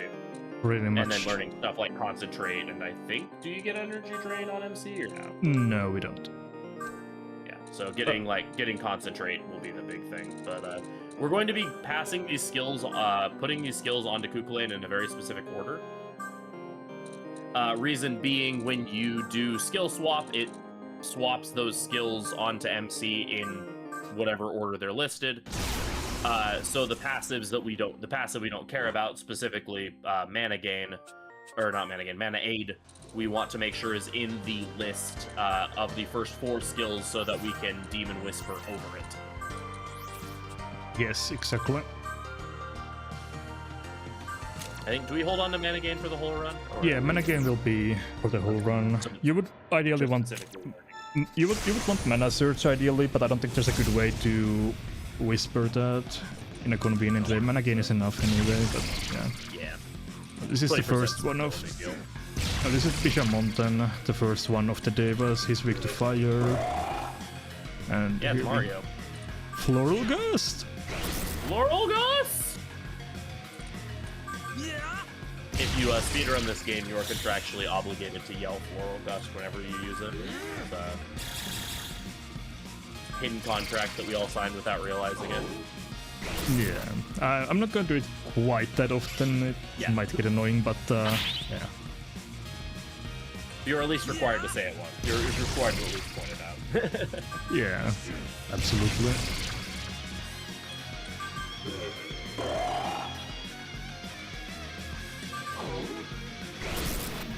People criticize this game for how anime it is, and so we gotta yell out our attack.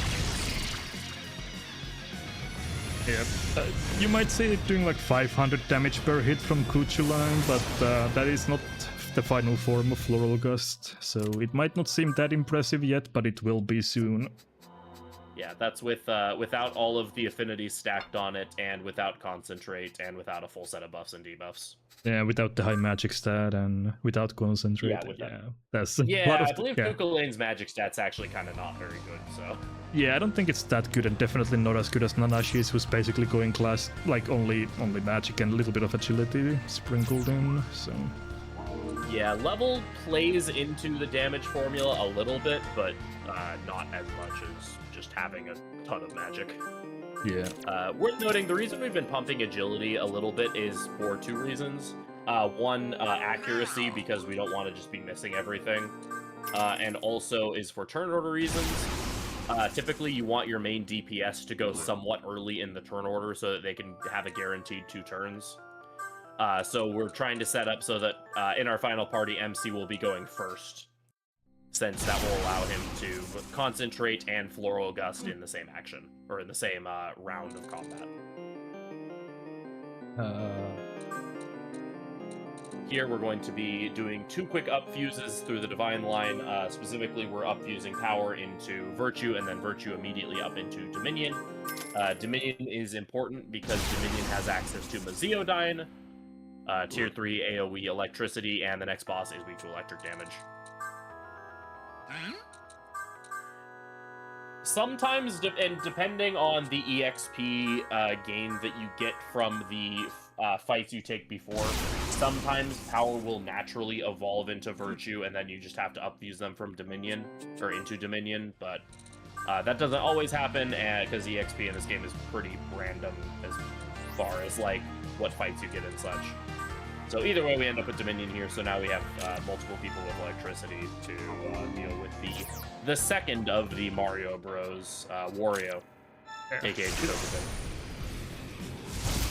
So, pretty similar game plan, blast with element, buff, debuff with Makakachi and taunt, and, you know, just go ham. Yeah, it's important for this fight that we put up Makarakarn, because Jikokutin does like to use force abilities, especially if we did not have our lost proc happen this run already. This would be a point where you would be in some danger of having lost the body. Yeah.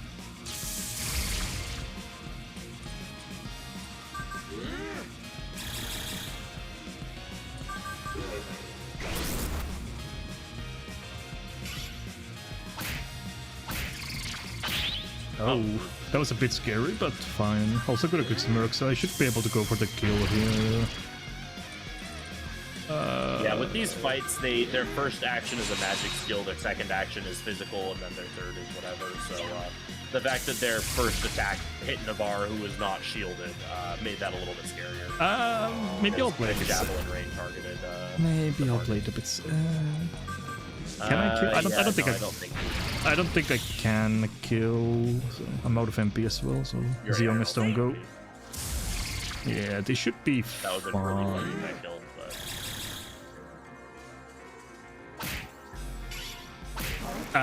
Okay. That's unfortunate.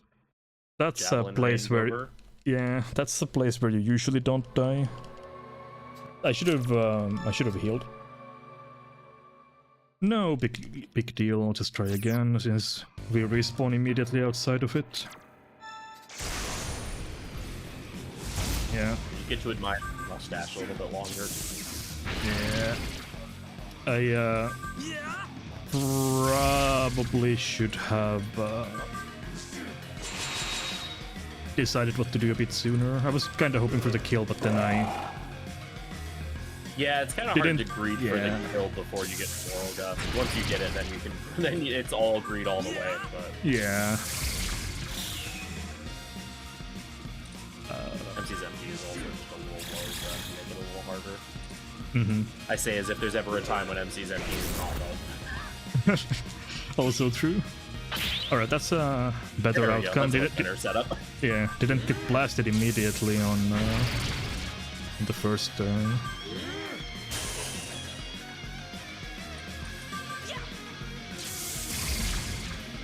Oh, I'm just gonna not even think about taunting here, it's fine.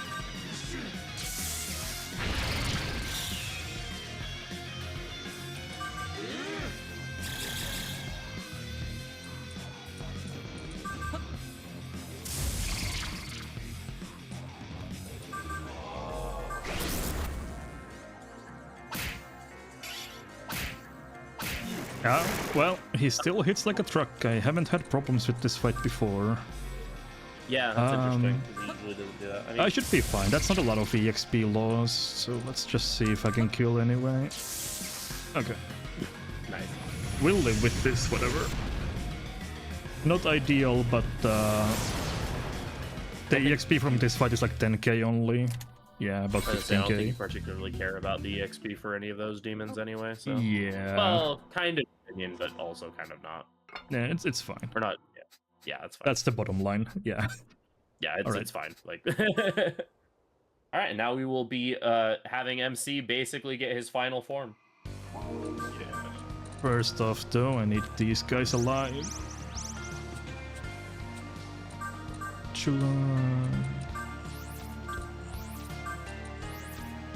And then we swap that, and there we go.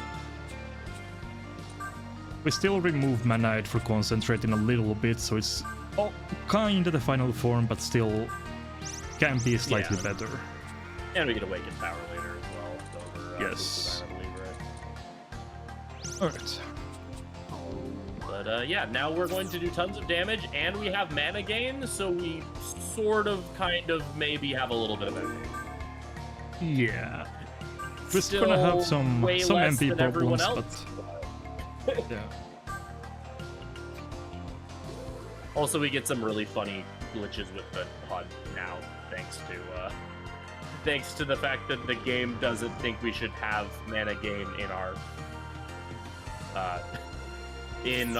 skill list, and so our MP total will display differently depending on what menu we are in. Yeah, that's one of the quirks of the glitch that we're doing.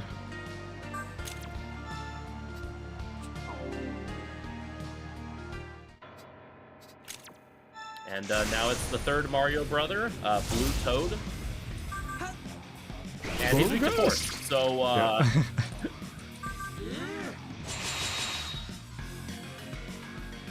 And we have Floral Gust! 2 Gust, yeah, that's a quad hit. Yeah, that's big damage. Let's see what kind of hit we get. I kinda wanna go for... yeah, I think that should... well, I can do Bomakara Crowns just in case so we don't get a repeat of what happened, but I think I should be good enough to maybe go for the kill here.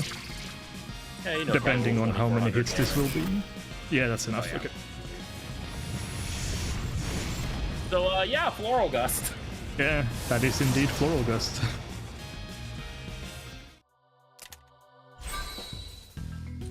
Welcome to the rest of the run. Yeah, that's pretty much We are more or about less how halfway the through fights the are run, gonna... Yeah, going to unless go. the boss happens to null force in some way, this is the rest of the game. Yeah, there's a few bosses like that, and obviously some of the late game bosses have higher HP totals where you can't just instantly nuke them, but the main core of the strategy will be the same. Right, so...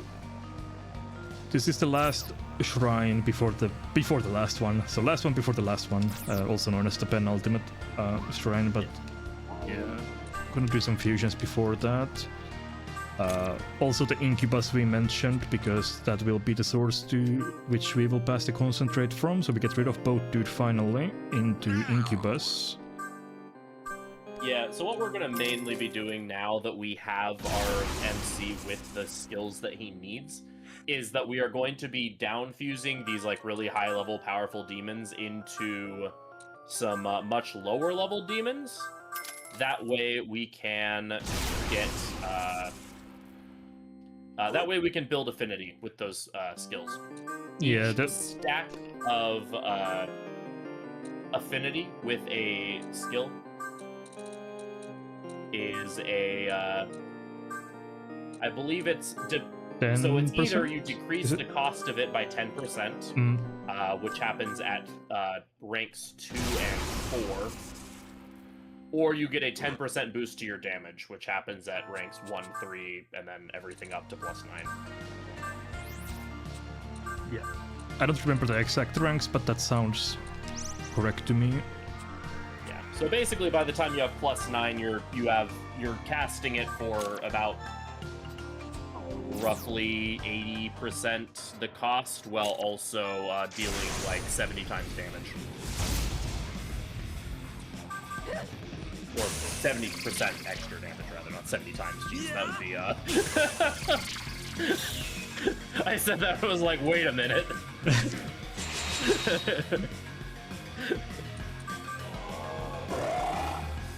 So this is the final Mario brother, Luigi.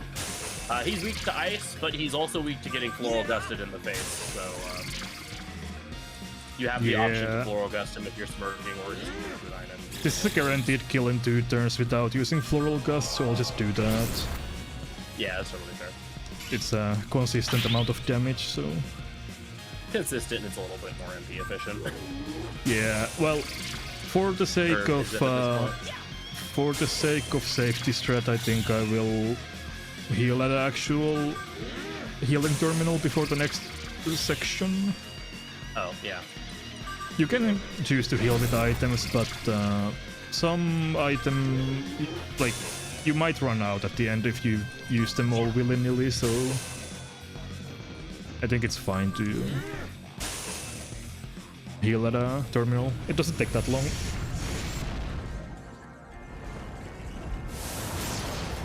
Yeah, he goes down and that's all the devas. But there's one more shrine, and that's the longest fight of them all. Yep, this is going to introduce this game's interesting and strange obsession with gauntlet fights. Yeah, gauntlet fights in a game where you don't get a lot of MP are certainly a choice. So we will have 3 bosses back to back to back with 0 breaks between them. This is why it's incredibly important that we have level heal by this point, because otherwise, by the time we got to the 3rd boss, we would have nothing left to fight them with. Yeah. So we go to the Okuchi shrine, but first, the fastest way to heal is actually go to Kando no Yashiro if you don't want to use your items. So I'm just gonna do this for the sake of safety, so we don't run out of MP recovery items later. You should your usually chakra be... pot count is usually fine, but it can get a little bit scary depending on stuff in the second to last dungeon. Yeah, it kind of depends on how badly Floral Gust hits. If it goes really badly, you might need to use chakra pots during a fight where you normally wouldn't have to, and this is like a 1 minute detour, so for the sake of safety. 1 minute in a 7-hour run, however, will we recover? Yeah, I mean I wouldn't do this in a PB attempt, but it's fine.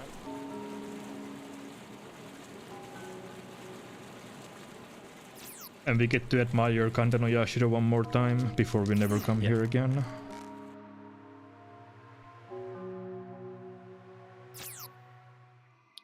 Alright, so we did battle with the 4 Mario brothers. Our final opponent here, as soon as we save. I do need to fuse as well still, but yes. Make a Fomorian, who's a level 6 demon, so another one of these low-level demons for the sake of whispering. Yeah. Well, and then we're going to immediately fuse him into a Malcolm. Yeah. Reason we're doing that is because Malcolm learns Tarukaja, which will be situationally useful for like literally one fight later. Yeah. Not super important, but you know, small optimization.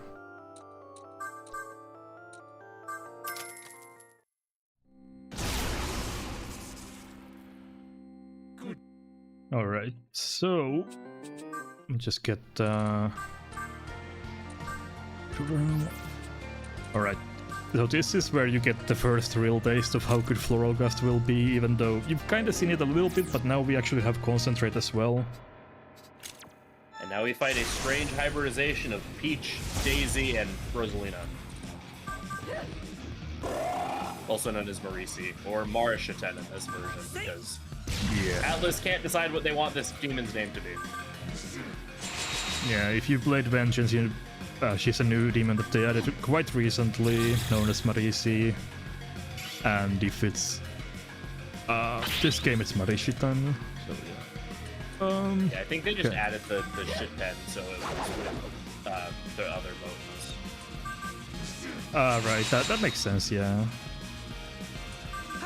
Floral Gust! So that's triple hit. yeah, so again, Concentrate boosts the damage of your next magic attack by 2.5 times. So Leave it to me. How's this? casual 3,000 damage in an attack, just outshines any damage we've done previously. She is absolutely dead here. I'll actually try to save my MP. I don't need to use another Floral Gust. I can kill her without it. So yeah, that's Marisi down. That's first of the gauntlets. Actually, do I level up from gauntlet this? fight is thankfully pretty easy. Yeah, I didn't level up, so it was correct to... Yeah, so Maraki, I don't need it. Yep. Okay. As Toki tries to seal this jar, we see the remnant of Inanna, who appears as well, but the seal goes down first. Yeah. So all of the ether energy that Toki has absorbed has allowed the old mother goddess Inanna to begin to manifest herself, and we can't have that because Inanna sides with the divine powers, and bad things would happen if she revived. So we immediately turn our weapons on her. yeah, so funnily enough, this fight is actually very easy. Yeah, it's more of a resource drain than anything else. Yeah, although it gives a lot of EXP as well, so you might recover some if you have the correct apps for it. That's true. You also get quest EXP from after beating this fight. Yeah. As well, So I don't need to conserve any MP basically here. yeah, everyone should level after this, either from this fight or from the quest EXP immediately afterwards. Yeah. So yeah, Nana Remnant uses tier 1 magic. That's her thing. She does like to target weakness though. I don't know if that's intentional or if it just happens that way a lot. But yeah, Yeah, triple that's hit from another Floral remnant Gust. Floral Gust is certainly gusting today Yeah. so far. That is actually quite nice. So Holy something worth Breath noting is that we are pumping almost exclusively agility at this point. This is because we want MC to again continue to go first, and so we want to get our agility up to 72 because we are going to start running into some faster demons now that we're fusing things that are actually at our level or at the upper bounds of the fusion limit. Mm-hmm. Okay, so Remnant of Inanna goes down, and then there is one more fight. I need 72 agility to ensure that we have good turn order for the fights in the next days, so we're gonna pump agility still. And suddenly, the Kool-Aid Man shows up again. And he's very upset about us destroying the barrier, so now we're gonna fight the Kool-Aid Man. Oh yeah. Yeah, same kind of game plan, buff, debuff, and Floral Gust, but this guy is also weak to fire, so we can use that to kind of do some chip damage. Yeah, chip damage, turn generation. Something worth noting with this fight, though, it usually doesn't come up in conflict difficulty as much because of how quickly we blow him up. But near the end of this fight, he will use an ability called Enlightenment, which allows him to drain his weakness. So that is something to be careful about in other difficulties, but here we don't have to worry about it too much, unless the fight, we just get the worst gust luck ever. Yeah. Saving your partner saving partner gives here you, just gives us a meter. Yeah, it gives a pretty sizable chunk. Also buffs her a bit. I need to kinda be wary of that a little bit, though. I think Stance Makara will just counter it. I was thinking Tetrakarn. For that. I wonder if once he gets lower. So. Yeah, I'm thinking if Floral Gust without Concentrate will kill. Even with a quad hit, no. Not quite. Yeah. So this is for myself because we are Anarchy aligned, or Anarchy route, kinda. So. Or maybe it's not, because that seemed to buff her, not sure. Maybe it's the other one. Oh, whatever. Shouldn't so, really. Maitreya has a weird quirk where, for some reason, his Bufudines have a splash effect. No other fight in the game has this quirk, and there's zero stated, thing for it. So you just saw there the Bufudine hit both MC and Navarre. But, yeah, that's Maitreya down. And that's also the whole gauntlet. And a lot of EXP to MC. He gained 4 levels in the entire gauntlet. And quest EXP. Okay, so this is done. And so now we're go actually going to run all the way over to Ikebukuro. Reason being is because Ikebukuro is the place that the game is going to send us after we rest. Here, this is the end of this day. But the game is going to send us to Ikebukuro immediately because, spoiler, Sheish is going to be back. And once you walk, it's faster to walk to Ikebukuro here and tag the warp terminal than it is to manually walk from Ueno to Ikebukuro later. Also, when you come to Ikebukuro tomorrow, there will be a bunch of wormwood and barriers and stuff in the way, stopping you from just going directly to the terminal. then none of that is there here currently because Ikebukuro is peaceful at this moment in time. So it's just a good bit quicker to come to Ikebukuro now, tag the terminal, and then when we wake up tomorrow, we can just immediately warp to Ikebukuro and bypass a lot of those barriers. Also, this is where we were told that we will be given access to the Hunters Association headquarters. That's also in Kasumigaseki. If you were to go back there, you could access the other floors that has a terminal and a shop. The shop will have some amazing equipment later, but right now its equipment's pretty bare bones, so we don't really care about that. And the game isn't going to have us go to Kasumigaseki for about another hour game time. Half an hour to an hour game time, and so we don't really have a reason to walk all the way over there right now. We can just walk there from Ueno once once the game requires us to return. So that concludes another day, and Gaston and Asahi kind of make up here, if you were still keeping track of that subplot. Also, Hallelujah punches Gaston in the face, which is cool. Based, yeah.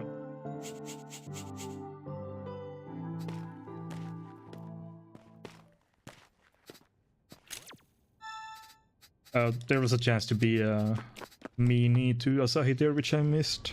Shame on me. I can't believe you were nice to Asahi. Yeah, for alignment purposes, it doesn't really matter at this point. We're pretty heavily onto the Anarchy path already, but just to keep with the theme. Alright, so like we mentioned, it's time to go back to Ikebukuro.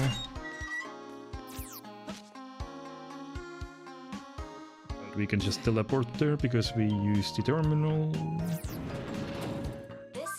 So yeah, even though we killed Sheisha 2 days ago, he's alive again and is terrorizing Ikebukuro, so we need to stop that. Because we killed him the last time, and so surely we can just do it again. Unfortunately, the Sheisha music is playing, so we don't hear the banger down team anymore of Ikebukuro, which is the best down team in the game, in my opinion. It's such a like a darn shame. Because Ikebukuro, I also agree, has the best town theme in SMT4 and 4A. And it's also the one that you hear the least in the entire duology. Yeah. There's not much to do in Ikebukuro, and even now that we are in here, it gets replaced with the ominous Sheisha music instead. So...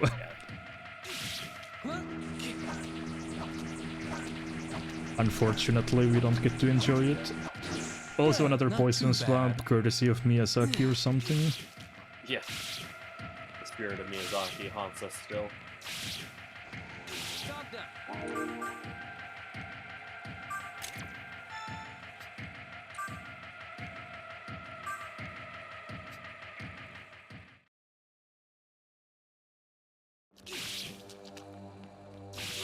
And, once we get a little bit closer, we will be doing the other longest fusion chain in the game.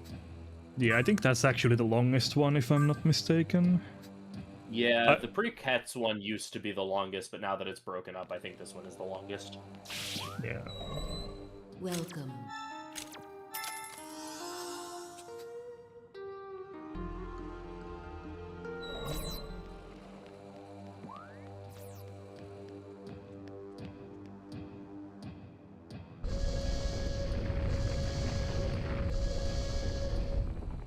And yeah, there's another small bit of poison, but we don't need to cross the poison. And actually this...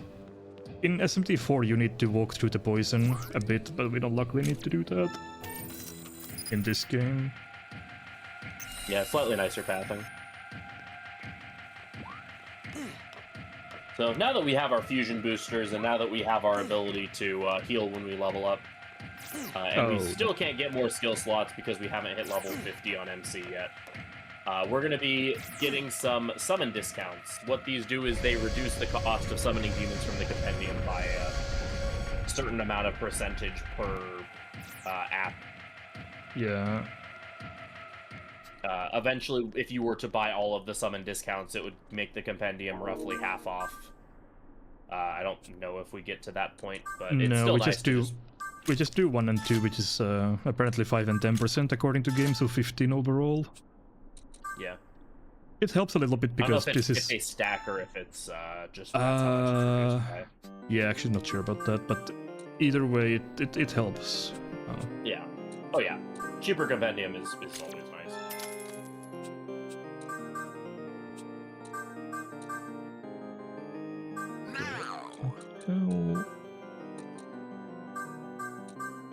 In older routes, we wouldn't be able to get the discounts until way later into the run, but because we don't have to buy skill slots on MC anymore, we suddenly have a bunch of extra app points. So funny how that works. Don't blind. Everybody's so favorite here we're going to demon. be doing some fusing to make a Pisaka. Pisaka is a interesting demon that basically the entire reason that we are fusing them is because they have really good ailment protection. There is going to be a boss coming up here soon after this next Sheisha fight that is going to rely entirely around spamming the heck out of ailments on us. And so with the Null Mind ability that we learned from Sakona Hakona, putting that onto this Pisaka means we will have a Pisaka that just is immune to ailments. That combined with putting Healing Know-How on it means that we will have the ultimate support Pisaka with Healing Know-How and immunity to ailments to heal up MC and the rest of our demons from getting locked down by ailments. Pisaka is also pretty nice as a demon because he learns the ability Acid Breath, which is a great skill that I don't think this route uses at all anymore. But I still like to call it out because I really like Acid Breath. I think it's cool. Yeah, we do pick it up and you can use it at your discretion, but it's not really mandatory or anything like that. Acid it's Breath kinda... is a... Yeah, it's just kind of a skill we pick up because he learns it, but it's not like that important. Yeah. Acid Breath is a combined debuff of Terunda and, of Rakunda and Secunda, so it is a defense and a accuracy evasion debuff. So, do more damage and miss less often, which is kind of nice. But, not necessary for this route. It was used a lot more in prior routes when you didn't just do everything. Yeah. When you do more damage, you need to invest less into defensive options. You can just go ham with taunt instead. So here we're making Undine, who's another one of the advanced elements. She's nice because she can up-fuse Megamis, which Megami is a very powerful support family of demons. We will also be, as part of this fusion chain, making Loki, who will be our secondary DPS demon for the next chunk of the game. Loki does actually a good amount of damage, and we fuse him with high ice pleroma, so ice damage he can take care of that for us. Yeah, he will have both high ice and ice pleroma, so that combined with Bukudai means he's actually going to be doing a lot of damage. He also has concentrate and floral gust. Just if ice wasn't enough, he can do other stuff too.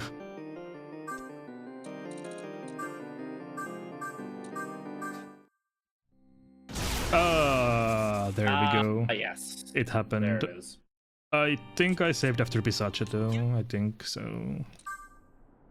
And how bad is this? Let me think for... this is bad, yeah. That won't work. Yeah. That's I need ice pleromas and stuff, so yeah, that's not recoverable. That's the first accident, kinda... Yeah, I have Pisacha at least, good. Yeah, so fusion accidents are a mechanic in most SMT games, or most Mega 10 games in general, where there's just a random chance that whenever you fuse something, that the fusion will just fail and give you something else instead, and give you like a randomized, screwed up skill list from the skills that you could uphold from that demon. They suck, they're awful, horrible mechanic, and they almost always result in a reload in the speedrun, so yeah. Yeah. That is quite unfortunate. I think the chance of them is like, don't quote me on this is just my kind of feeling around, but 1 in 64 in this game, I believe. That seems in line with my experience, so... Yeah, 1 in 64 is what they tend to be. It just, we do a lot more fusing in this game, so it can happen a lot more often. Yeah, so... it's kind of expected to at least have one accident in a run. If you get 0 accidents, you're getting very lucky, basically, with this game. Yeah, in the Apocalypse difficulty run, I believe the expected amount of fusion accidents over the course of the run is 3 or something, It's 3, just on average. It's like 3 point something, yeah. So in that route, though, you fuse so like much like weak stuff that sometimes you can recover, but like this specific fusion, you really can't if you, because our fusions are kind of expensive. well, yeah, also like the skills are like, Yeah. Pretty. The way we transfer skills is a bit different than in Apoc difficulty. Yeah. Divine.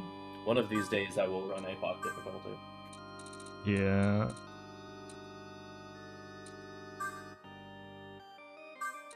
Ice Pleroma. Okay, this is a good spot to do one more save. Just in case.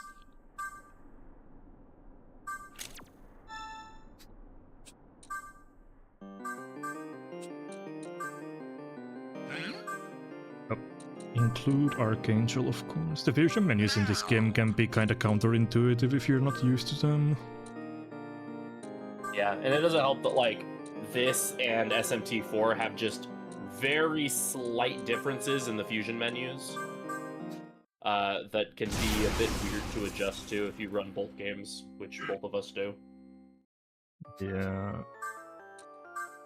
Not Karasu, but it's kind of it's kind of nice that the fusion menu offers more in-game searching for demons, because some older SMT games give you like 0 idea what you can possibly fuse.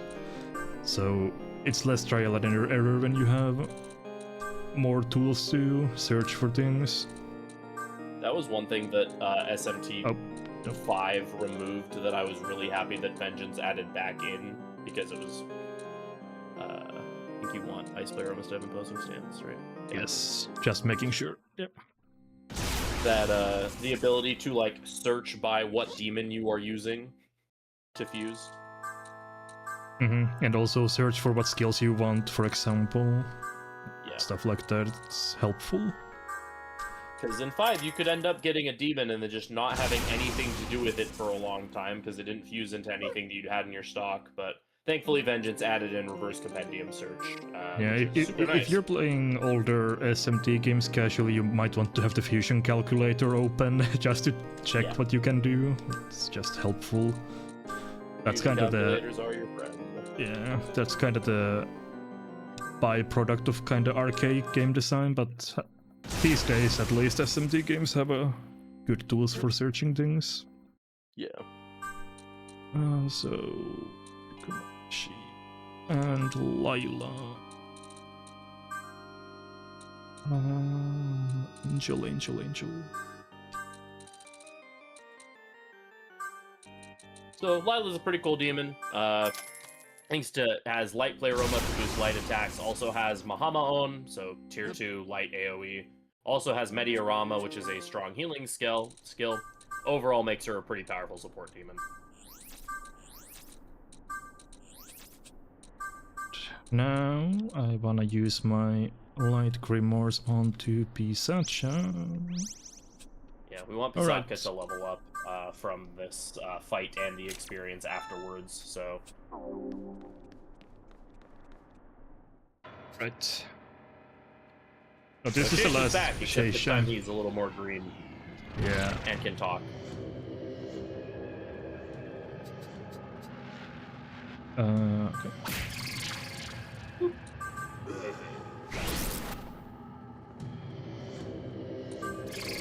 Still pretty heavily resists everything, so aside from some almighty skills that we have access to, bonking with MC is still pretty much what we're going to be doing a lot of here. Yeah. Lila also has energy drain, which can do some decent damage. We have partner attack here, which is very nice because I'm gonna set up for the... concentrate. Okay, so Well, that is very helpful. And keep debuffing and buffing a bit. Gonna play it safe though and heal at least one us here. Concentrate your fire.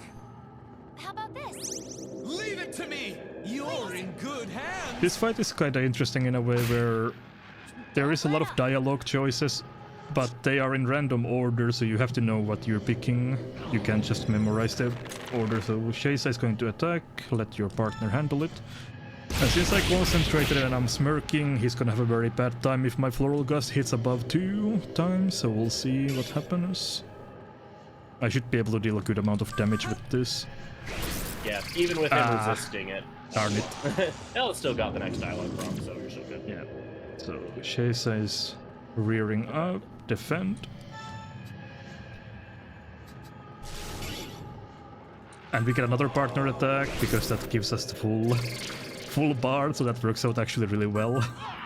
So we get double partner attack on back-to-back turns, which, yeah, he's not gonna have a good time. He's probably dead here, to be honest. Ask my partner to back me up. Yeah, I'm pretty sure that he's just gonna be dead. I'll try to kill him this turn so I can keep the partner attack for the next fight if at all possible. Partner attack goes anyway.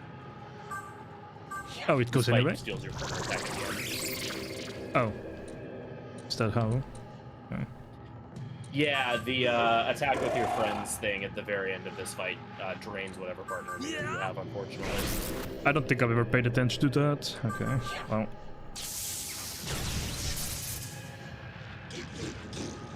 Yeah, you'll see it happen here. I don't think I've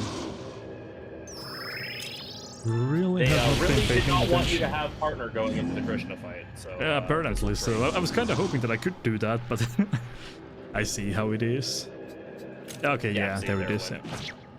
Interesting. That, in older routes, that would happen fairly frequently. Okay, yeah. Although that's the easiest of the Sheisha fights, we can actually fight back with Floral Gust here and other stuff instead of just bonking with the Ameno Hibachi Krill. Right, so we get also the quest Killed reward. Sheisha again. Yeah, and we get one more quest reward after this.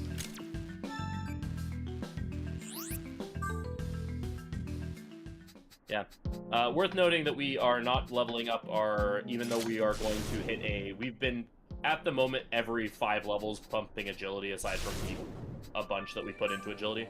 We're actually going to not touch our agility stat until a little bit later. Reason being is that we do want Pisaka to be faster than MC for purposes of healing against Krishna. Yeah. You really learn Acid Breath, which I think is a pretty cool ability, but... Yeah, it's... We're not gonna use it that much, but it's an upgrade over Darukacha, so... Yeah.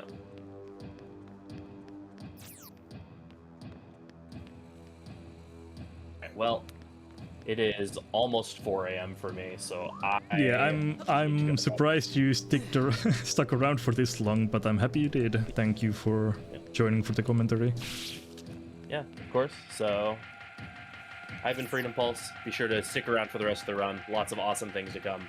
Best of luck, John, and I will see all of you later. Alright, have a good night. Right, so my... Oh, right, I was distracted.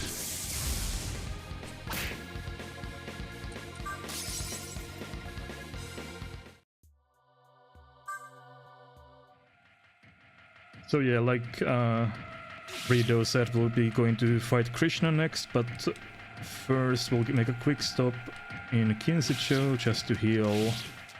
And then it's time to try and defeat the rest of the divine powers.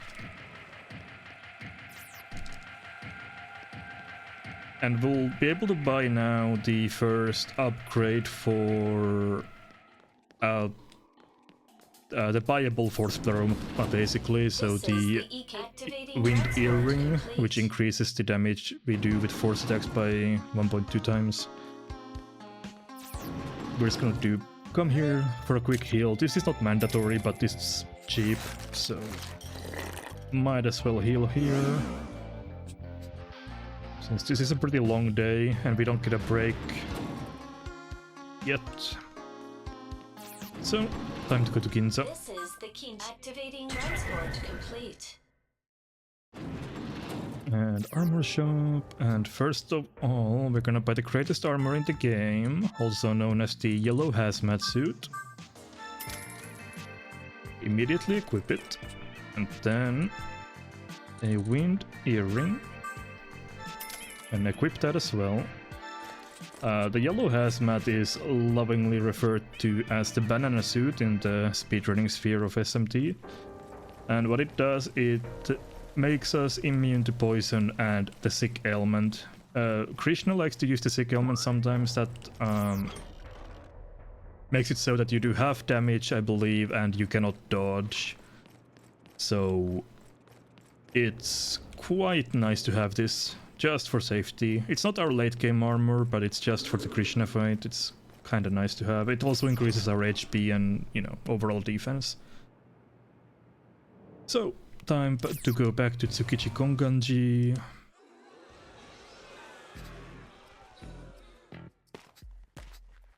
And this time we have to go through the temple proper to reach where we want to. So we have to go to this teleporter maze, which I'm sure has given some players of this game nightmares. Especially in SMT4, because in SMT4 there's like mandatory encounters that you have to take.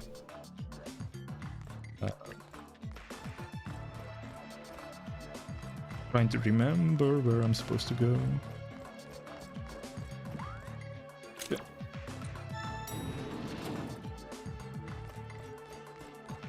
There's some scary enemies in here, and like we mentioned some time ago, also the demon Dormar spawns here who has Mecha Beam. Getting attacked by that is kind of a disaster, so I need to be kinda careful. Kinda careful about these enemies. As I say that, I almost get hit by that.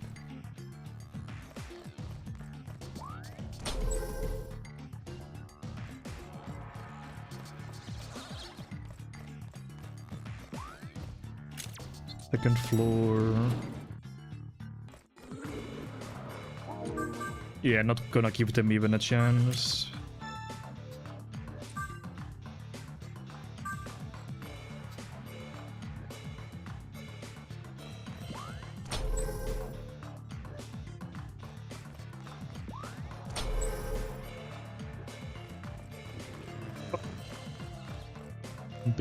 Wait, that's just the wrong way. It's over here.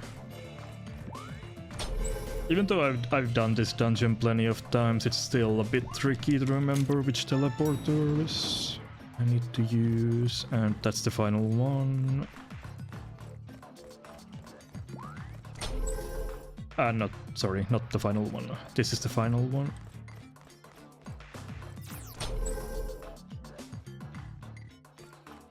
So, Dantalion over Lila. And then we are... Actually, I should heal. Yeah. Time to fight Krishna.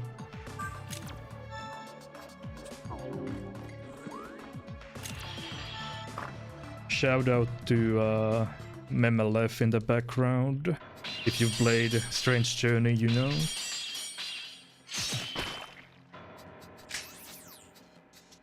Odin gets struck down here by Flynn, who has been captured by the divine powers the entire time, but somehow he has broken free of their control. Or has he?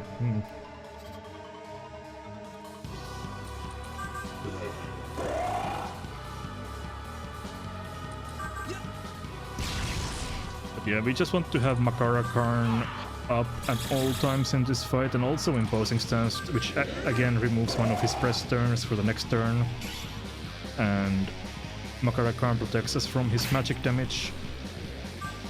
Okay, that's kinda not what we want. Need to use the Dekaja Stone.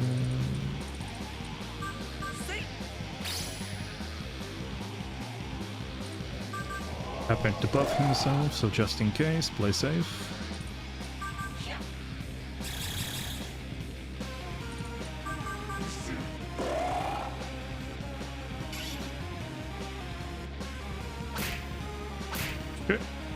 And then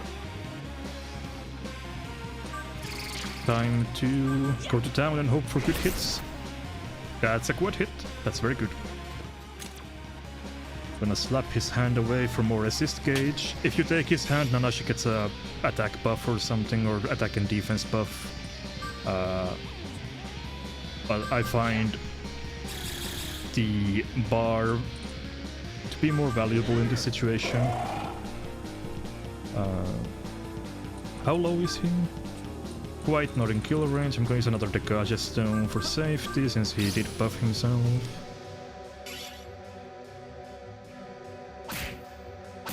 Okay. And I think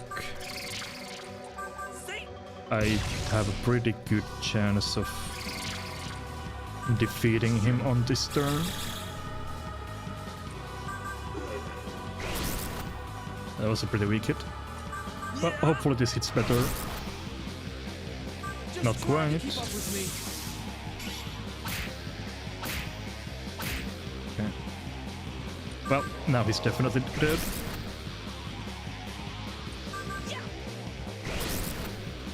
Okay. That was a very good Krishna fight. Really helps that you get quad hit on the first go around with Floral Gust there.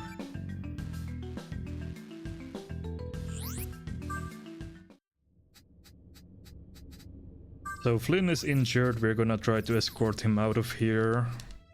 There's still a lot of Gaians who joined the Divine Powers here as well, so we need to fight our way through a bunch of demons and other stuff here.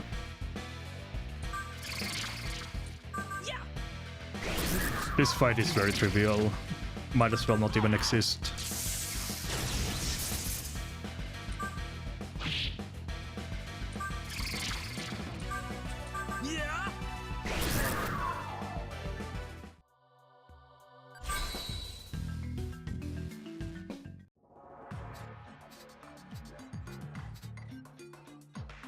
Okay. Actually, I forgot to swap in Loki, so Loki missed out on some EXP, but since I don't need these Grimoires anyway, I might as well give them to him. That's not a big deal.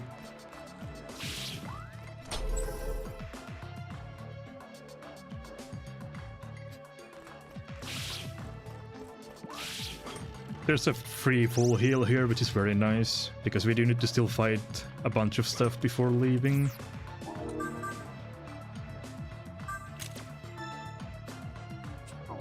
First of which is Murmur,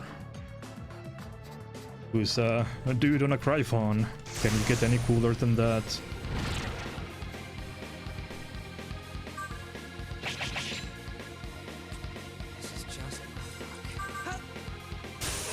You can just kill him by spamming Bufudine. I don't want to use my Floral Gust MP for this fight because he goes down so easily. Might as well just Bufudine. It's a guaranteed kill if you don't miss.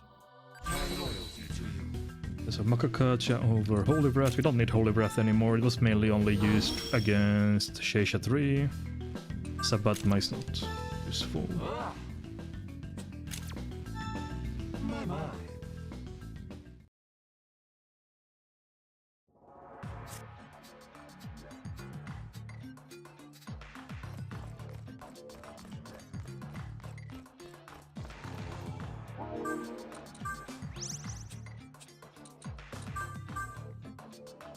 There's a couple more small encounters like this, and then there's another boss.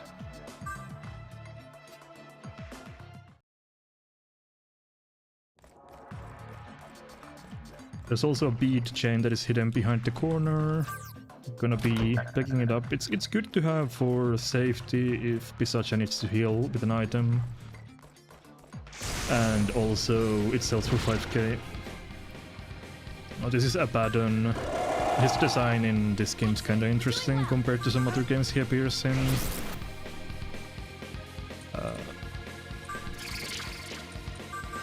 He nulls eyes, so I'm just gonna have to Floral Gust, which is fine. Nanashi will level up from this fight, so he gets a full MP heal anyway.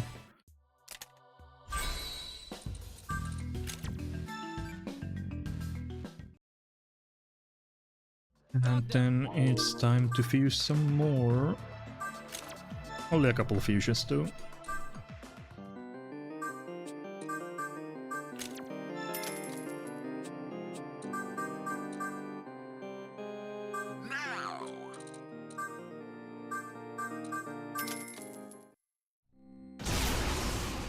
So, like Freedom mentioned earlier about the Divine Line, we're gonna do that thing again.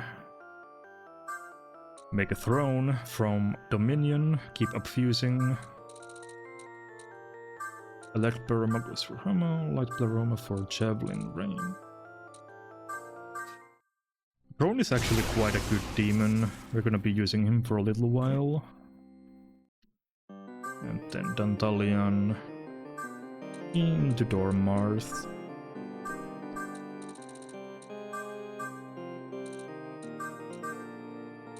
Healing know-how. Yep, that looks good.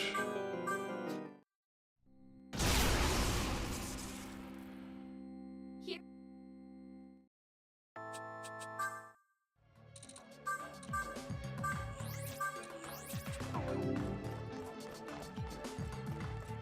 Then there's another fight with Master Tyrion and Gemori from SMT2 fame.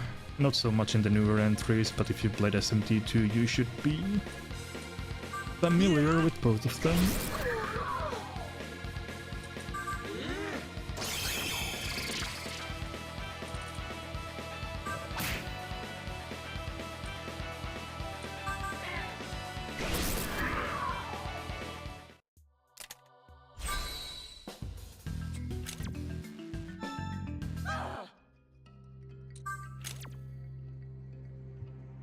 Yeah, I don't need that stuff. I don't know why I'm second guessing myself.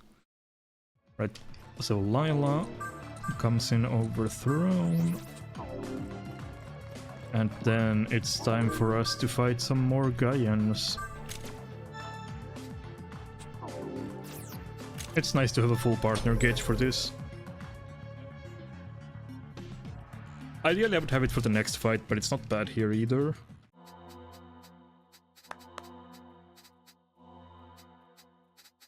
Since Toki has been kinda helping us and kinda refused to kill Flynn, among other things, she gets basically disowned by the Gaians, so she will be kind of a permanent ally from here on out.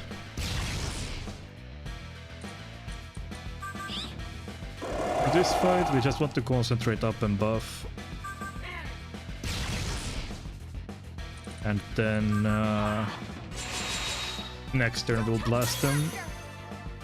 Leave it to me. Hoping to get some good floral dust hits.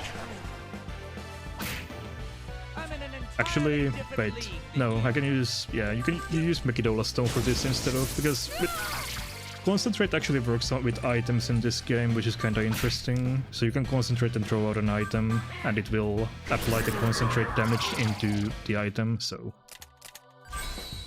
With Mekidola Stone you do a lot of damage. I do not need Akidine now.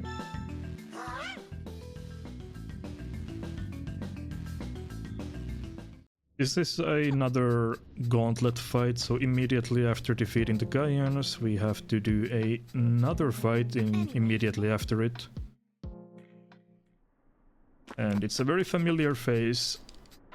It's the demon Atramelech from the beginning of the game. This time we actually get to fight him properly. He's weak to ice, but he hits pretty hard with both physical and magic. So this is actually the first instance that we will do of using double Karn. So we do both Tetrakarn and Makarakarn, and they actually stack, which is really overpowered.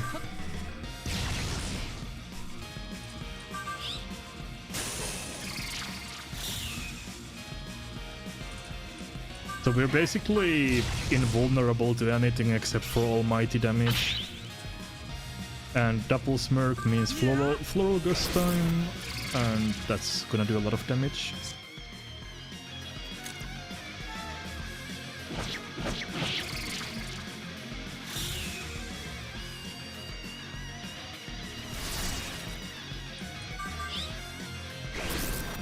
He's gonna buff himself up, but that doesn't really matter because we do so much damage.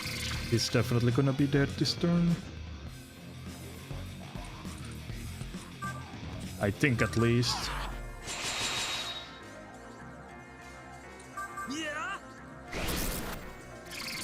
Maybe not. It's a bit beefier than I thought. He should be getting very low though.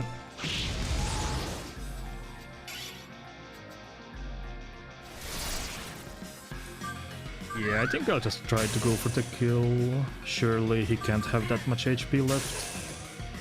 Or maybe he does. Okay. Well, let's hope I didn't mess up. Otherwise we have to fight the Gaians again. Okay, that recurrent worked. Good. It was a bit beefier than I thought. Probably should have played it safe.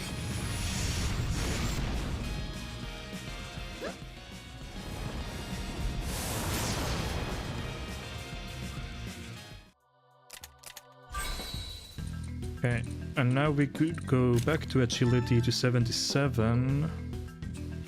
And then we'll do one more level of agility in this game, and then after that it's all magic. 82 agility is kind of where we want to end up at, and after that we can increase it with buying leg armor. Well, we're not gonna buy leg armor, but we're gonna pick some up later. Leg armor gives you HP, but also increases your agility. And then main body armor only increases HP, and if you have like head armor you get magic and HP.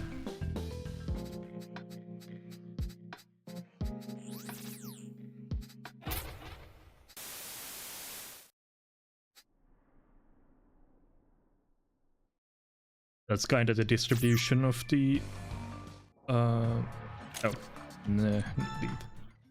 yeah, so now that we have defeated divine powers, surely we'll go back to bed.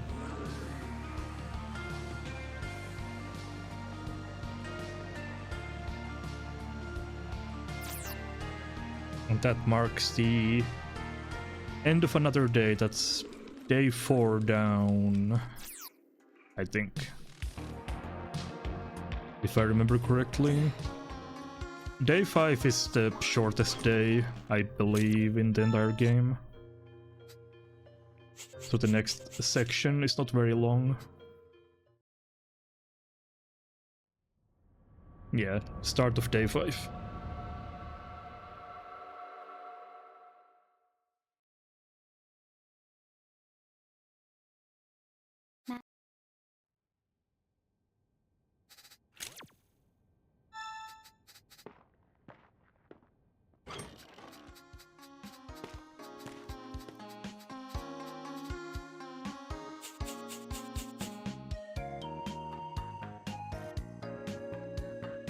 No matter how bad things are in Tokyo, you can count on the peaceful Kinshicho team to play.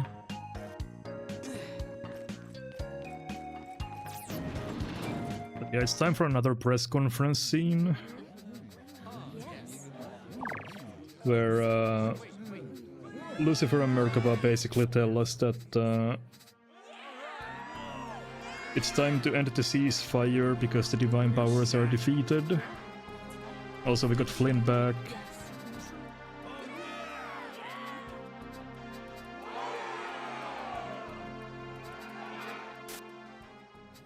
Oh wait, I think I'm hopping up my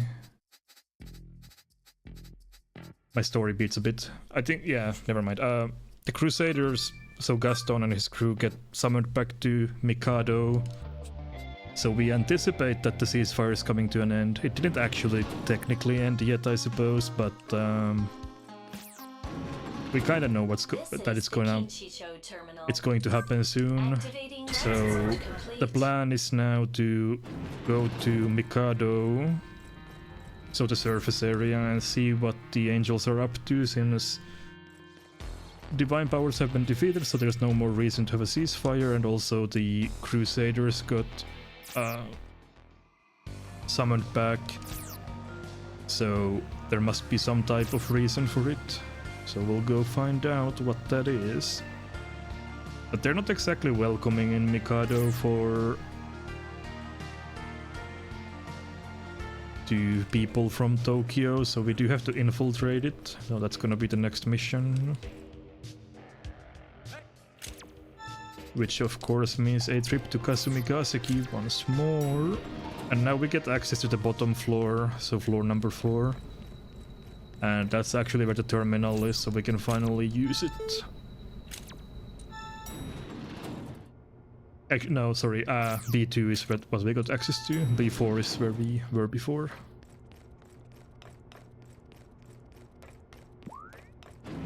This is the control room of Kasumigaseki. Basically the headquarters of the Hunter Association. So to infiltrate Mikado we need disguises. Dr. Matsuda made us these type of comp that is used in Mikado instead of having the arm comp that we have. It's a gauntlet, so it's a bit different. And we also have some samurai clothes here, so we're gonna look for a disguise. And that's what we're gonna use to infiltrate.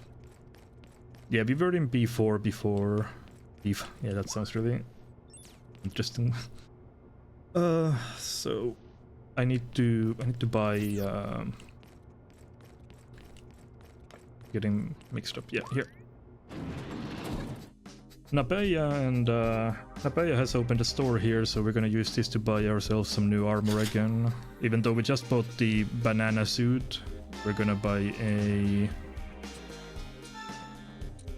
blood armor. That's gonna be our late game body.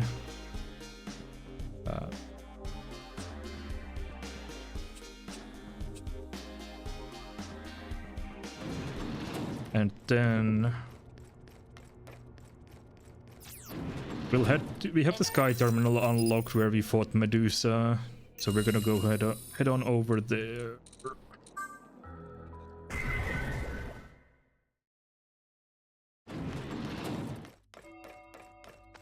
Because this is the way that you get into Mikado.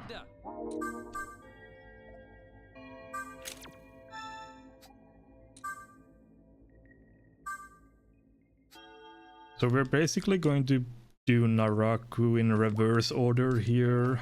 If you played SMT4, you know that Naraku is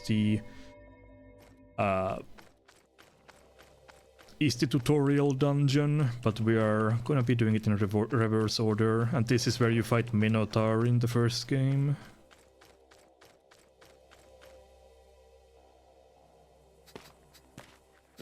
Sure. Is this...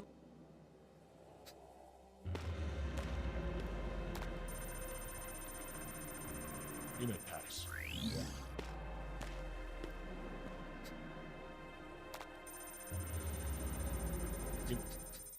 Yes? Dost thou, wish to speaketh with me? You are wearing makeup. Makeup is a corruption invented by fallen angels. You also look dreadful. Like a tarted up clown. He's back on it. Hurry along, you're holding up the line.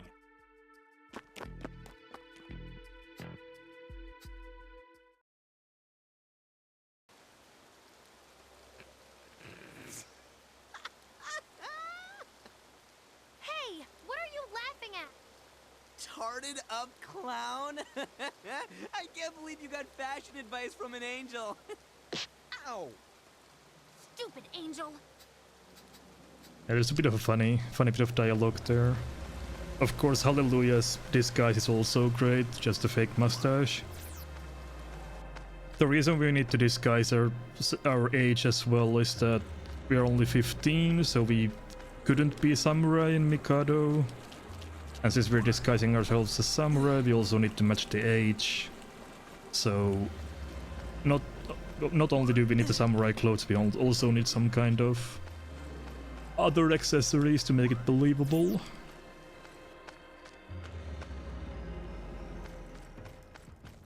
Yeah, now we're doing Naraku in reverse order, which can be a bit disoriented. Oh.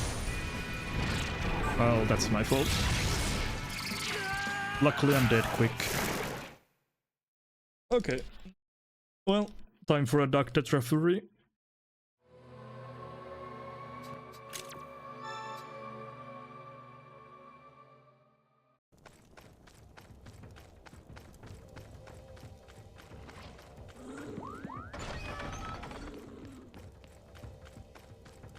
Yeah, that's not too bad.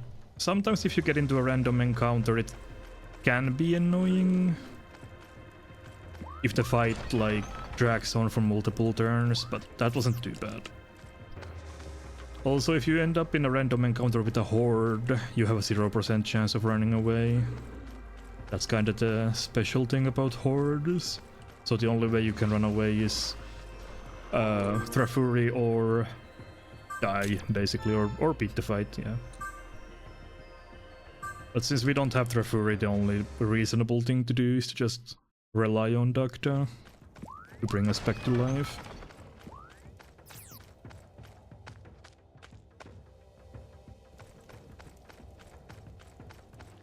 So now, before we leave, I'm gonna go through this way.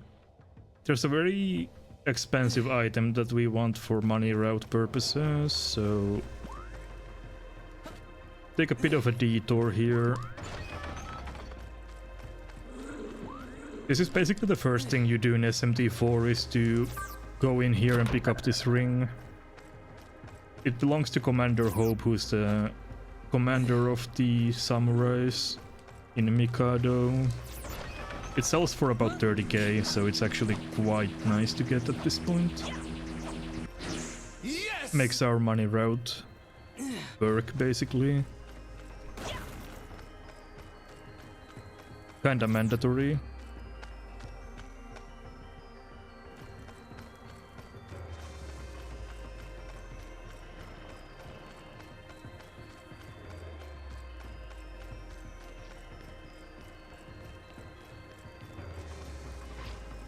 Yeah, this is the beginning of SMT4 now.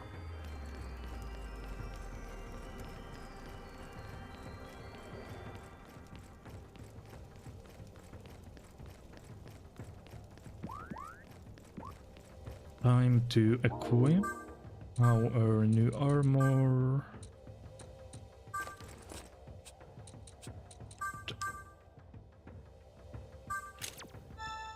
Then also I need more demon skills. And I'll get one more summon discount. I actually forgot about that. I only thought we get 2 of them, but yeah, we get this one as well.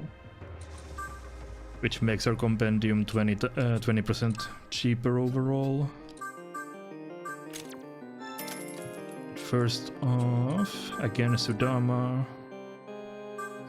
And Zongkui. Once again.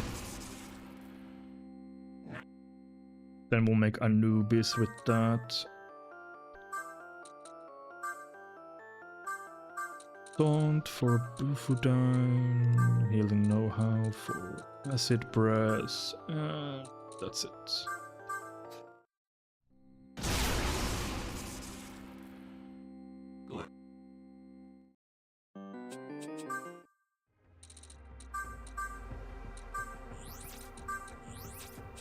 Well, not too bad. And then entering Mikado takes us to, instead of traversing in 3D environments, we just traverse through 2D menus from here on out for a little bit. Like in the beginning of SMT4 as well. We're just gonna visit a few places. Explore the city and see what's happening.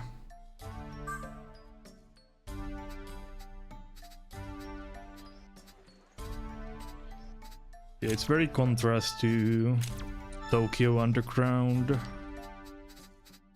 Even though time goes by much quicker on the surface.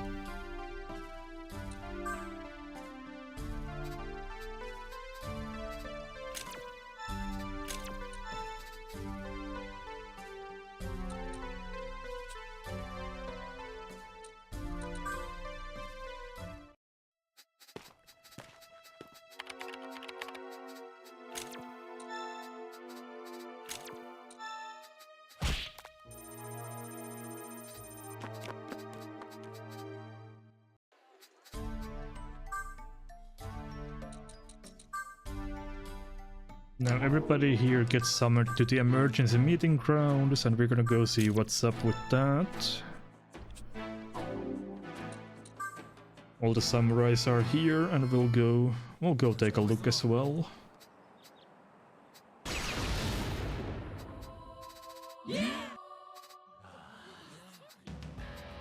And of course we get found out and taken to jail.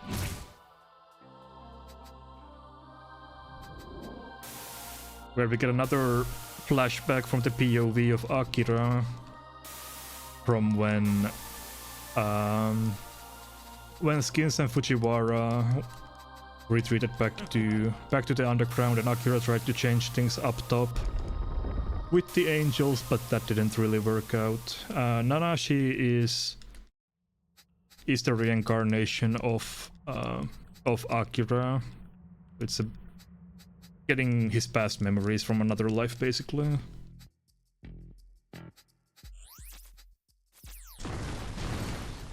But okay, Gaston is here and he helps us break out.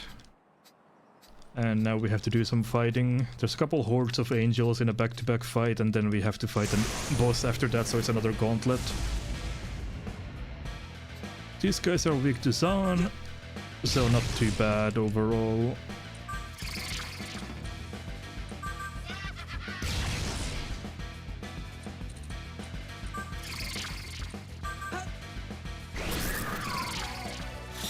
That's a bit of an unfortunate one hit, but not too bad.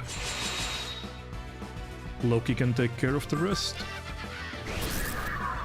Unless that happens, that's a bit unfortunate. Nice work, Home Slice. Thank you. Ow. I'm thinking if I should... Well, I think this is fine. Thinking about my HP for the next fight after this, but it should be okay like this. I probably should have floral gusted there. Well, no, that's actually fine.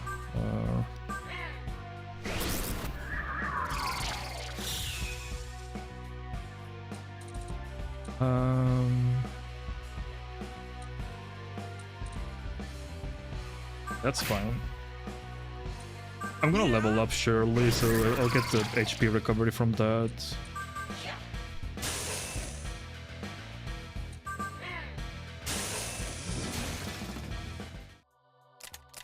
Well, only Nanashi and this person at least get that. I was hoping Loki would also get the level up, but yeah, that's fine. Now for the actual boss fight. Oh, this is Azrael. He's a bit annoying since he has access to Makara Karn. We really don't want to hit into that, so we need to be kinda careful about...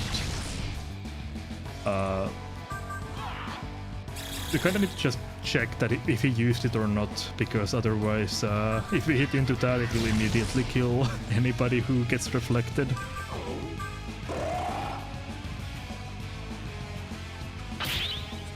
He's weak to ice. So it's not gonna be too difficult to push him into phase 2. First prompt is to keep my soul. I'm not giving it to him.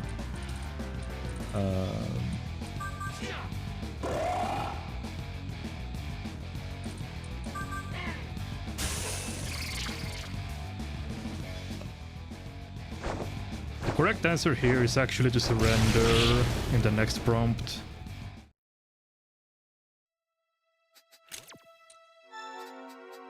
Since that will have no adverse consequences, and then Hallelujah basically reveals that he has been half demon all along. And that kinda helps us out of the pinch. And the fight continues, but the buffs reset. At this point, we're not in any danger even if we are at low HP. Azrael is guaranteed to target Hallelujah on his first first turn. But this is not a big deal.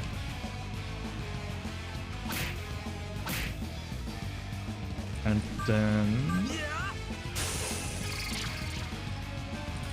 I do kinda want to make sure that I have some health. Actually, do I? Or it should be fine with only Makarakarn, I think.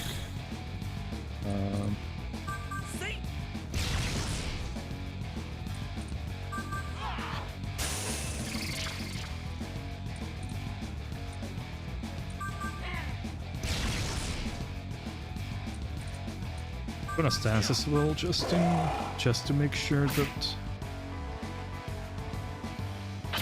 All right. So I'm concentrated, and we hope for some good hits. It's not that good, but fine.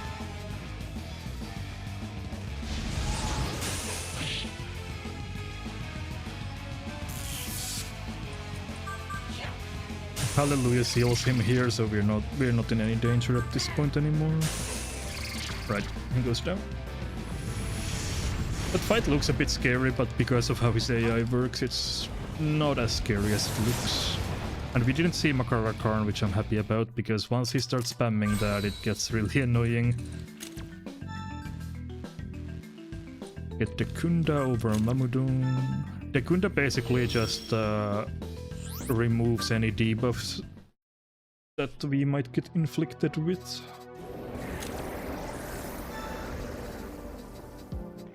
Of course, do the Anarchy choice with Hallelujah and say it's unforgivable that he hid his true half-demon identity from us, and that's basically the entire day done. That's how short it is.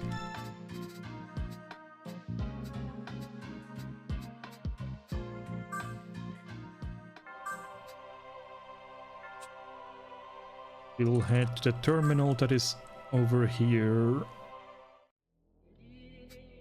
It's like the only piece of futuristic technology that is in Mikado is this terminal. Gaston helps us leave.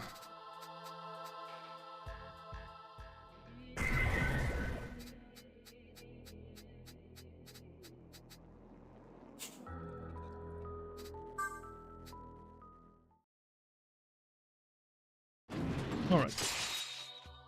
And we'll report back to Fujiwara and Skins to get the EXP from the quest.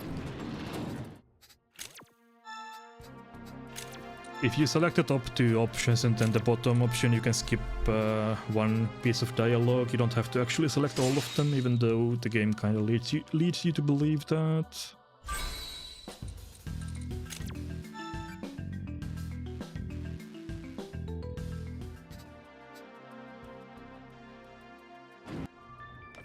Right. And then, now that we're level 54, we are going to be doing some fusions, because now I can actually fuse up to level 63, which is what we want. Oh. So, Angel... Tumlin...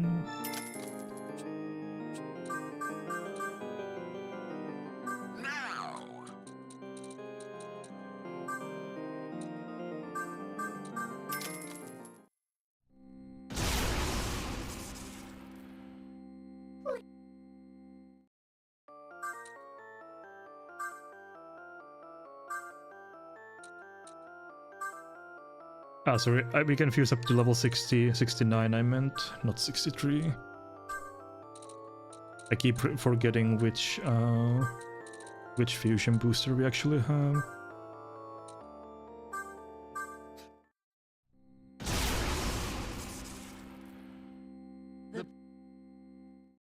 Okay, search for... nope, not food. Why is food at the bottom? That's always throwing me off. Make another Undine with...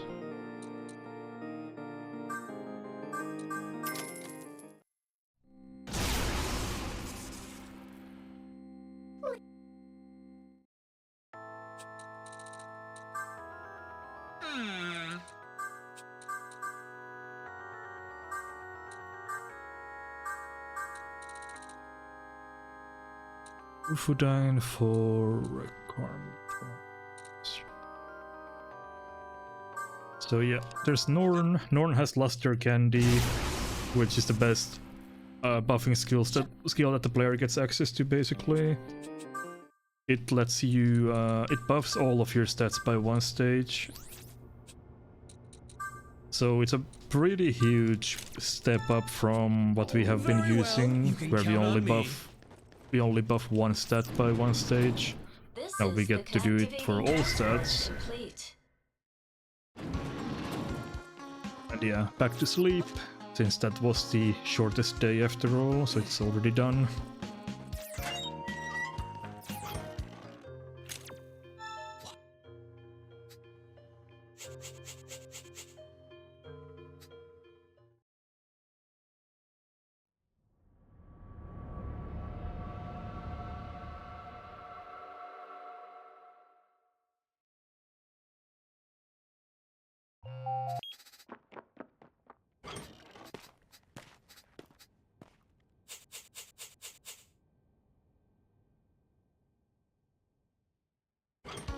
Yeah, this is the part where the ceasefire officially ends. I was jumping the gun a bit on the previous day. But yeah, now it's actually time when the ceasefire actually ends.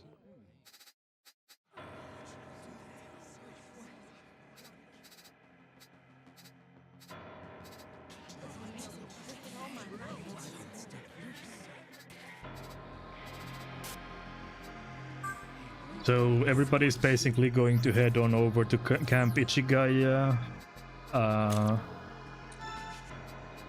and duke it out and see who comes out on top. So that is where we will be heading as well.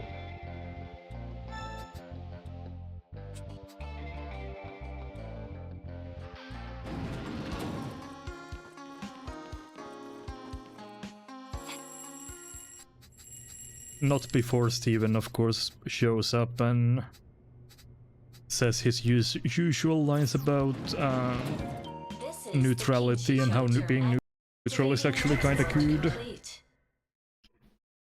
There's 2 endings that are coming up that you can choose at the end of Camp Ichigaya. Other one being the Law and Chaos endings, but they cut the game short and cut out 2 complete dungeons, so we don't want to do that.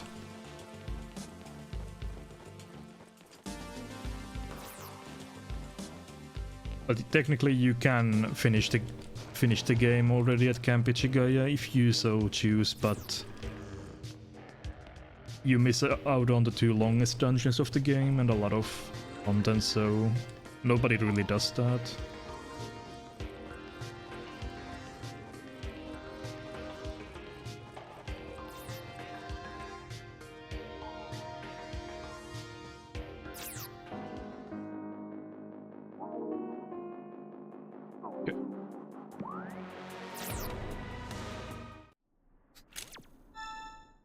So this area is full of angels, and because everybody's gathering at Camp Ichigaya. So we'll get into a little encounter here. This gives a lot of EXP, not particularly difficult encounter, it's just a regular angel horde.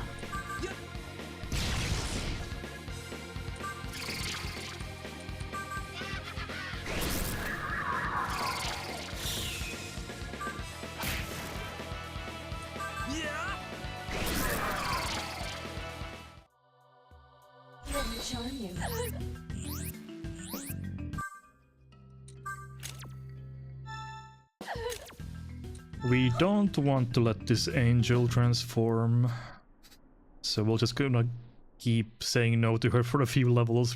She's just hanging out in the party for a little while.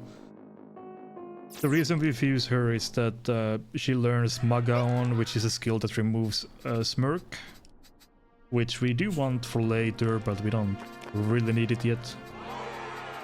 But yeah, she will just be hanging out in the stock for the time being. Now this is Camp Ichigaya. If you've played through SMT4, you're more than familiar with this dungeon, since in that game you come here 4 times. In this game, luckily, only you have to go through this section only once. In this game, this dungeon gets kind of combined with 2 other smaller dungeons, so instead of having to backtrack through this section multiple times, you can just you do it all at once, basically.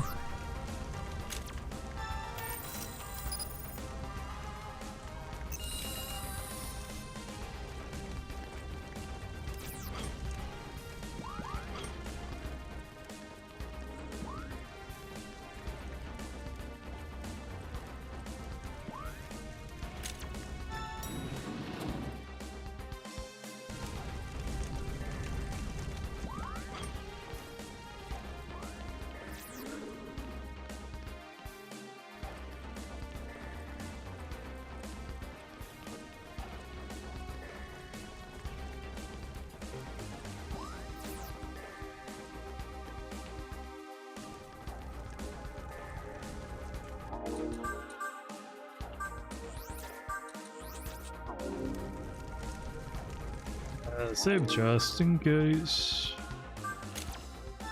There's gonna be a demon horde again here, which is not a big deal. But before we can use the portal, we do need to take care of this.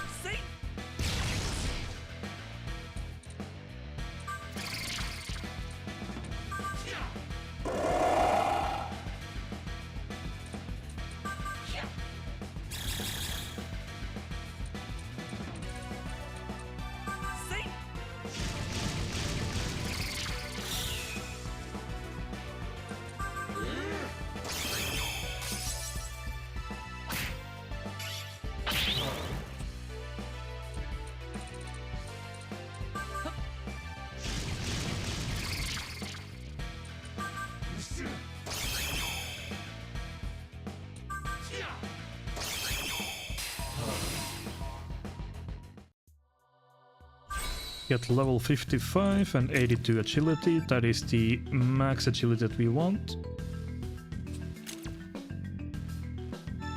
No need for light plume. Yep.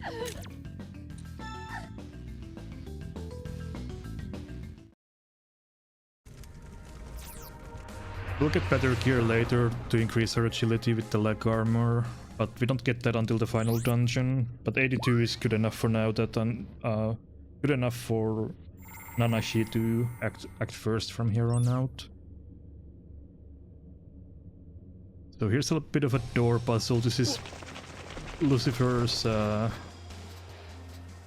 palace kinda deal. There's some doors here. It's kind of a teleporter maze. So behind these doors, they basically just teleport you to another location. There's not that many doors, so it's pretty quick trial and error. Even if you don't know where you're going.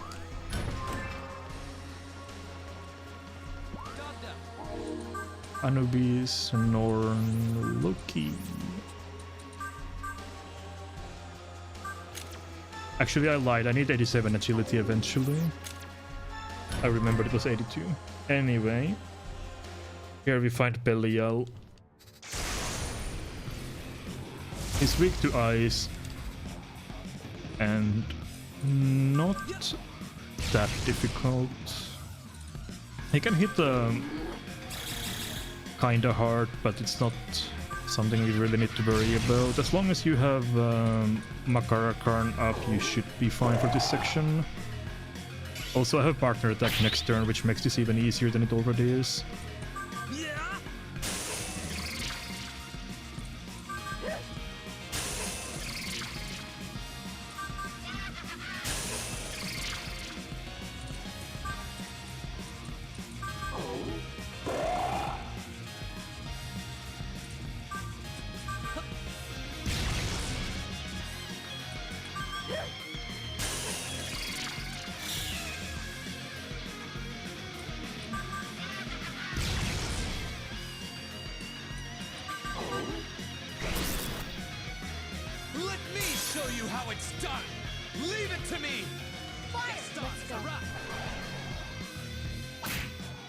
This is getting Alright, I have a smirk, so Floral Gust will hit like a truck again. Yeah.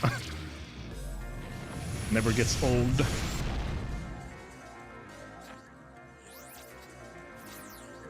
Down goes Belial. And we should get level 87 agility here. Yeah.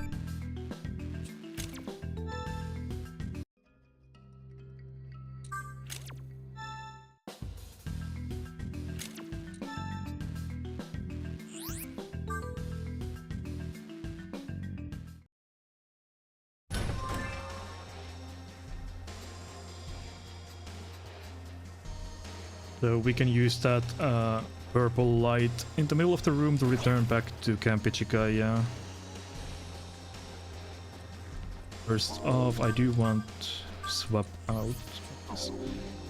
This light is a bit deceiving because there's an enemy in the light, but it really gets like camouflaged by that, so you have to be kind of careful stepping into it.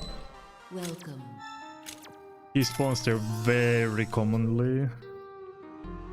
It's very difficult to see if you're not looking for it. And if you just run into the light, you can get the encounter before you actually teleport.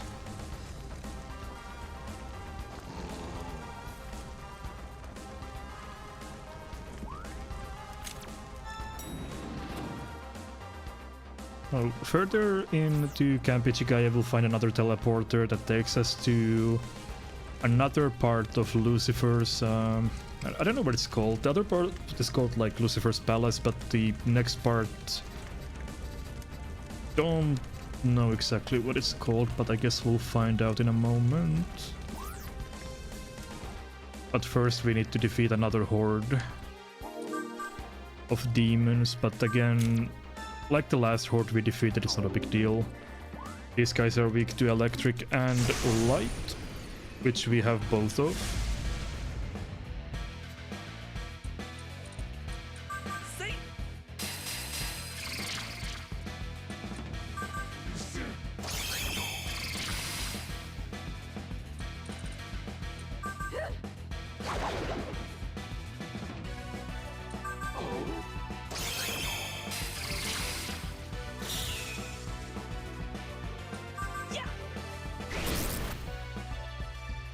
That wasn't enough somehow. Alright. And then these guys are weak to ice and light.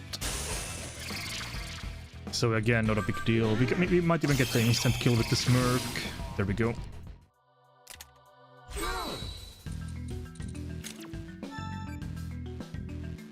Dark Pleroma not needed.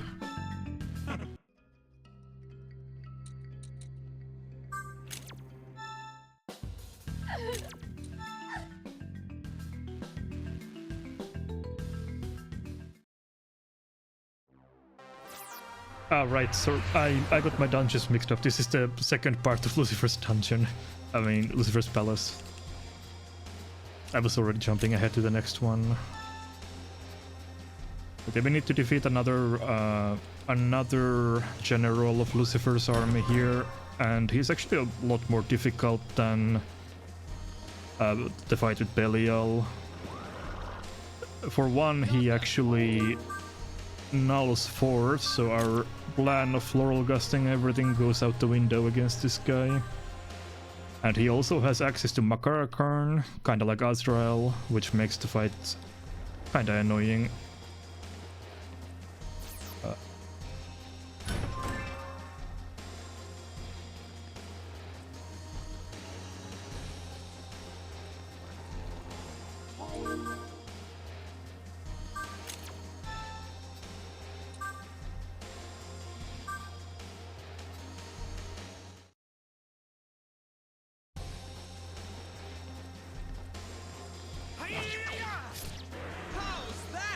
And he's behind this door, but before we can actually fight him, we need to do some fusing.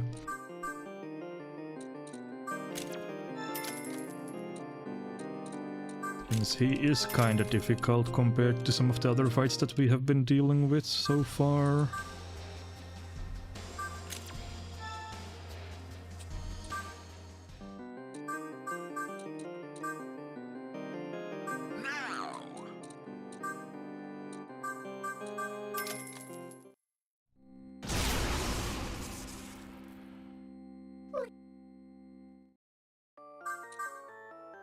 Now we make Barong the goodest boy of them all. Especially if you have seen the Strange Journey speedrun. Very prominently featured in the late game of that game.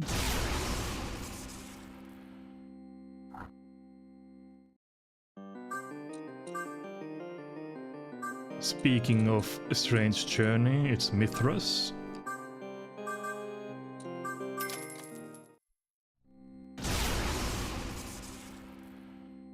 And here's where Angel comes into play. That's why we fused her a while ago. Because we want Maga on. That's the point of that fusion.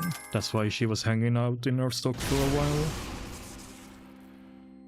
Magon is really essential for the final boss in the game, so definitely do want to have that for when we actually fight him. So make Horcus as well. You can't make Mithras without Horcus. And then we'll fuse both of them together into a Salamander, which is the higher tier fire element in this game.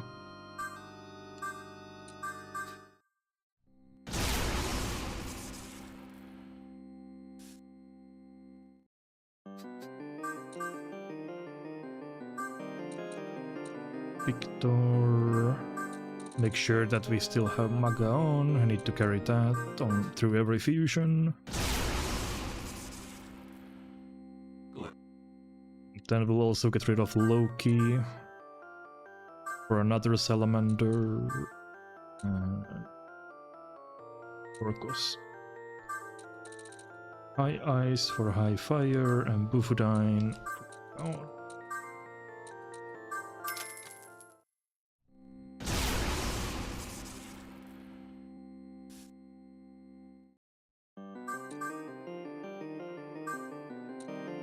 And now we'll make Israfel, which is just an upgraded damage dealer over Loki, basically. It's gonna be our secondary damage now that Loki got fused away. So, Norn, Roan, Baron. And recover MP.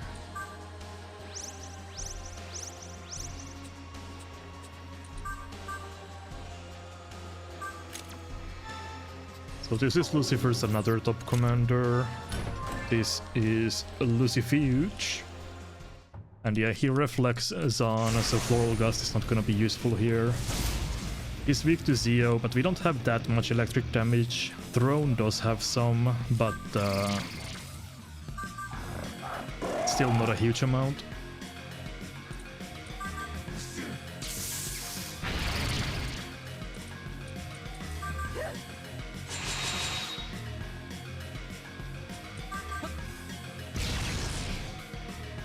And he's also able to use Makarakarn, so I need to be careful to not make a fool out of myself. That's good.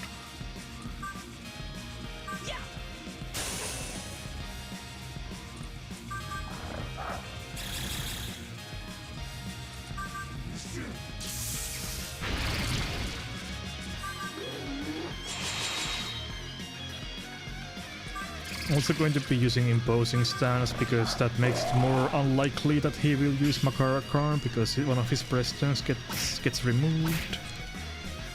Right.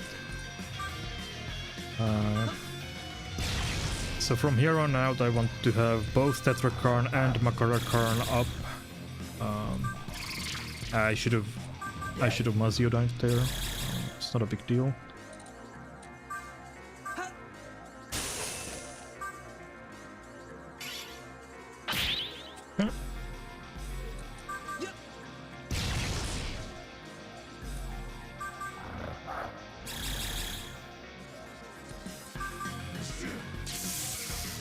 If this fight drags out for too long, I do need to recover Barong's MP as well, but I would like to avoid that if possible. It's not a big deal either way, but ideally you just kill him before you need to recover MP. Yeah, that might have been... Yep, there's Makarakarn. So let's recover MP in that case. We basically just can't damage him this turn. That's kinda how the fight goes.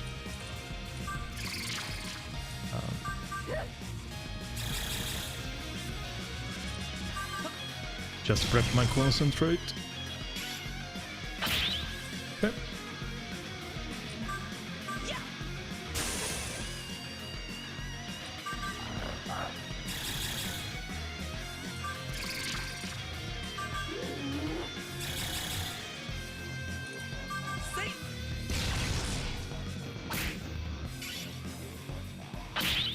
Yeah, that might be another Makarakarn. It's not.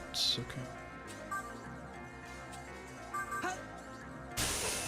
It should be getting pretty low. Also, I keep forgetting to use my electric attacks. I could have been using Throne's Maziodyne to whittle him down a bit better here. Although Throne also runs out of MP very quickly because Maziodyne is very expensive. Alright, that was pretty clean even though a bit slow.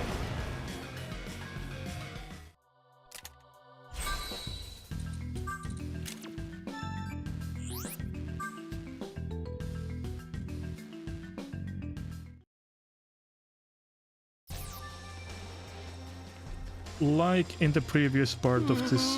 Oh god, why are you blocking me like that? You didn't even aggro me, you're just blocking me for the fun of it.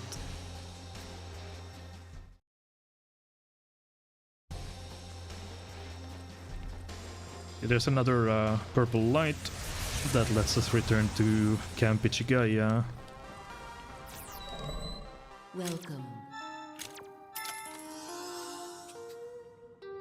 And since we cleared the 2 portals and defeated Lucifer's commanders, we are able to go through the wall of fire now.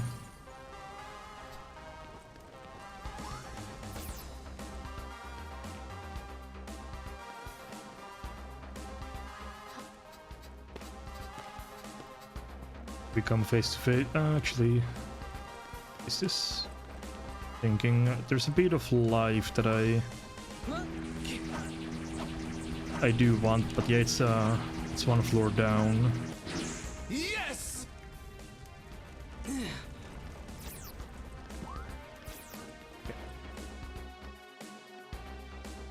But my floor's a bit mixed up. But yeah, there's a bit of life over here that is a good idea to pick up, even though the MP recovery is not that much.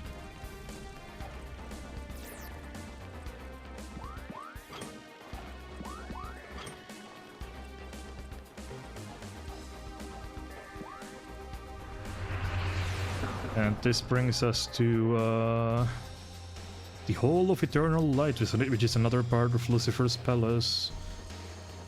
There's one more boss over here that we need to defeat, but to get to him we need to again do the minigame with Navarre and get the Spirit Dagger here to break through the special wall.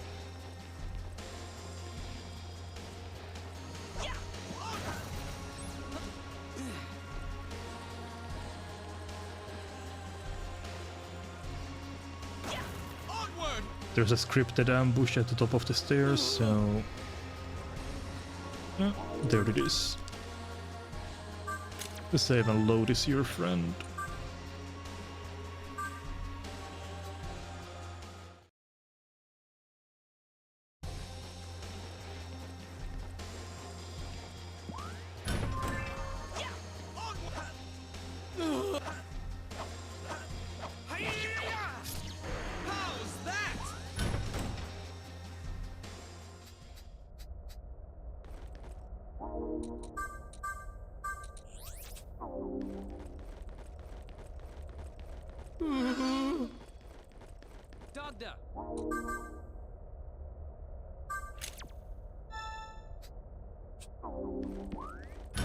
So, here we meet Abe, who reveals himself to be a demon as well. So this is Samyaza.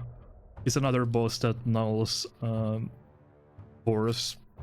So again, we cannot rely on Floral Gust for this fight, but this fight is not too difficult. But yeah, I don't think we mentioned it with Frido, but Abe is Hallelujah's dad. So yeah, this fight I want to have Makara Karn up.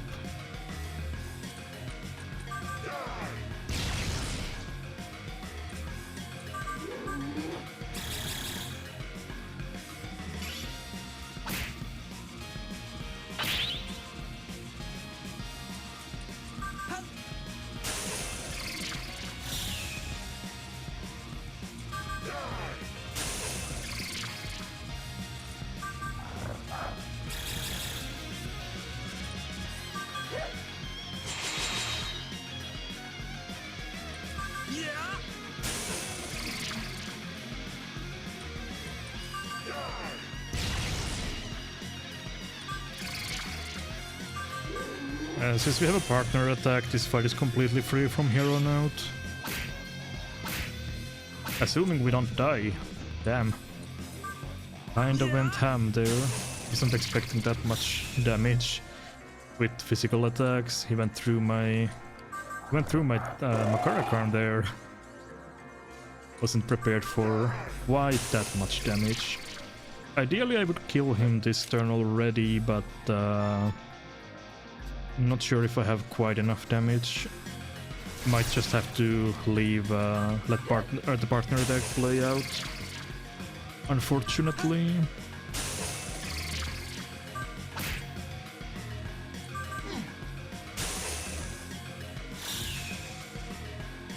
Yeah, I just don't have quite enough damage. Here's more!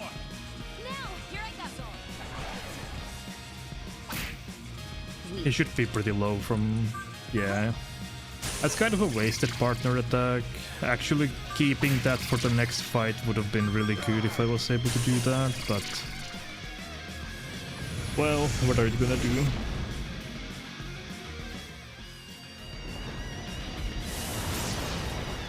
Going into the next fights with 0 partner gauge is not ideal.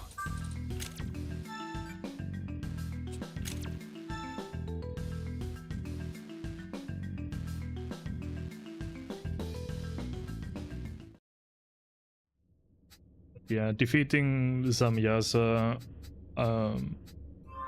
dissipates the barrier, and now we're finally able to enter the reactor room of Camp Ichigaya. That is downstairs.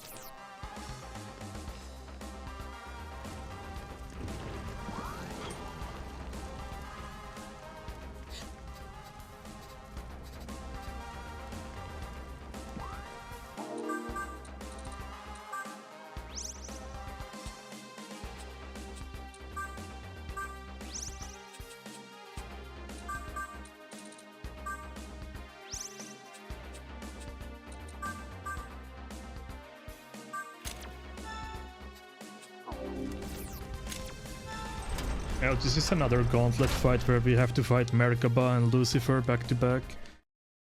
If you side with Merkabah here, you only fight Lucifer and get the low ending. If you side with Lucifer, you get the chaos ending and fight Merkabah instead. But we're not doing either of those. Those are quote-unquote bad endings. But yeah, this is basically Yamato Perpetual Reactor, which Lucifer wants to use to bring more demons from the abyss over to this side, and Merkabah wants to destroy Tokyo by swallowing it up in a black hole, and we do not want either of those outcomes to happen. So we will fight both of them instead.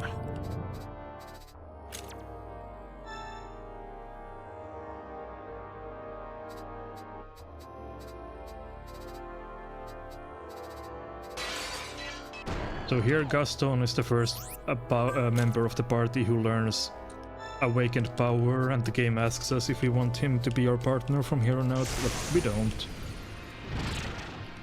So Merkabah is quite annoying. She has instant kill stuff that you can't protect from. She can hit pretty hard as well. But we want to keep Makara Karn and Imposing Stance up basically every turn.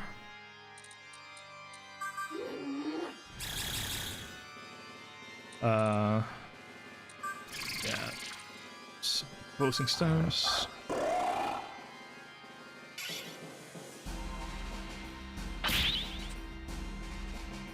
She prioritizes magic, I believe, but she can also hit with physical, so just hope for good floral gust hits like that one. Nice, that's 6,000 damage.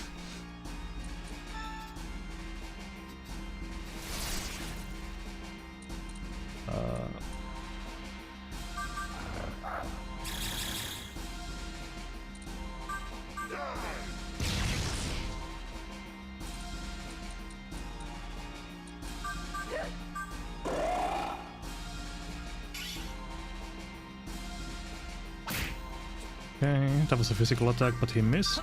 So we're pretty free to... Depending on our damage roll here with Floral Gust, we might be able to do something. How much? Play safe one more turn. Hopefully nobody gets hexagrammed. No such unluckiness. Good. And that's almost it.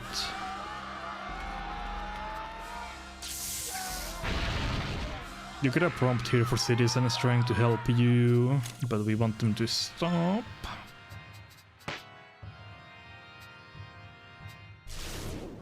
A debuff effect, and we should be good to go for the kill. Unless we get really unlucky. I'll Makarakarn just in case. But I hope that this Floral Gust is enough. Nice hit. Okay, very clean Merkabah fight.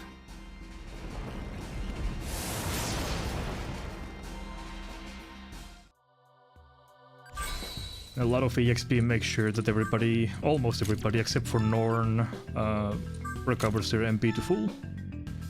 Because job is not done yet. This fight is a gauntlet, and immediately after Merkabah, it's time for us to fight Lucifer.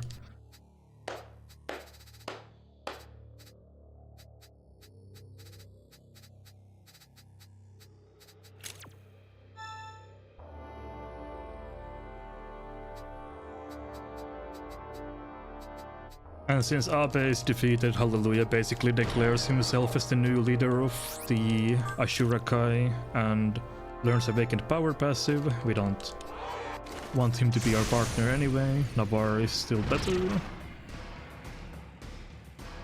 And now it's time for Lucifer. In this fight we want to prioritize having Tetrakarn up at all times, since Lucifer prioritizes physical attacks.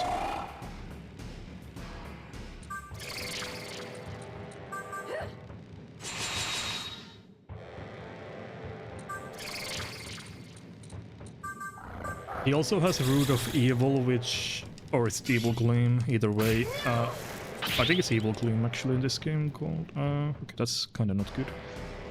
He can cause a lot of ailments with that ability if he decides to use that.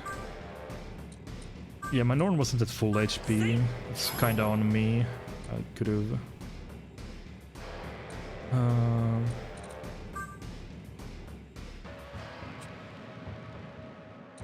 I need Tetrakarn up, that's non-negotiable. And then... heal up. Actually, I said yes to Hallelujah by accident. Apparently, I did not mean to do that. Oh, that's not good. That is suboptimal.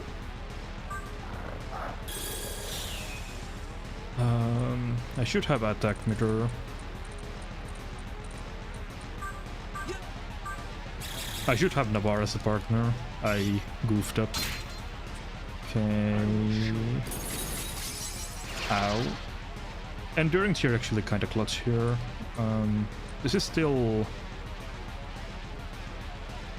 potentially winnable though.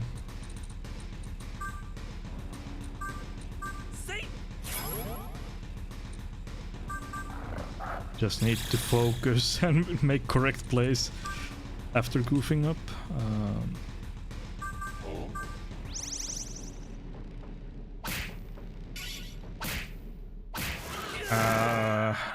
Darn. That's a mistake by me.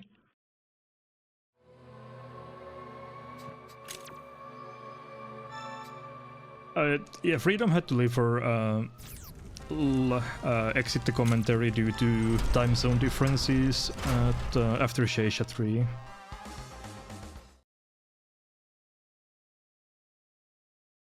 It's an unfortunate way to lose that fight. Definitely a mistake by me.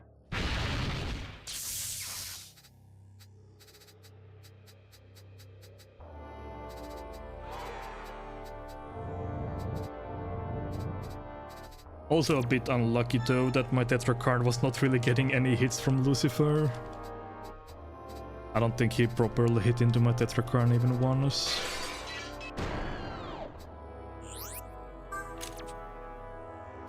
But this time let's not change the partner into Hallelujah either.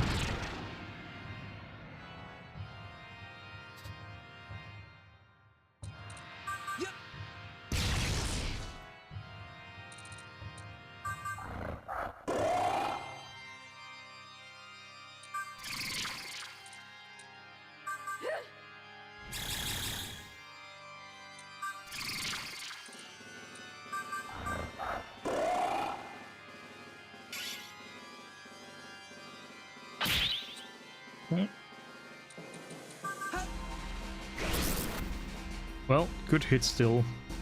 At least nothing about that changed.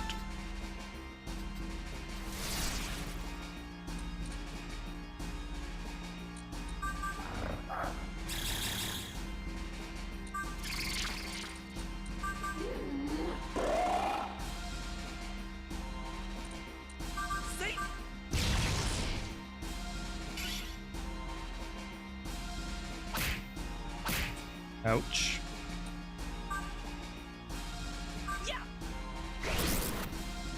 Another really good hit though. Laurel Gust is really compensating for my gameplay. She's almost dead. I wonder if I can just go for the kill here. I do want to make sure that everybody's healed up though, so I don't make the same mistake going into Lucifer as I did last time. I'll set up a Makara card just in case, but I'll skip the stance and I hope. Well, no, I won't. She's not even red yet. I'm overestimating my damage a bit. It's fine. I'll finish her off this turn. Just make sure that I stay alive. Ow. Not really what you want to see.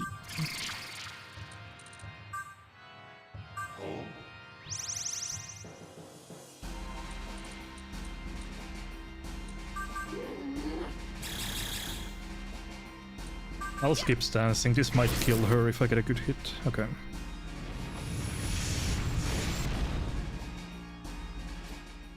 Right, let's try the Lucifer fight again, but this time with everybody on full HP turn 1.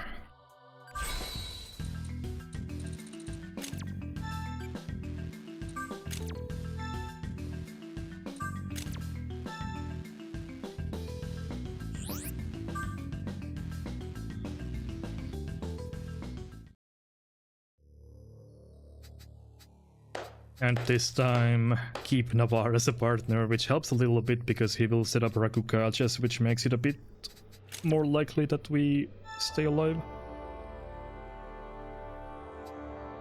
So I do think that he makes a bit of a difference as well.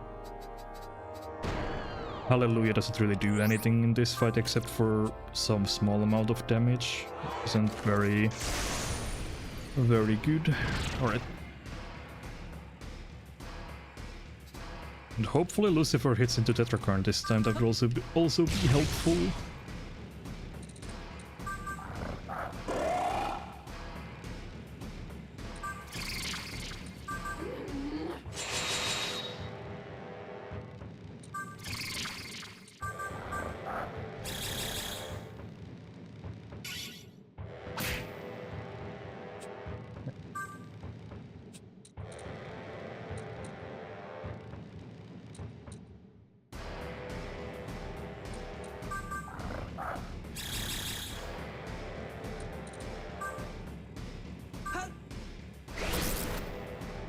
Decent hit.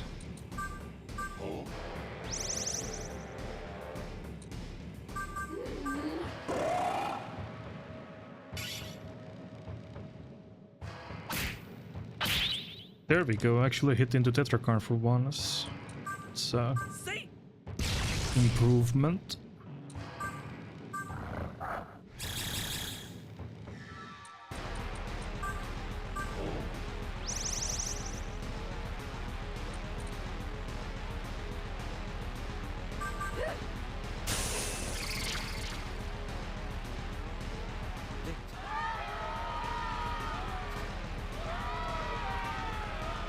This is another prompt like with Merkabah about the citizens helping you, and this time I'll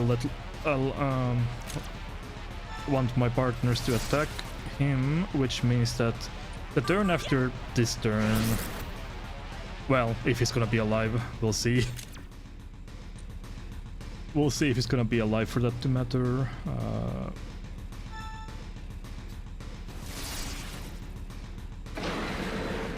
Let's see if I stay alive actually here, because this is a bit sketchy now. Okay, that's not ideal. Kinda over damaged him into getting the buff.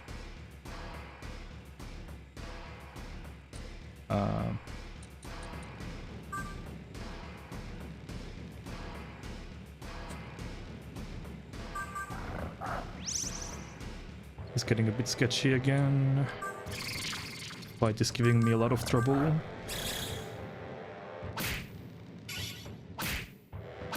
Ow, my... Yeah, that was... I over-damaged him. To get the buff. I haven't had problems with this fight before like this. No, that was my fault though. I should have not over-damaged him.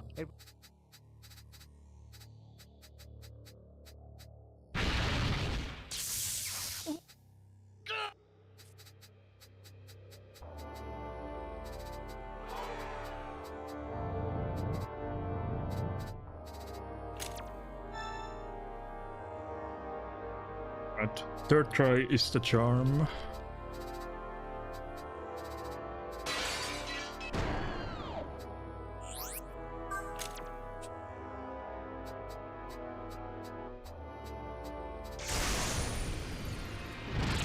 Usually Lucifer is the easier of these two, funnily enough, even though it doesn't really seem like it today.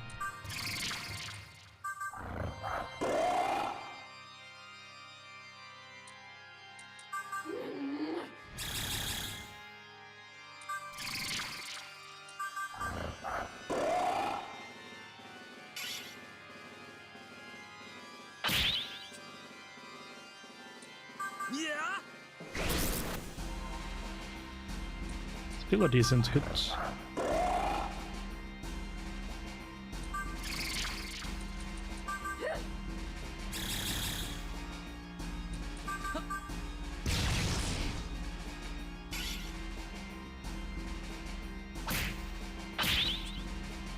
That's really good.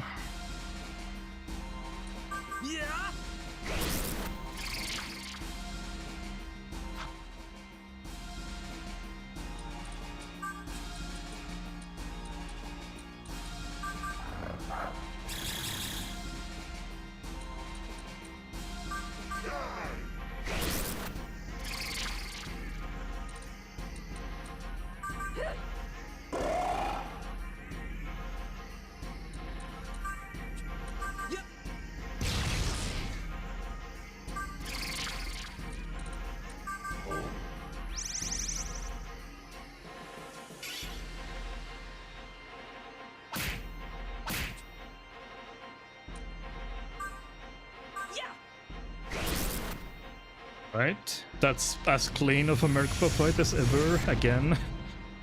But that's not really the problem. The problem has been Lucifer. Let's try that again.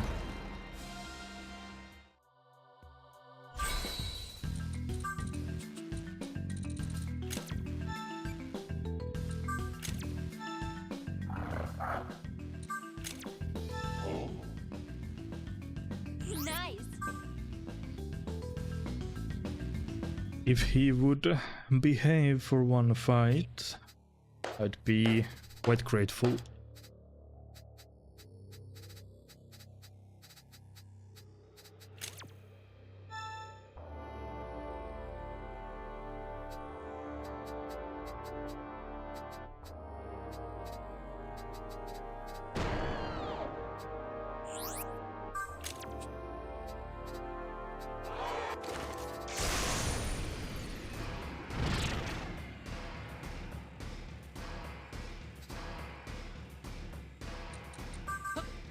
I could of course just not taunt, I suppose, and that would make this fight a lot safer, but also slower. I would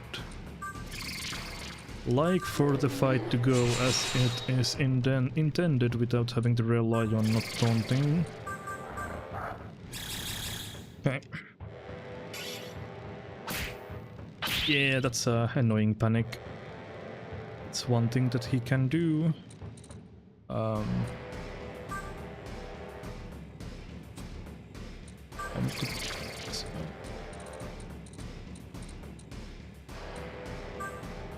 This is kind of a disaster already. I can't really afford to even cure that.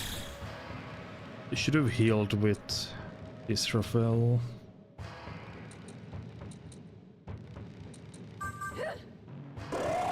I might be in trouble again. Okay, I got cured, luckily. Kind of my saving grace.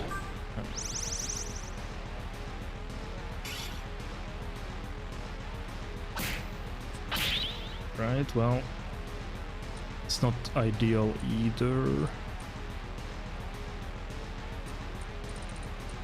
Just kind of getting rocked here a little bit.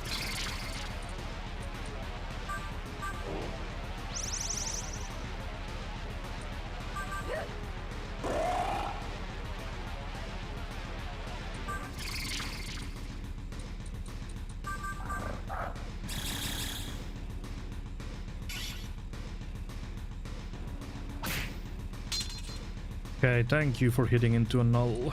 Okay. Should at least be able to put in some damage here. That's a good hit.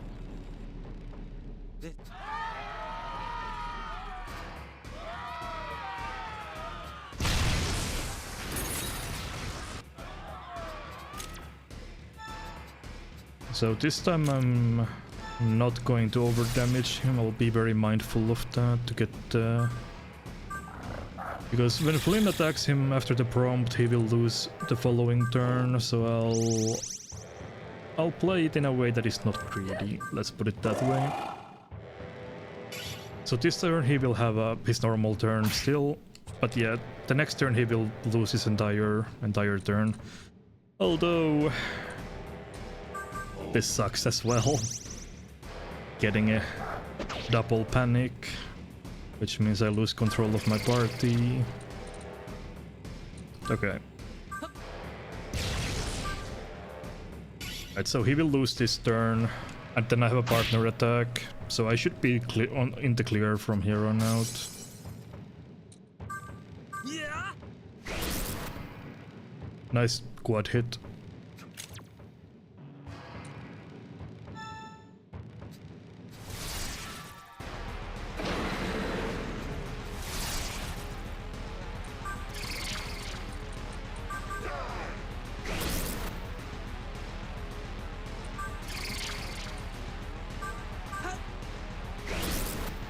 Alright.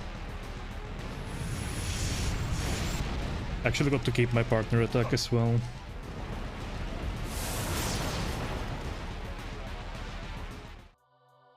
Definitely mistakes by me that led to those two other attempts going poorly. But we're through it now, after some mishaps.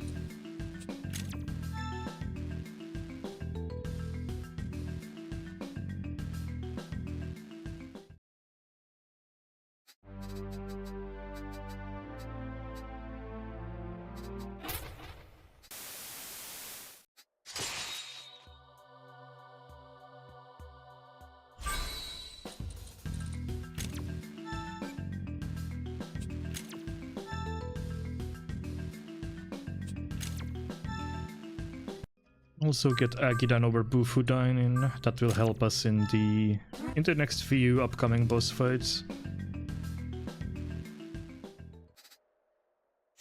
So now all the factions have been defeated, but it's still only 7 out of 8. That's weird. The game continues even though everybody has been defeated already.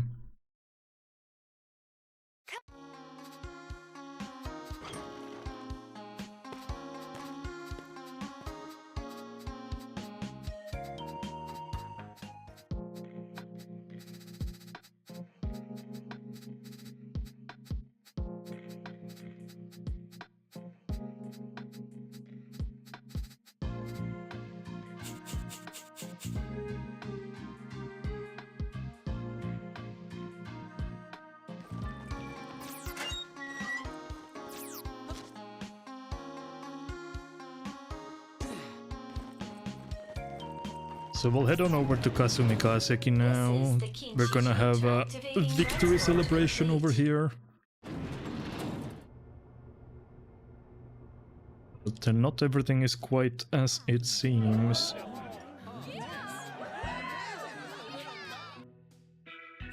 Bit of a content warning. There's gonna be a small, not too scary, but maybe somewhat scary jump scare, so if you don't want to see it, maybe turn away for like 5 seconds. Truly horrifying. It's gone now. So it turns out Flynn is not Flynn at all. He's Sheisha, and he has now harvested everyone's souls in the building and tries to kill us, but Asahi steps into the way, which means Asahi has now died.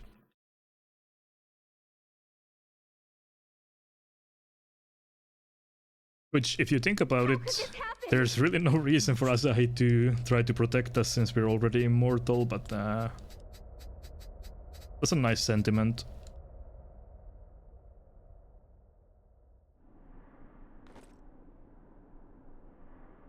And then we get one of the goofiest looking cutscenes right after, where Sheisha escapes, and from all the souls that he has now harvested, he will turn himself into the cosmic egg, which Krishna will be trying to use to create a new world, or a new universe rather. Oh, now there's a big egg in the middle of Tokyo, which will be the next dungeon where we'll be heading. And yeah, Krishna and Odin are still very much alive, even though they appeared to perish in Tsukiji Gonkanji earlier, but now they're still very much alive. So time for us to go back inside and prepare for the upcoming dungeon.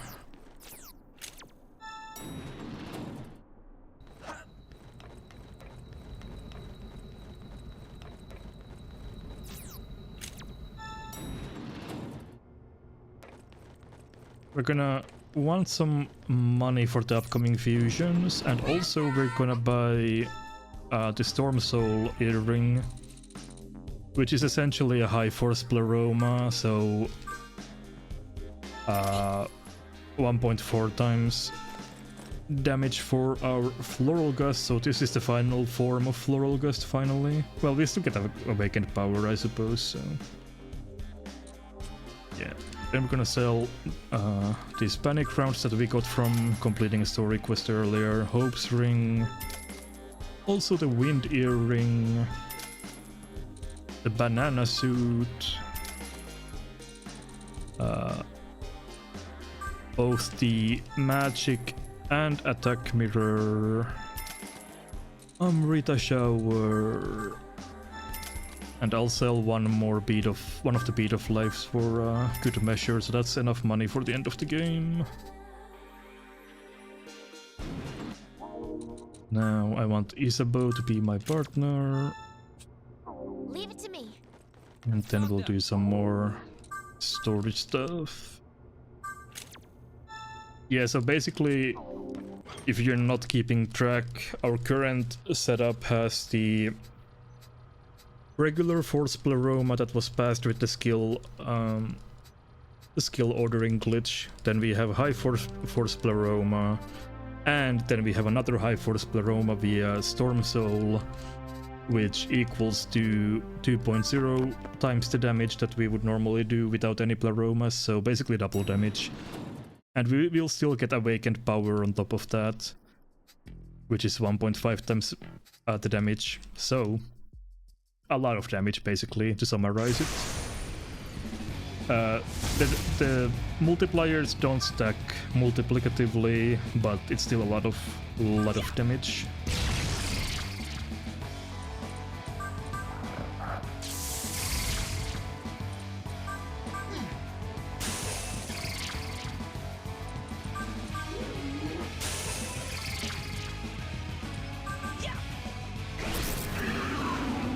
I was hoping that would hit the other one. I really don't want to use my partner attack for this fight. I really don't want to do that. Can I please kill you? Ah, you block it. Okay. That's unfortunate. That's a complete waste. I tried to conserve Nanashi's MP and didn't want to Floral Gust immediately, so that was pretty bad.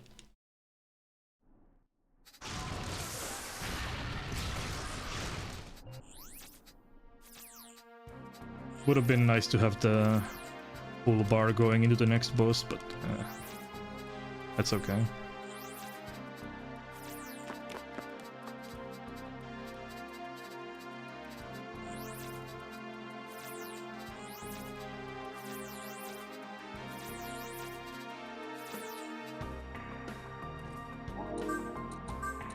Summon discount 4, and then we'll also get skill smoothers 1, 2, 3. I find them. It's 1, 2, and 3. They basically lower the cost of demon skills, makes it a bit cheaper to use skills, basically. It's a nice luxury thing to have. We don't have that many apps that we benefit from anymore, so being able to use our spare AP for that is decent.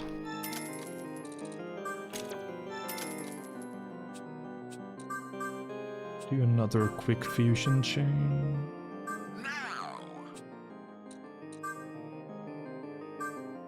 Valkyrie at level 43.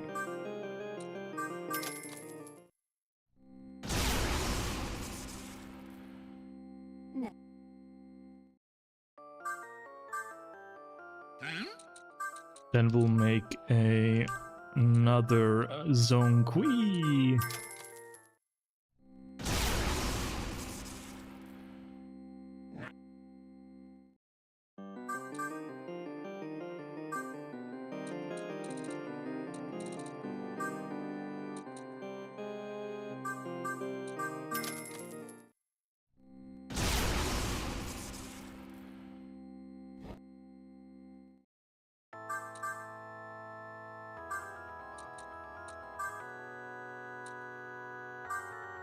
Judgment Light, Imposing Stance, Tetrakarn, Healing Know-How, and that should be all that I need, yep.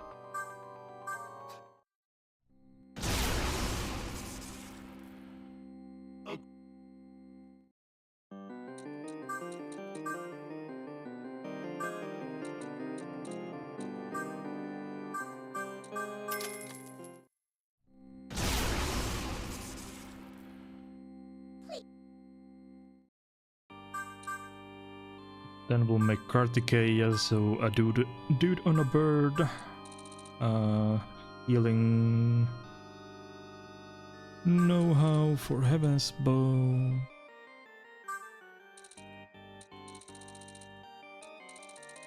Okay. Seems correct.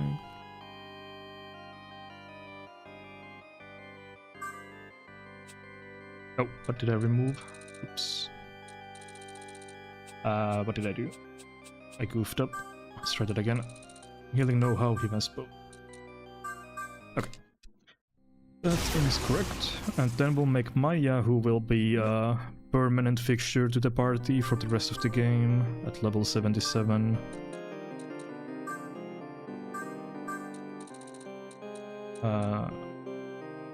Healing know-how or taunt, and that should be all that I want.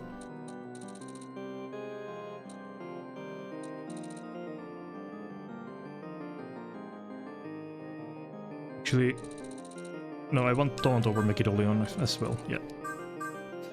Okay. There we go. Maya is a pretty good support team, and she also learns Mana Surge naturally later on, after she levels up a bit, which will really help with the managing MP in the final sections of the game.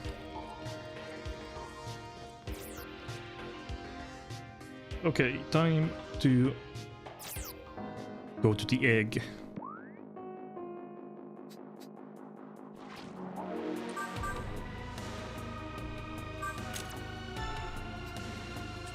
Oh, this is the penultimate dungeon of the game.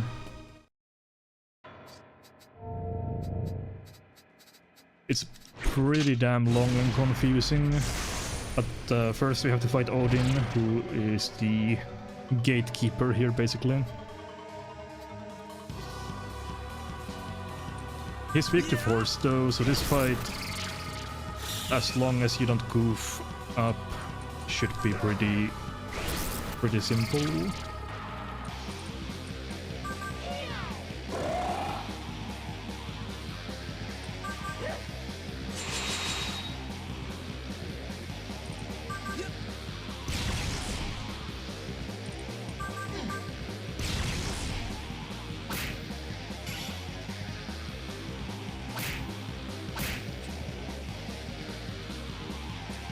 Let's see how much this does.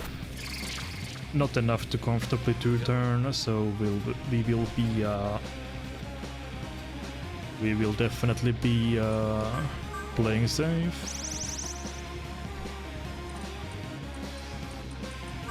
Makarakan. And another imposing stance.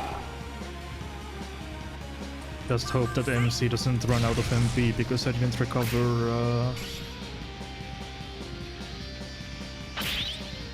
before the fight. Okay.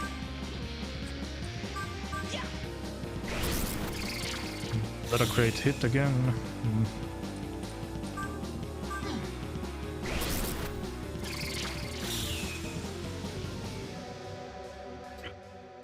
He is getting low though. Team up with my friends to get an increase in partner gauge. Just make sure that Nanashi can use his Floral Gust here. Alright, yeah, he's low enough to kill definitely here, so let me just go for it.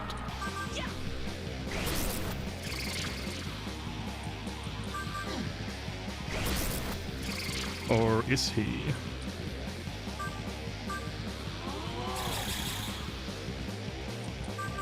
Maybe not.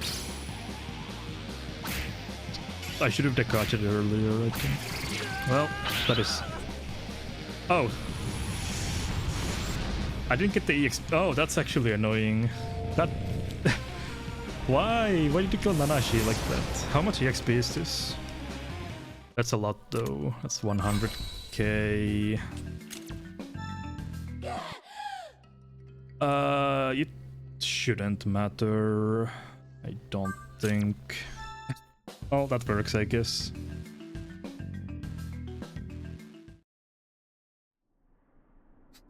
I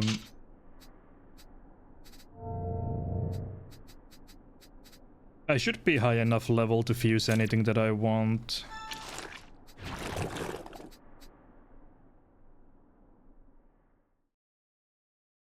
to the point where that shouldn't matter. I'll just make doubly sure, but I don't think it matters. As long as I'm like 67, I think. Should be fine. Well, I guess we'll find out very quickly because I need to do a fusion, so...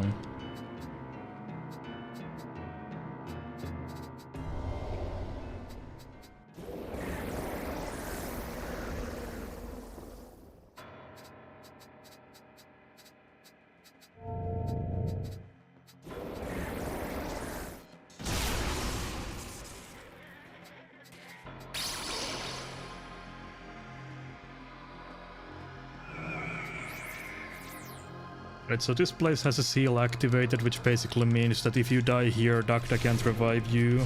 So game over is actually game over now in this dungeon. And we find out that Inanna has possessed Toki ever since we did the stuff with the ether, removing the seal. So, let's see. I'm level 63. Let's save over this file just in case. Let's see how bad is... If I can make this fusion, I should be fine for the rest of the... Yeah, I can't actually.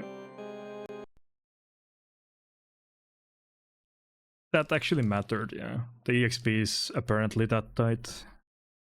I need to redo the Odin fight. Which is not something that I thought I would be saying today, but... Since Nanashi got crit...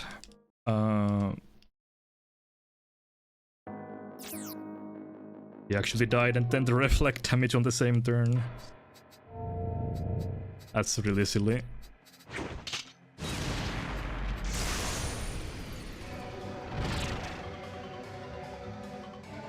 Oh, I should have recovered Nanashi's well.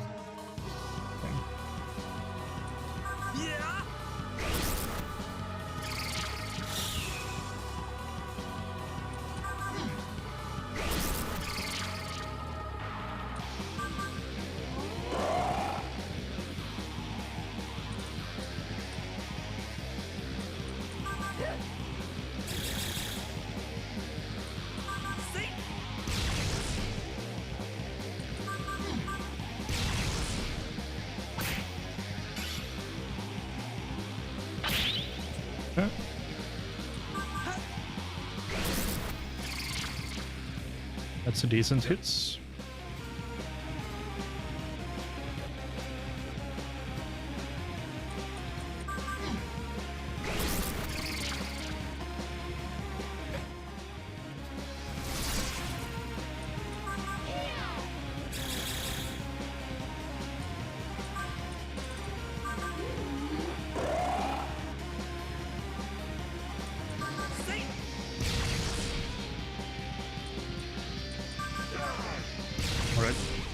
Let's hopefully finish on this turn. Yeah, okay. This should be good. Yeah. All right. Well.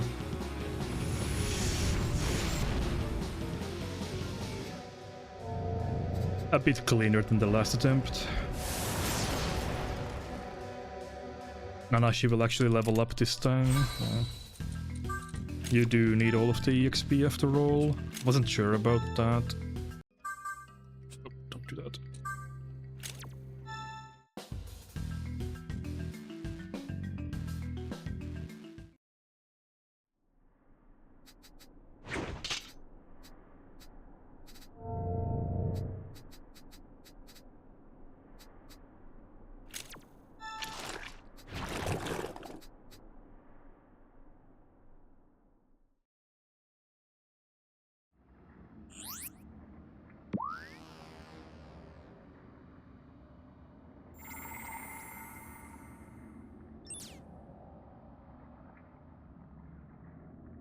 Alright, so the same plot stuff happens obviously that I described earlier, but this time I can actually fuse Shiwangmu properly.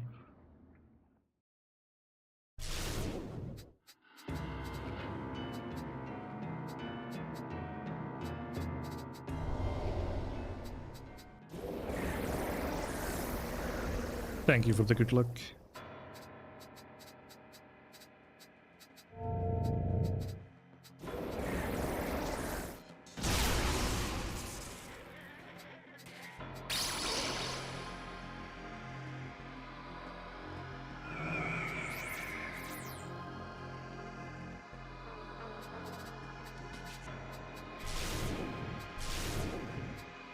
But yeah, Maitreya is also back in the form of Mitra Buddha, now that Inanna was able to revive her with the power she was able to get from Toki. Alright, now I can actually do the fusion that I needed to do, since I'm actually high enough level. That gives make Norn. Okay, so Judgment Light, Fudine, Healing Know-how.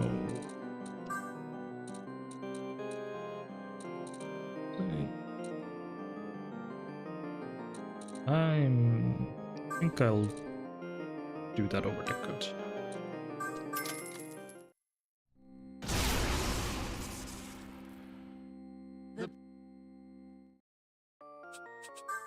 Okay. Maya Shivangmu Israfel. Let me recover your MP while I'm at it. Okay. So egg. You can see this kind of seal on the screen, which is just an indicator that if we die here, we actually game over since Doctor can't revive us. And this dungeon is split into 5 quite big floors. At the end of each one there's a boss. So we'll just head on over.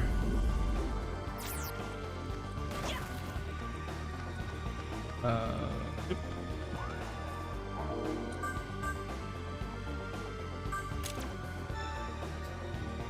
The first fight is Ball.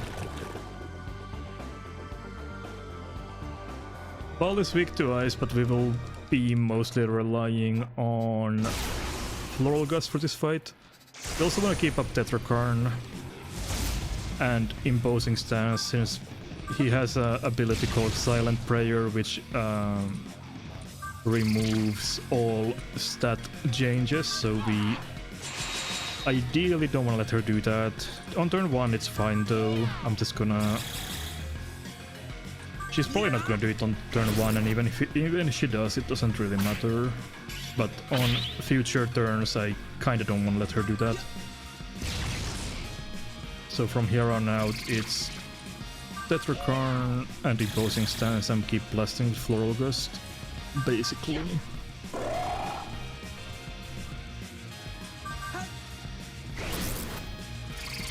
Good hit.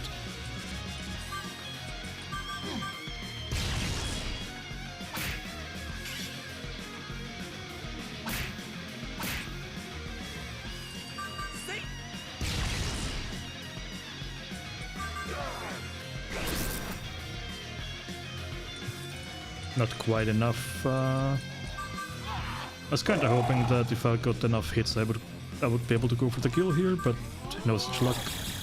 Next turn should be okay though. Also, we have Isabeau as a partner now, so she can do a lot of healing, which is very helpful. Yeah. Nice, good hit.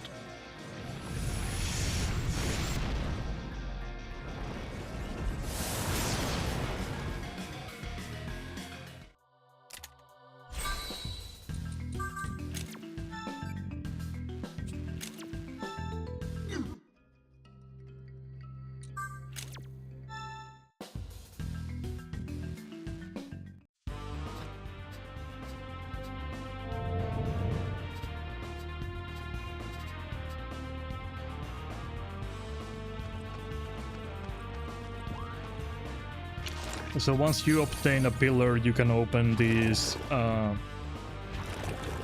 doors that then lets you head on over to the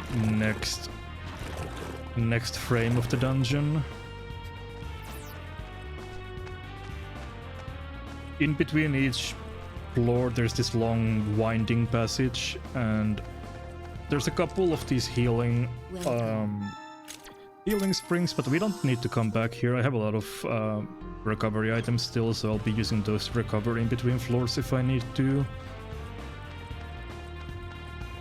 But just in case, there's a fast travel mechanic in this dungeon with these tetrahedrons or whatever these are called. These things anyway, basically just teleporters. So we can come back here if we want to, but we shouldn't need to unless something goes horribly wrong, but let's not count on that.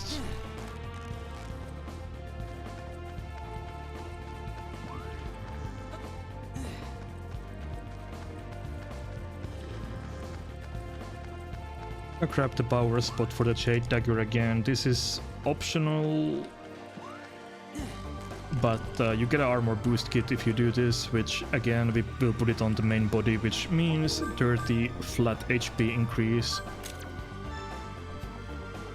And that's just helps with survivability a little bit. It's not too huge, but since it's literally right here that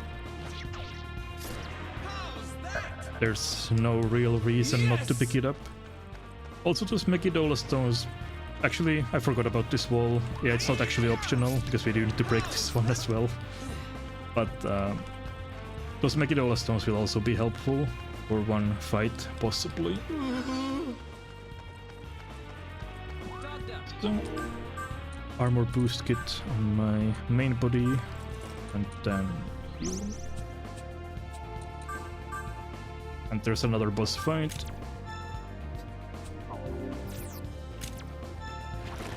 This guy is Apsu. He has Smile Charge, which he will use after the second turn. Well, it's not guaranteed, but he has a high chance of using it. So, for this fight, we kind of do the same plan as many of the other fights with Floral Gust, since he doesn't null for us, but we need to be a bit mindful of his Smile Charge if he decides to use it, because we do need to remove it if he does use it, but it's not guaranteed, so we'll see what he decides to do.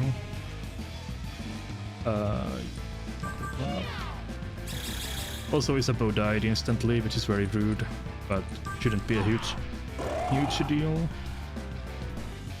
If you get good Floral Gust hits, you can end this fight very quickly, but we're not getting it. Okay, that's good.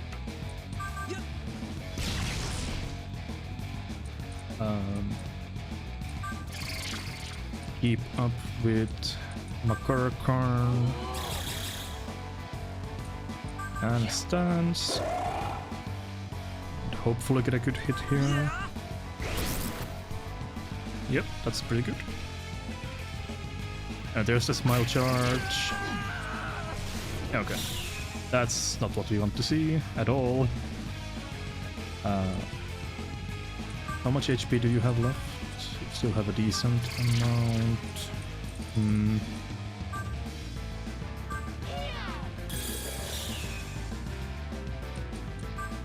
In case this happens, you need to bring in Throne.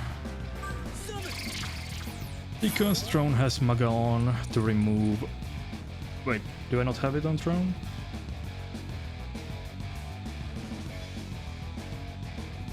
Hold on. Oh, sorry, I didn't... I think this is a...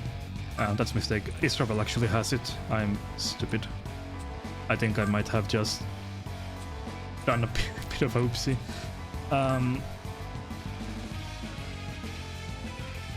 It's possibly fine. Let's Makarakarn and hope for the best.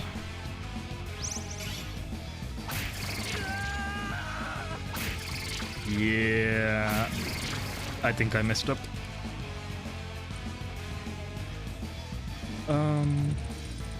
And try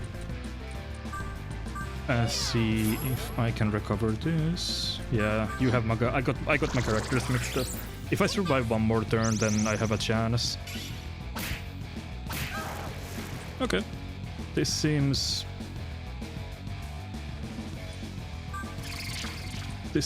fine.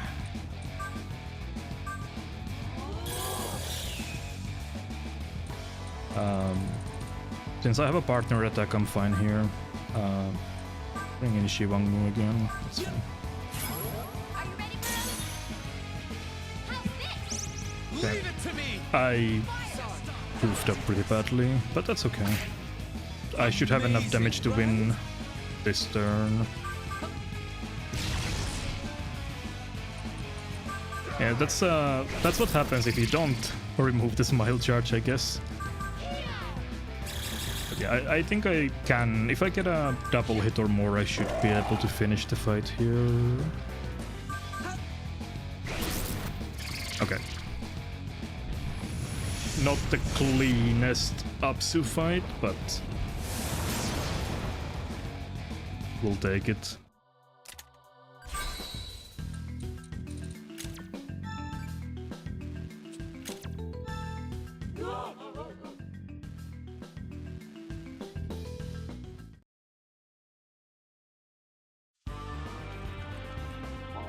Time to do a couple of fusions.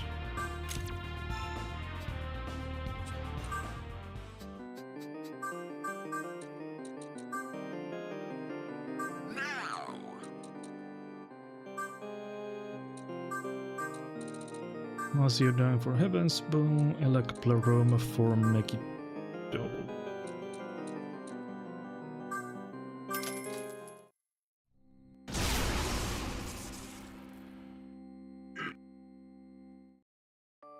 Now use Cherub. I'm missing EXP. How am I missing EXP? I didn't miss any EXP, did I? I'm 4,000 EXP off. Okay. That's not a big deal.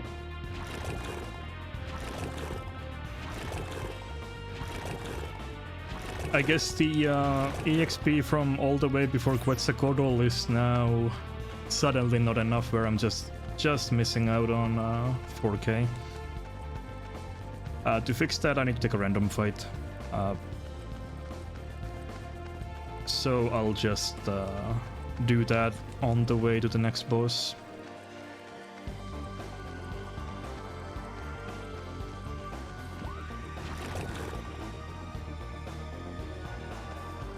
Yeah, let's fight this. I don't actually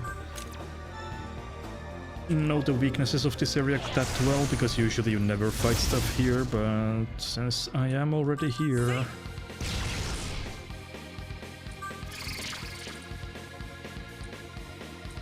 Actually, Sphinx nulls this, I think. Or repels it even. Nice.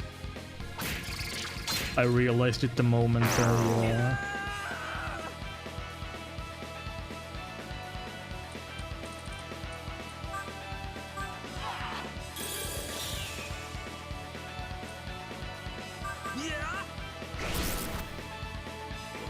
Not enough damage.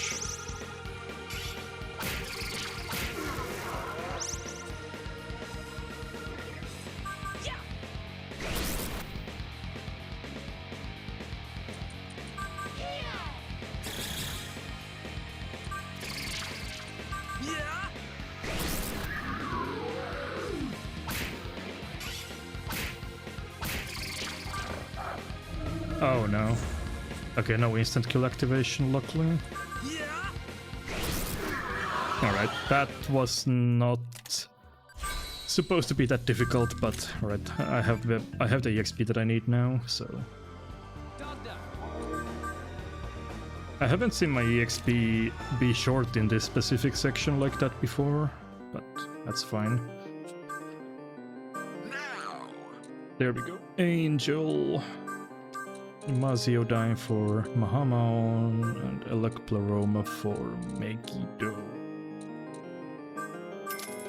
Okay, so this game has two angels, one with the white wings and one with the blue wings. The blue wing one is very low level and this angel is level 82, so yeah, there's two angel designs in this game.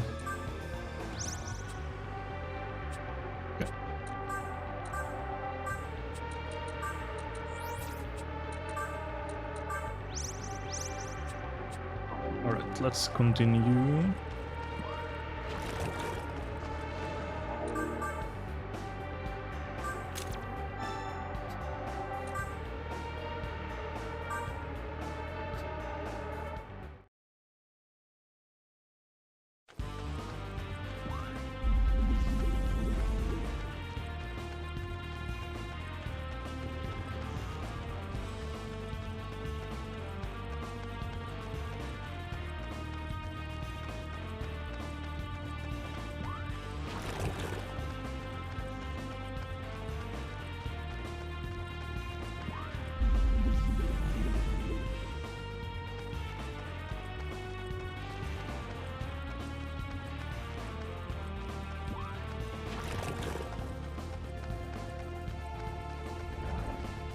Do I have enough MB? I could give you one. Okay. So this is Seth. He actually nulls force, and this is why we had Nanashi learn Agidyne earlier. Since he's weak to fire, and that's what we have to rely on.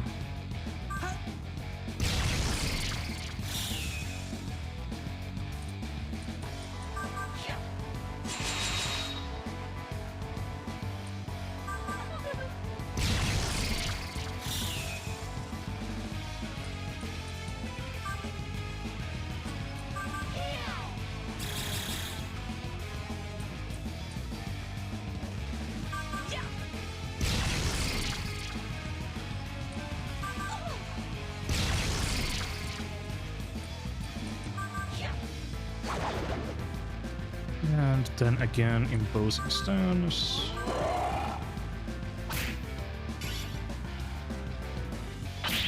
Seth is not that scary. We don't have to keep up Makara-Karn or Tetra-Karn really, so we are pretty free to just buff and debuff him to full without worrying about our own defense that much.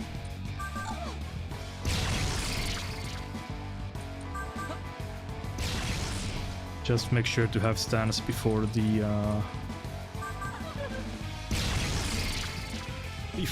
turn ends. We'll take away one of his presters.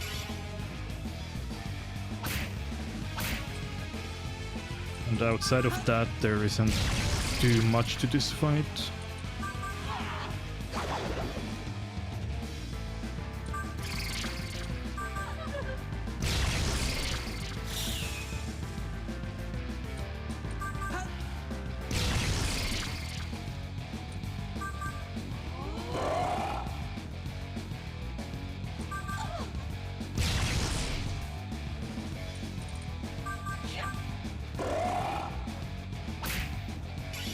Oh, I might have used stance twice there by goofing. Should be okay anyway.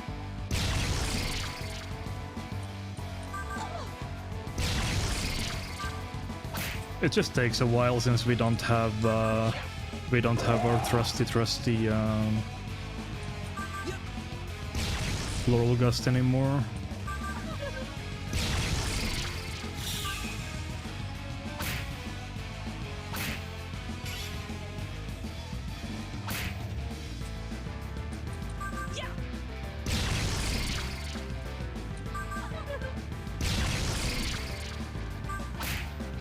Alright.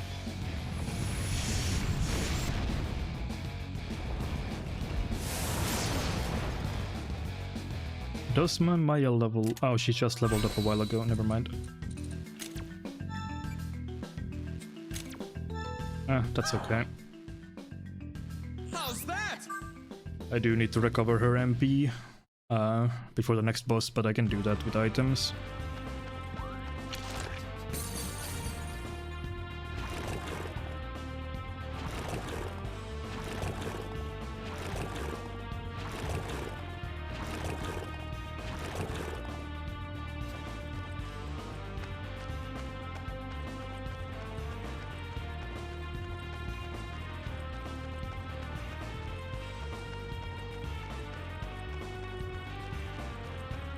So again, there's this long winding passage, and we do have a teleporter to go back to the earlier section, but My MB is fine. I only need to give a little bit more to Maya. That's okay. We also get one more Chakrabot as an item in a little bit. So we shouldn't run out of them.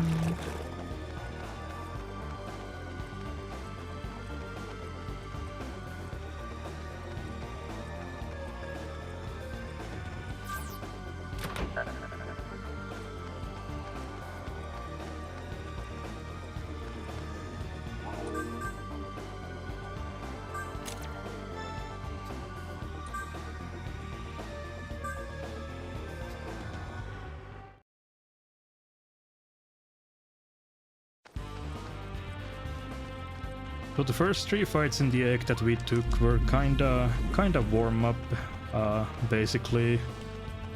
Now it's time for the more story significant fights. Starting first off with Inanna. That should be fine. Do I have a Soma drop? I do. That should be fine. I have access to a healing terminal after this fight, so we just need to make through this fight and then we're fine again. So Inanna has a gimmick where her weakness changes every turn. Depending on what skill she uses, then her affinity changes to the opposite of that.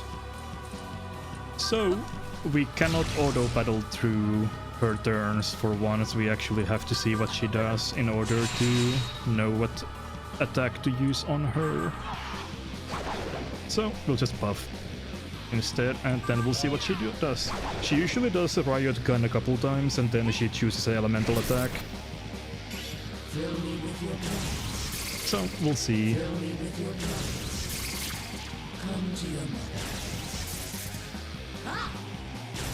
My Maya is getting abused. Okay, well, that's kinda annoying because now I cannot actually attack her weakness with anything.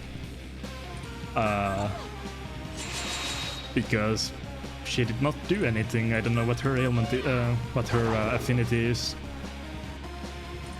So keep buffing instead, and maybe this time I can actually see what she does. Ideally, we want to see her use electric for the force weakness. Fire is not good, we don't have ice. So you can still use Floral Gust for damage, but like the damage output is much less than what it would otherwise be. Also kinda sucks that I have my partner attack prepared because, well,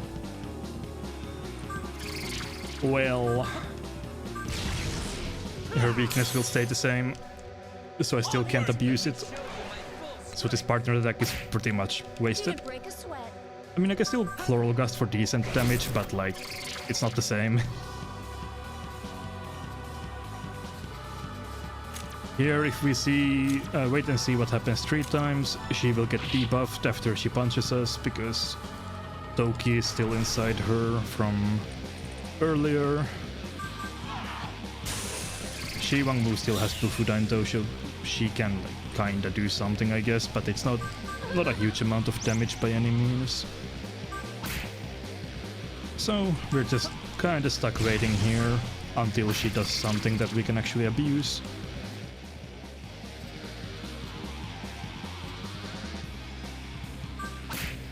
Right. Let's see. Oh, electric. Oh, lightning. That's what we want to see. Just don't use another... Perfect. Okay. So, she should be dead here. Because that's a casual 10k in one hit. So depending on what element she picks, this fight will be either very, very quick or very slow. If she does electric immediately when her weakness is force, you can just instantly nuke her. And now Toki is rescued and Inanna has been defeated.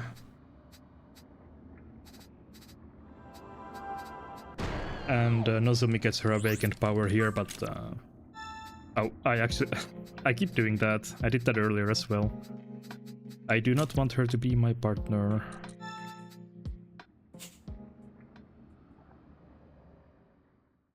Let's switch back to Isabeau. Isabeau is the only one for me. Leave it to me. Okay.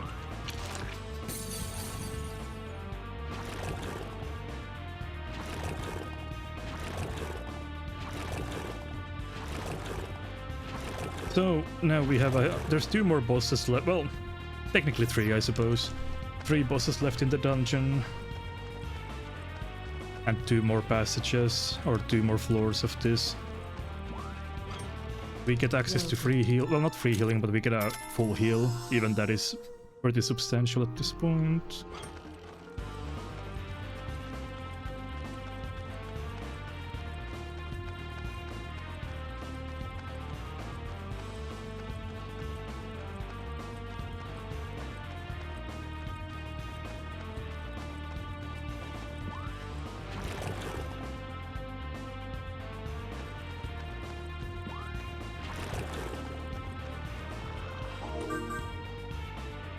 The ambushes in this dungeon are very annoying, as they are in the last dungeon as well, but you kinda have to save and load those, and you really don't want to end up in an encounter here if you can avoid it.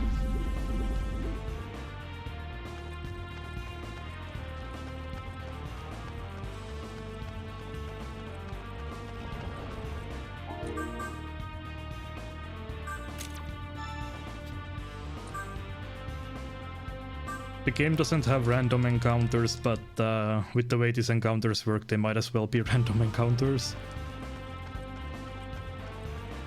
So we get grabbed once we go here.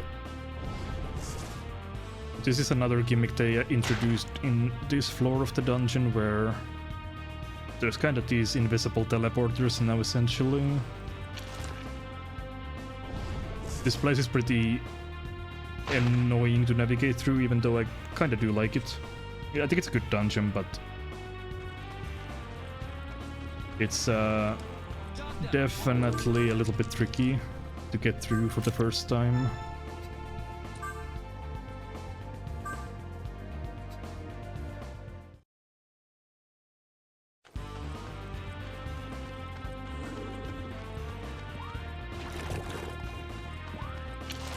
So there's a special door in this floor that is locked, and in order to unlock that we need to remove 2 of these pillars from these pedestals before we can go through the door.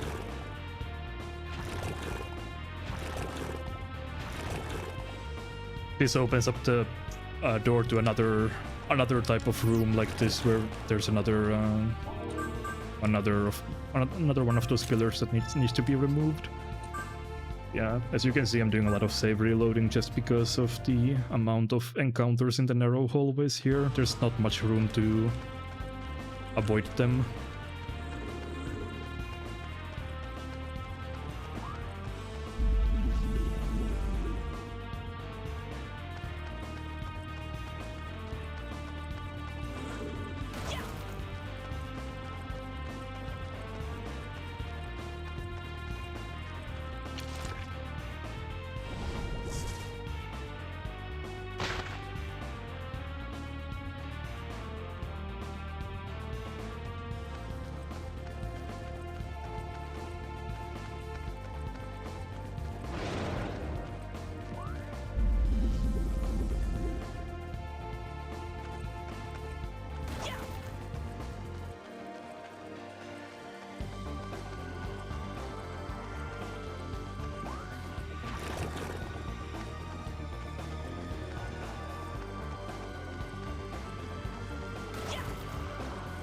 Yeah, there's usually an enemy hiding right behind the wormwood here. It's really quite annoying.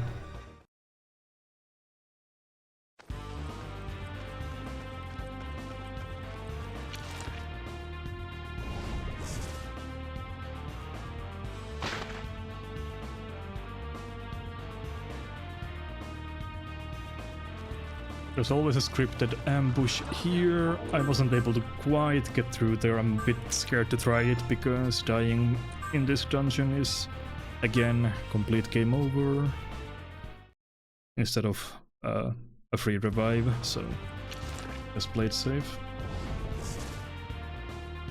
You can make it through there depending on what kind of enemies you get, but no point in trying if it's not a guarantee.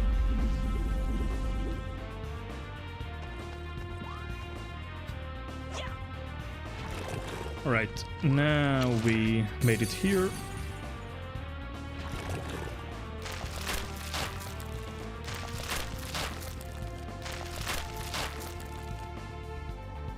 I'm gonna do a small optional things to pick up more Dekaja rocks, which might not be necessary, but if the final boss of the game stalls out, then these are worth getting.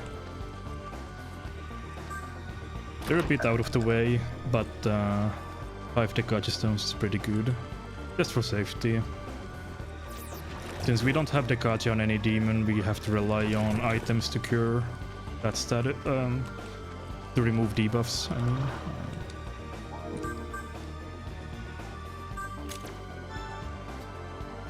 Yeah, I just realized I actually went to the wrong way. I mean, a little bit to the wrong way. I'll backtrack just a little bit. So I was supposed to go here.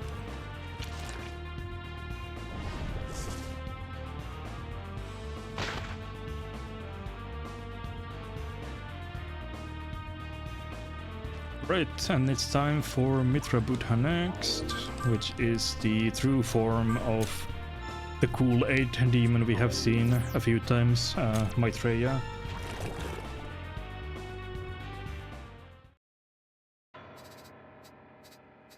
So this boss's gimmick is that whenever you hit her weakness specifically, she will buff herself up.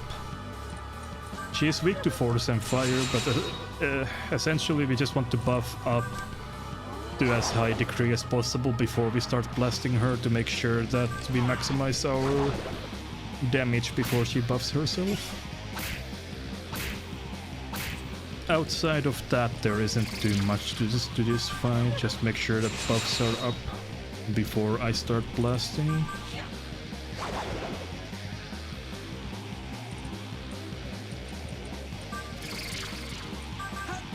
Floral Ghost!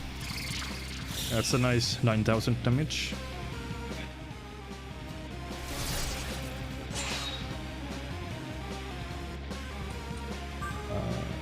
Yep. It's fine.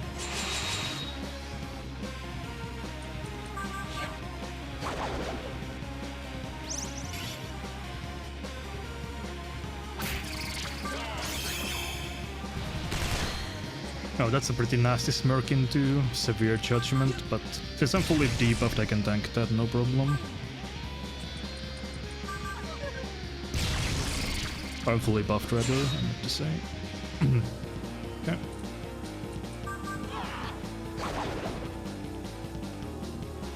I might be able to finish her off already if I get a good Floral Gust with the smirk here. It's gonna do a lot of damage. Yeah, that's 13,000 damage in one hit, with only 2 hits. It gets pretty obscene with the setup that we have.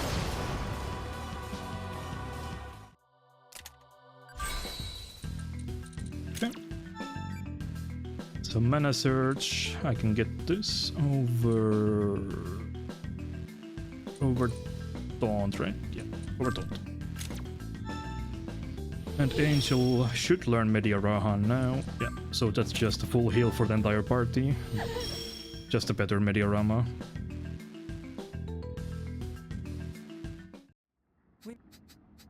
Alright, couple more fights in the dungeon. Toki gets her awakened power, but we don't really care about that.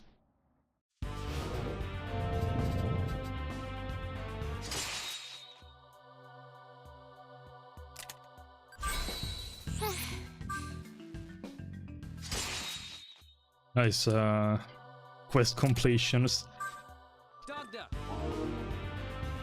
Wasn't quite enough to give Xiwangmu her level up, unfortunately, but it was pretty close.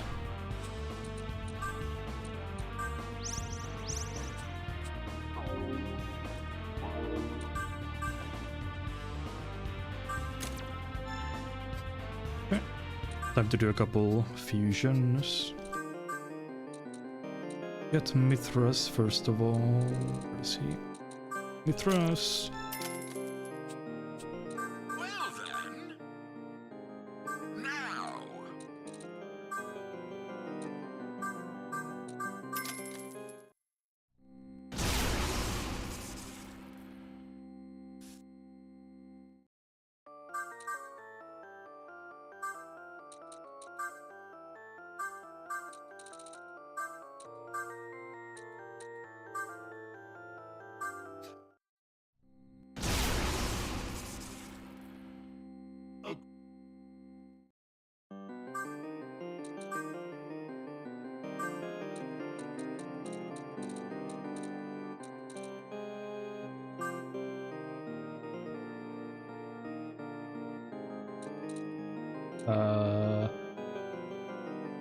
This one, Elecpleroma 4.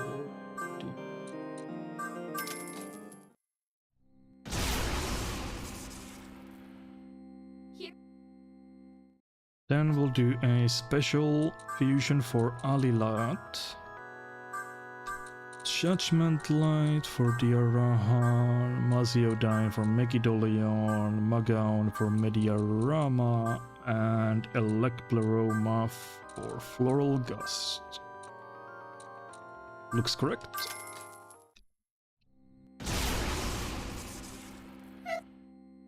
Alright.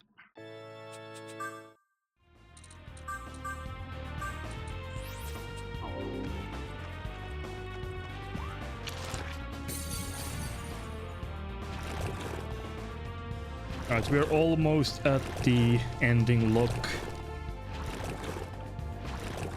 Just a little bit more.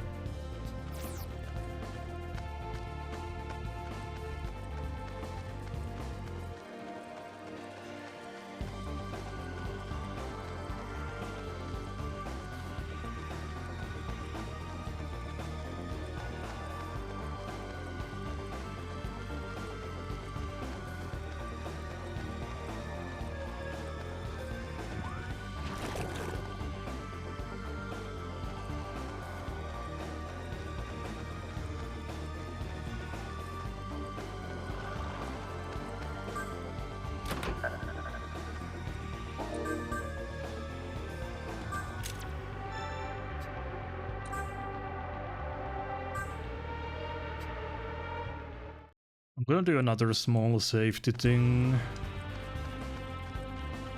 and pick up a few extra summon stones. They are very helpful in recovering in these late game fights. You basically don't have enough tempo to normally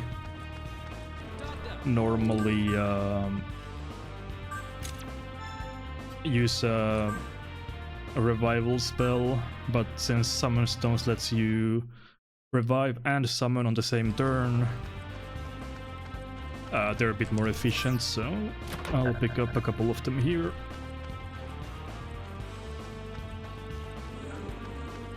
And now we are ready for the last couple boss fights of the dungeon.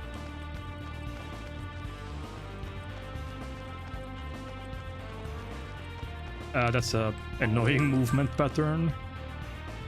I hate it when AI is smart.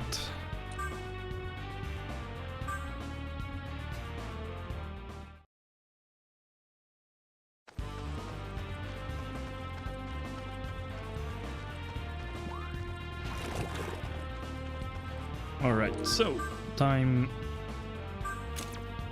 to choose our ending.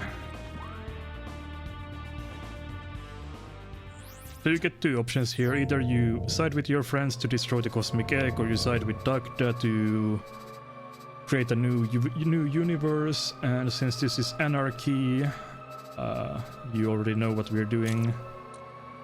Create Dagda's new universe. And our friends quite don't like that. So time to fight.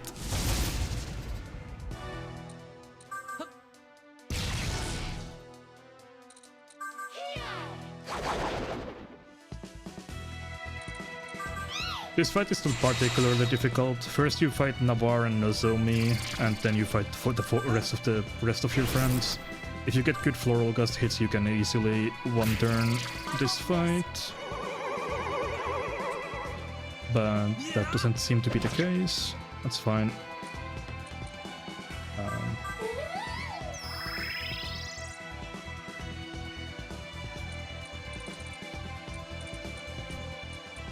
That's actually a bit annoying that Nozomi still has her smirk, but maybe I can at least kill Navarre if I'm lucky. Alright, that should be enough. Oh, one down.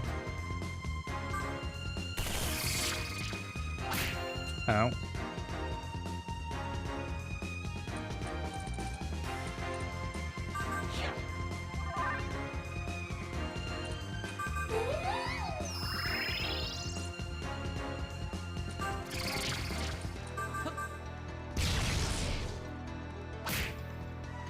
Ideally, I want to have full luster candy going into the second phase of this fight, so let me do that real quick. Might as well give Nanashi a bit more MP as well before we do that. Okay. And now for the rest.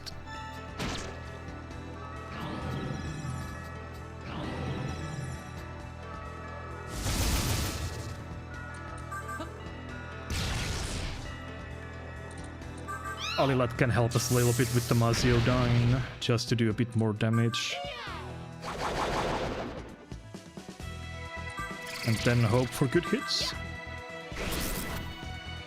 Well, that's not great. I got muted, that's also not great.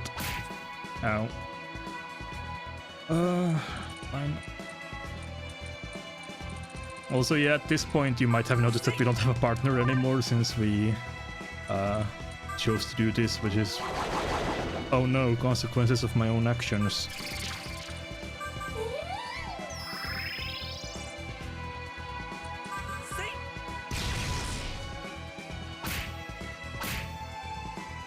Alright, that should be good. Not the best hits though.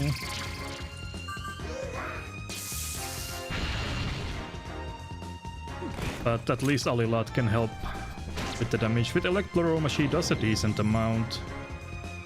Kinda surprised. Kinda surprised Hallelujah survived that, but I think he's dead here with this Mazio down, so that's okay.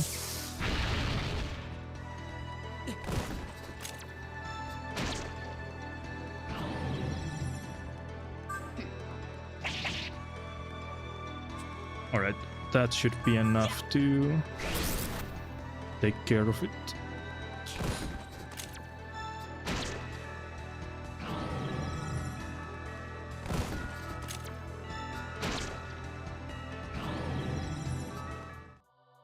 Alright.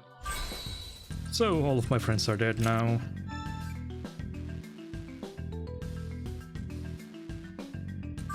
Unfortunately, this is the ending that we're getting. I do prefer the Bonds ending over this one, but for the sake of speed. Shivang Mu learns doping here, which is a skill that increases your max health, basically, by about 20 or 25%, I believe, when you use it in battle. It's a very good skill. And Nanashi now learns his Awakened Power over Agidine, which is the 1.5 multiplier passive for my damage. And this is the final form of Floral Gust, basically, from here on out. Which happens just in time, because we are heading into one of the hardest fights in the game.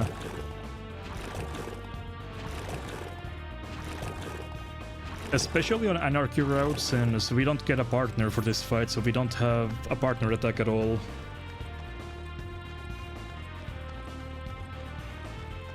So the next fight is definitely on the trickier side.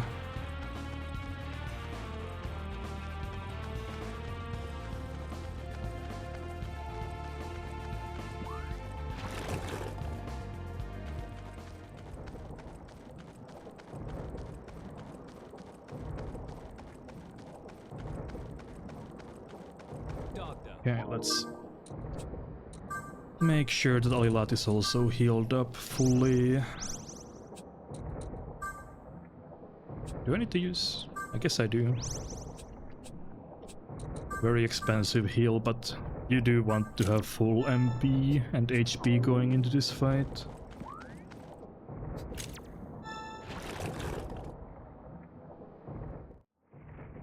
So here we meet Dagda and Flynn, who has been captured, and they will now fuse together, and we have to defeat the... they fuse together into Vishnu, so time to fight him. The fight has two phases and he hits very hard. Basically always want to keep your buffs at a maximum and just try and not let him get any attacks. So you also need to always have imposing stance on for this fight. That's non-negotiable. Without imposing stance, you're in a lot of trouble in this fight. Actually, I made a mistake here, but that might be okay. Let's see. Alright, fine so far at least.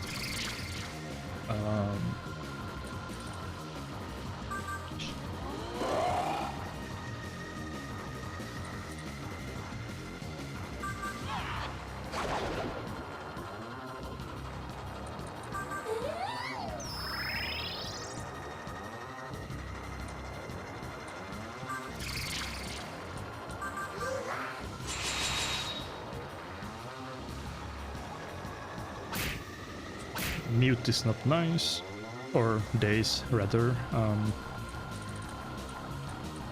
Be a bit careful.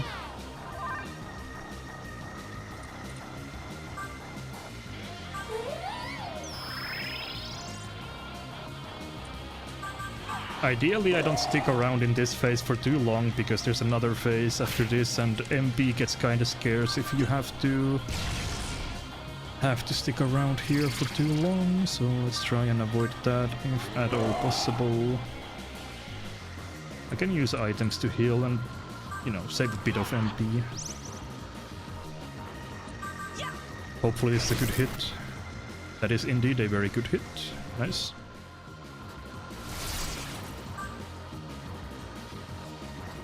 Does that push into phase 2 already?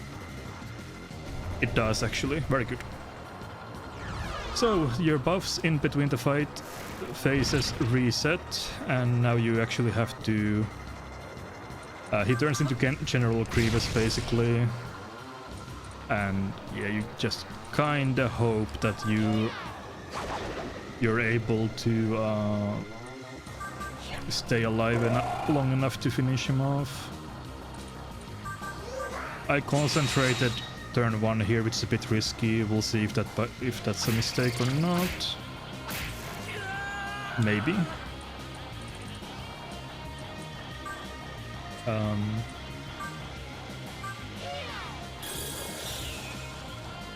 Bit of a mistake, I would say. Definitely need a stance and heal here.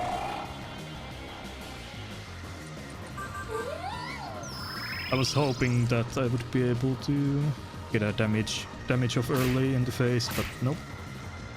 Right, good enough.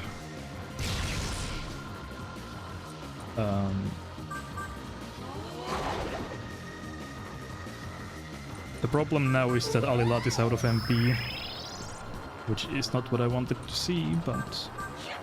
Oh, oops, I did not stance. I made a mistake. I meant to use stance there. Okay, luckily he missed, so that's very good. Okay, that's a decent hit. +2, -2.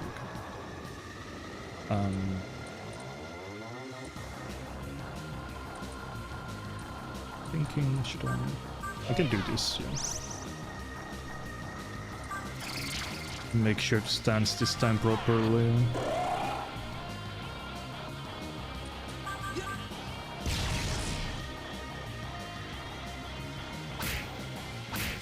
Yeah, he hits pretty hard, but if I get a good hit here...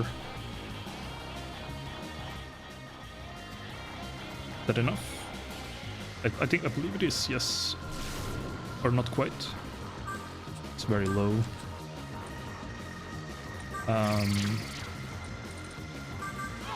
Okay. Question is what to do about that. Should I...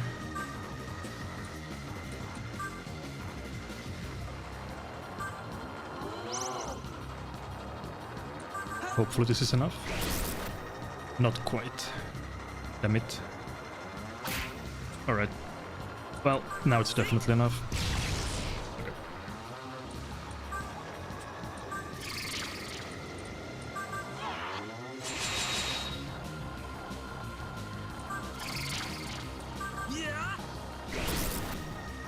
Alright.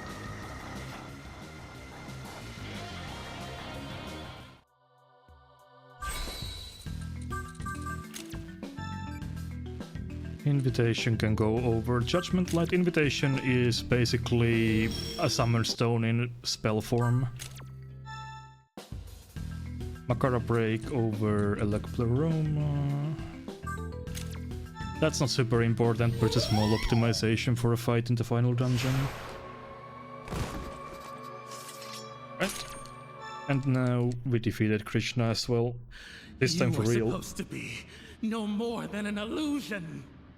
How could you defeat me? My new universe, my salvation. It was all just a feeble dream.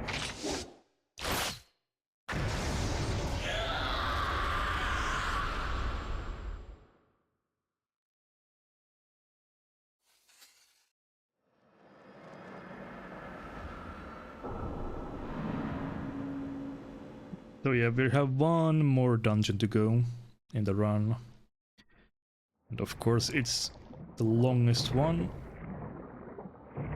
But before that we have an important decision. We get to bring one of our dead friends in with us as a partner to the final dungeon with us. Dagda can reincarnate them for us. Flynn by default joins us already, but then we can bring one more.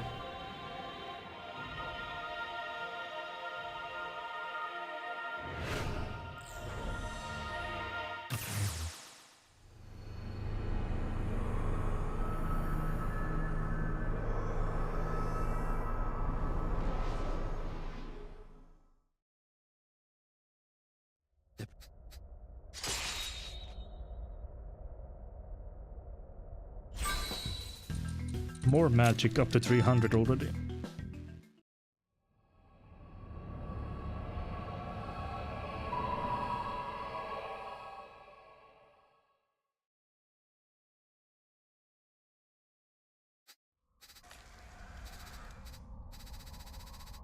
There's a lore dump by Steven at the end because this is technically a neutral path that we're walking, even though it kind of doesn't feel like it. But for the partner that we select, we'll pick Isabeau, because she can heal, which helps relieve some of the pressure in the final fights. Just useful. Asahi is a better healer, but we can't bring Asahi with us on this route. So Isabeau it is.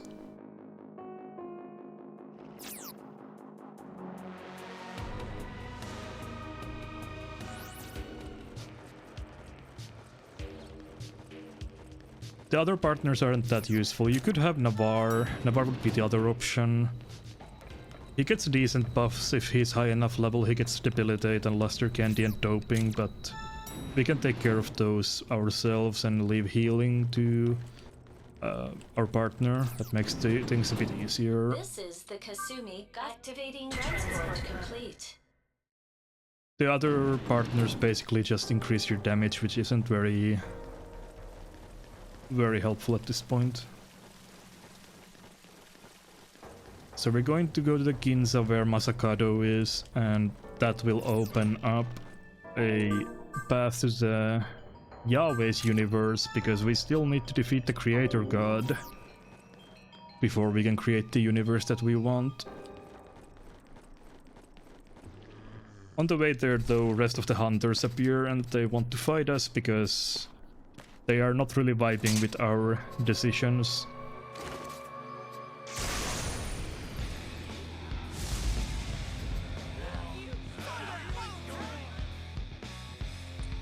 Yeah, just this fight isn't particularly difficult. This is just this is basically like a horde fight with like 5 waves, I believe. So I should buff up. I should buff up a little bit.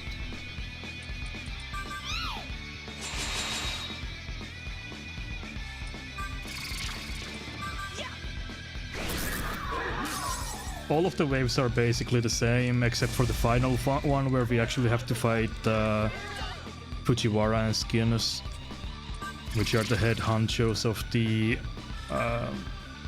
Hunter Association, but even that isn't much different from this one. So we'll just keep gusting.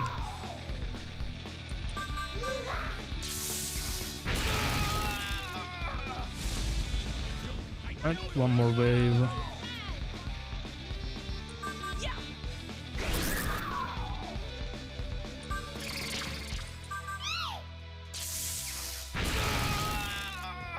And Fujiwara and Skins appear, and the only difference basically between this wave and the previous ones is that they can go first.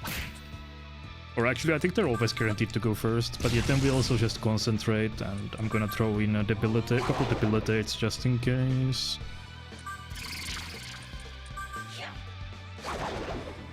And then Floral Gust should take care of the rest. Yeah.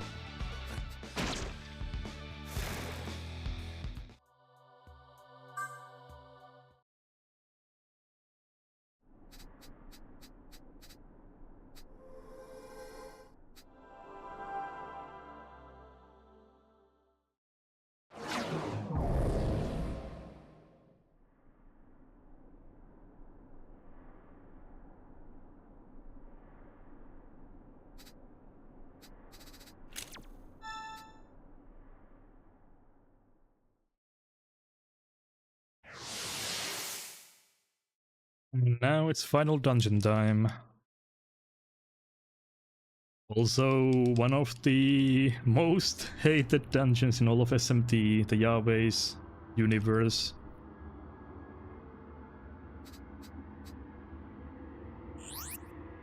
It's very long, with a very monotone soundtrack, and a lot of enemy ambushes.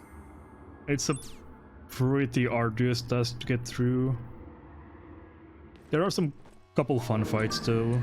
But alright, first of all, let me get MP recovery. Where is it? MP recovery 1. MP recovery 2. Alright.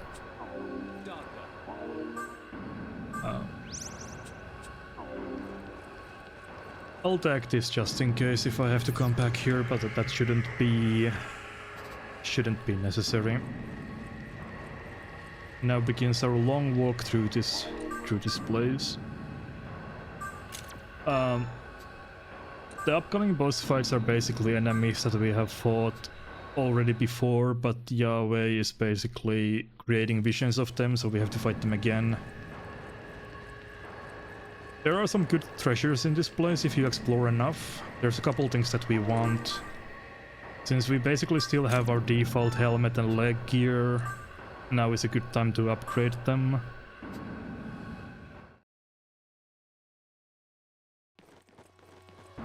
Well, first off, we get the leg armor here, known as Horns of Chaos, and then we'll keep moving. We also get a head armor a bit later.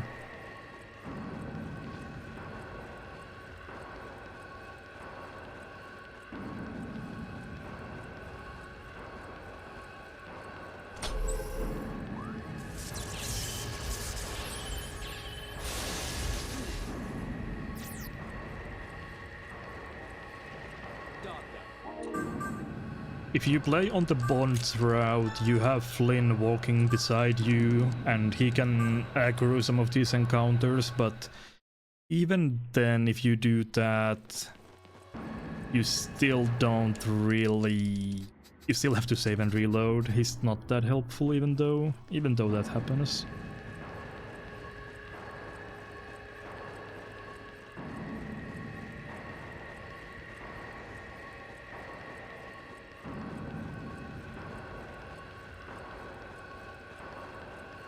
But yeah, the problem I feel like with this dungeon is just the overall vastness of it. There's so much... Like, you have to walk so much.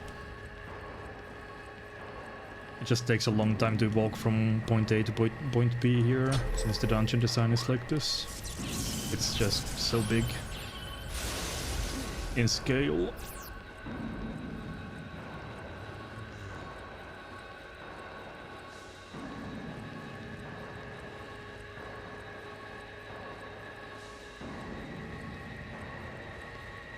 Run is going up.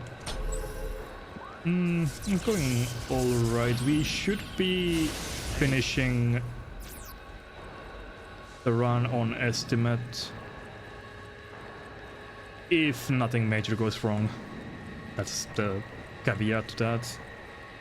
But the estimate should be pretty accurate.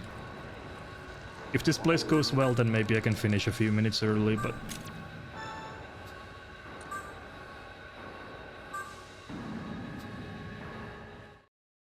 Yeah, the music definitely does not help. I agree.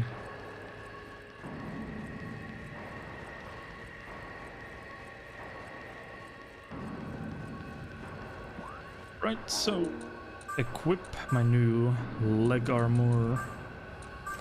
Gives us basically 120 HP increase, which is kinda huge.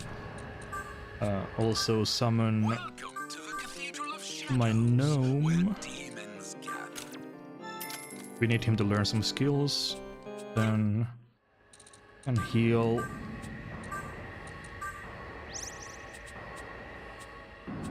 Alright.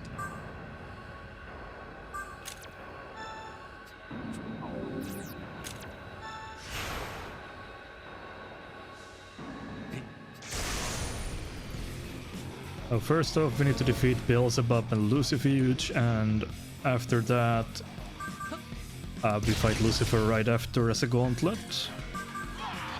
As we established earlier, this run, or game rather, oh that's an unfortunate miss, quite likes these gauntlet fights.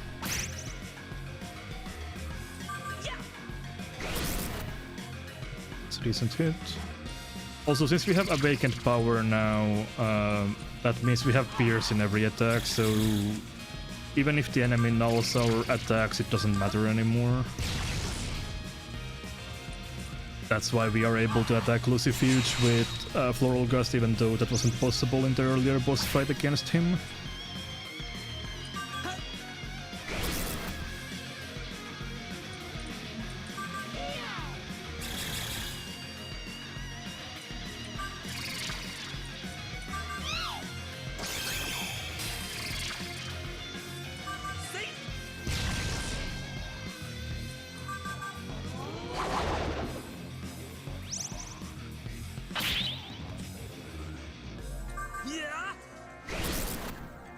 Not getting the best hits.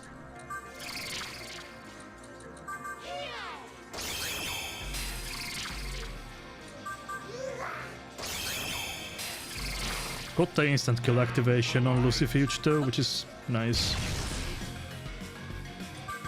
He was low enough for where that was able to activate. Ouch. I'm not getting any good hits here. That's quite annoying. Use that on Olilad.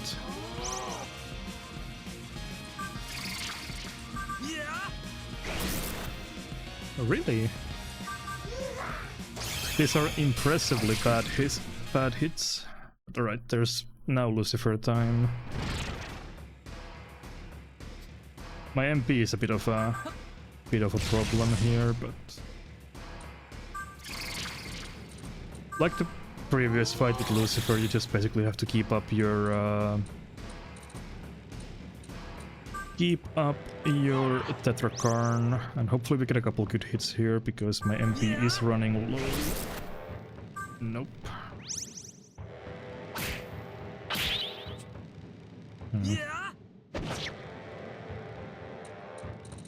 Not what you want to see.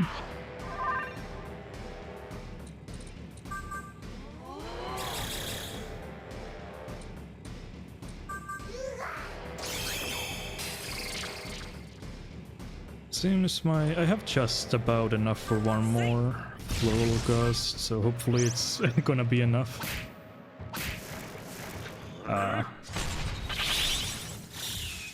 Gonna have another disaster Lucifer fight apparently. Yeah, that's not good.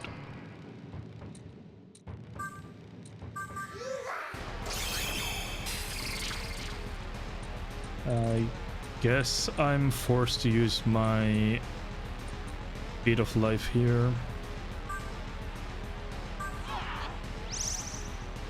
I really do not want to use here, but I'm not given much of a choice in the matter.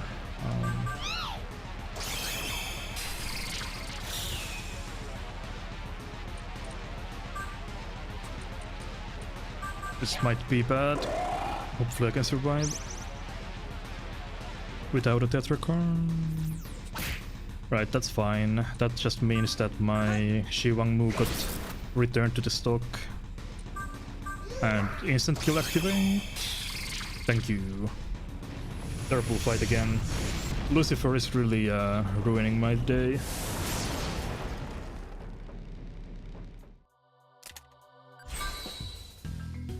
So Nalfis for Makara Braid.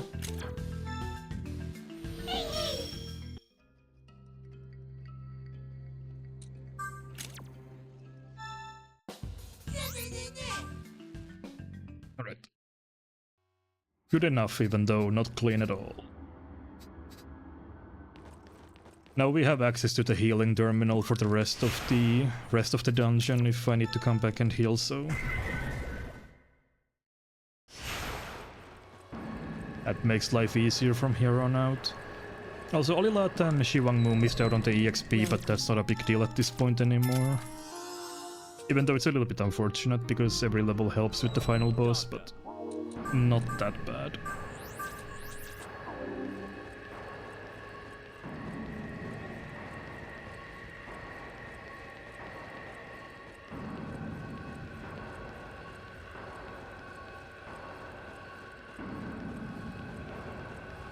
Yeah, I'll tag this teleport device for later, because I don't have any healing item or MP recovery items except for Great Chakras and Beats of Life, which I want to save for the final boss.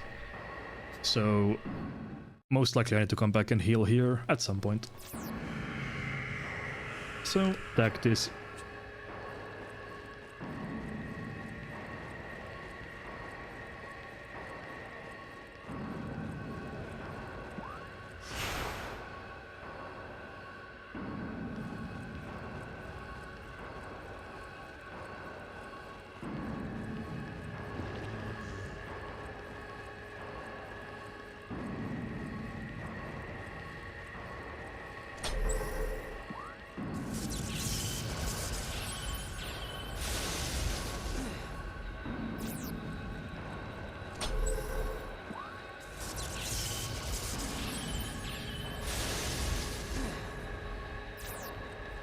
So Navarre is also gone, but we can still use these power spots even without him. We just have this goofy dagger chasing us without Navarre at all.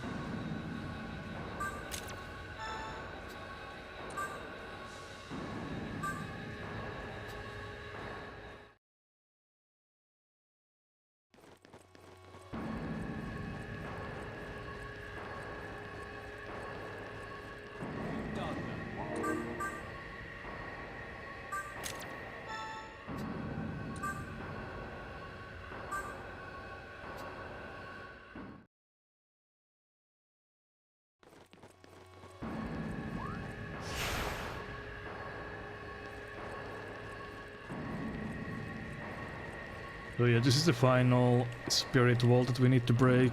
After this, there's no more. Thankfully, that's the final one.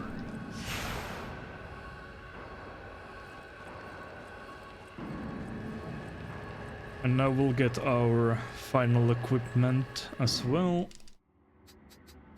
in a moment, and then we are fully geared out.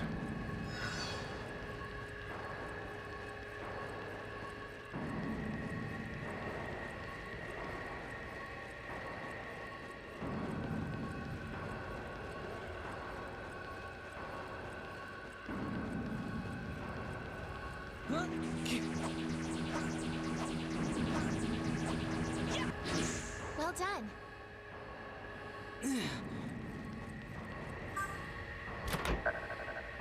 Wings of Order, that's the final thing that we needed. Equip that. For about 60 HP more. So Nanashi becomes a blonde now. That's basically it. I'm not sure that our fashion is on a point, but at least the armor is functional, right?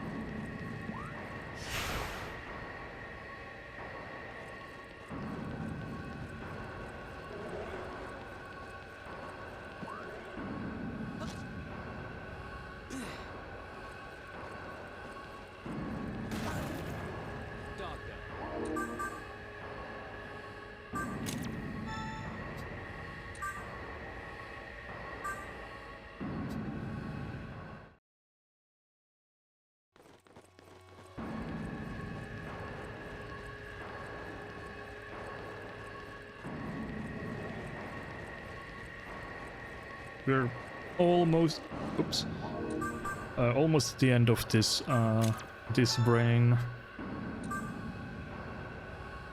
And since we fought Lucifer in the first one, you can probably guess what we will be fighting in this one.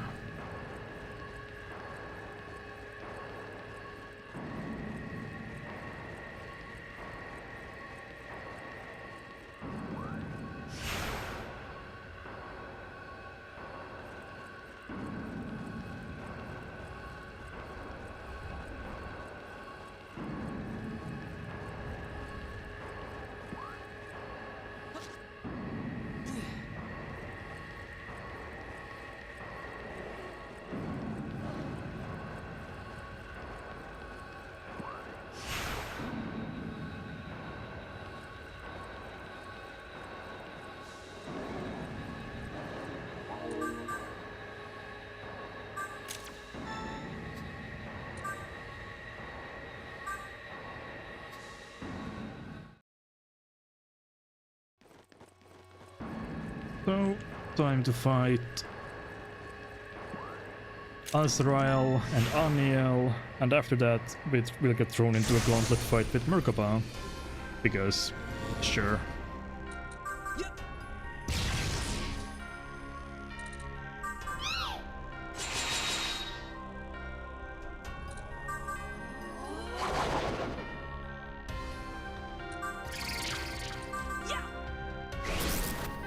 That's a good hit.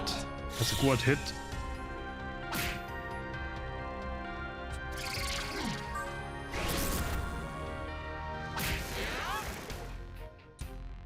That's rude. How many summon stones? I have 5. Yeah, I do want Chiwangmu to get some EXP. Come on now. It's kinda ridiculous.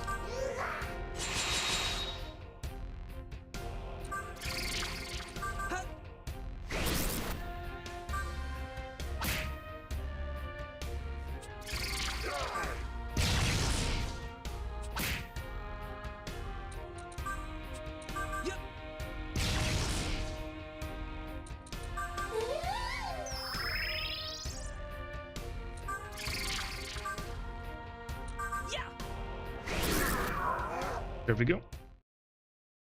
And Now, the head honcho Merkabah herself.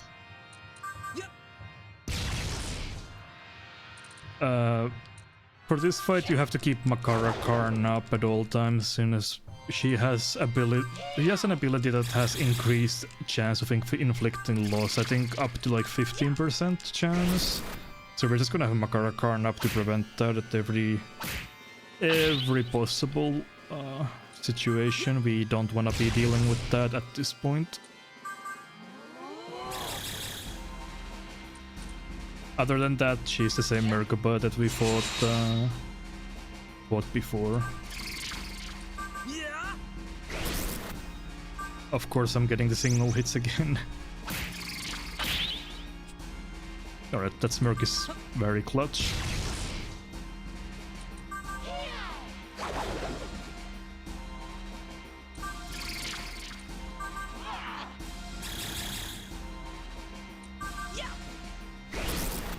Nice.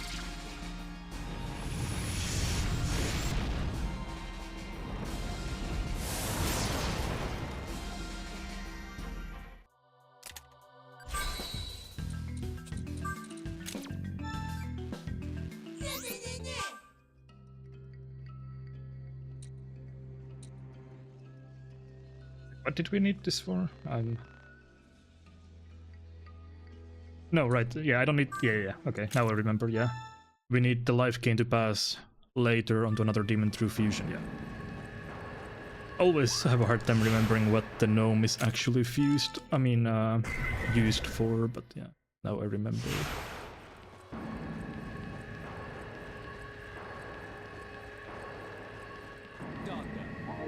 Now, time to fuse. Only a couple fusions here. First of all, we do Shiwangmu into Skadi. Get healing know-how for Cold World and imposing. Do we get imposing stance on you? I believe we do not. That seems weird. Let's not do anything weird. I think this is correct. Just thinking, am I missing a skill or not? But that's fine, I think. So Skadi into Shiwangmu again.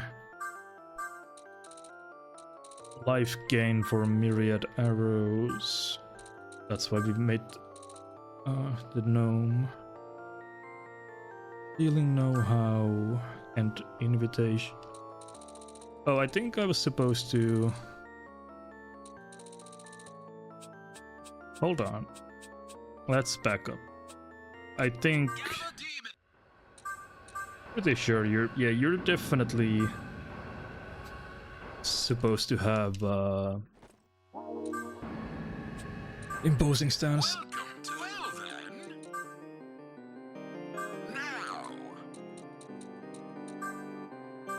Let's fix that real quick.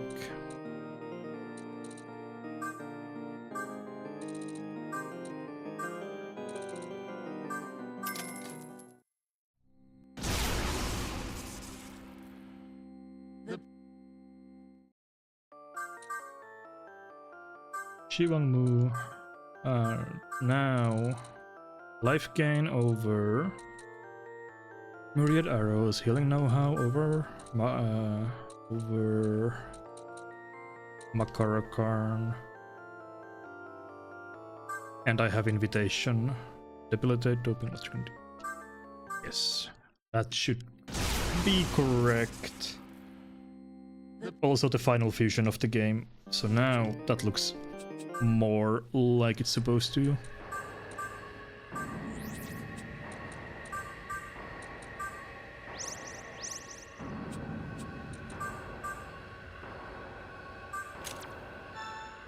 Alright.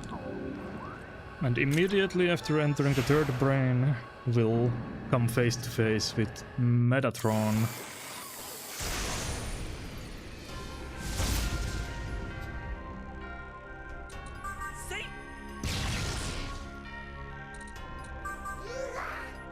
basically a robot in this game that Yahweh constructed.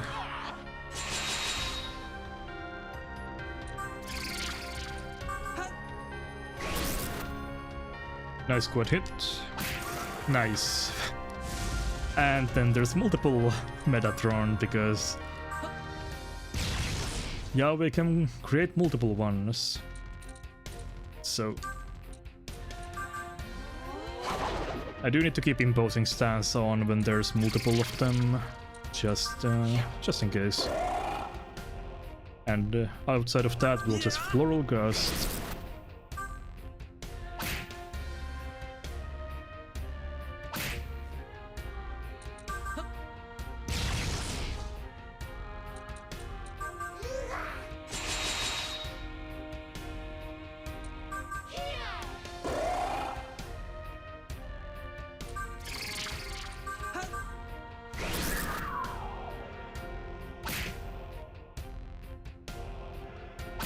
Yeah, I got a very good hit on the first Metatron, but the Metatron Horde is a different story. It's fine though. I have a lot of MP to spend on this fight, so I'm not worried.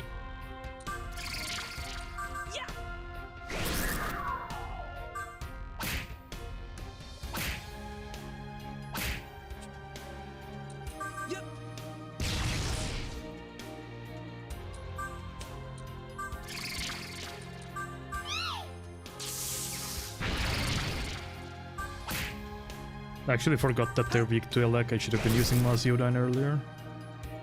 Oh well.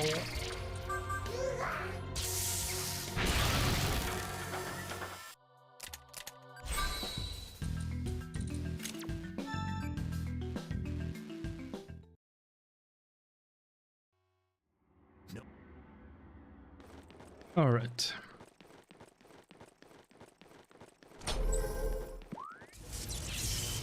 So there's only a couple more bosses left in the game.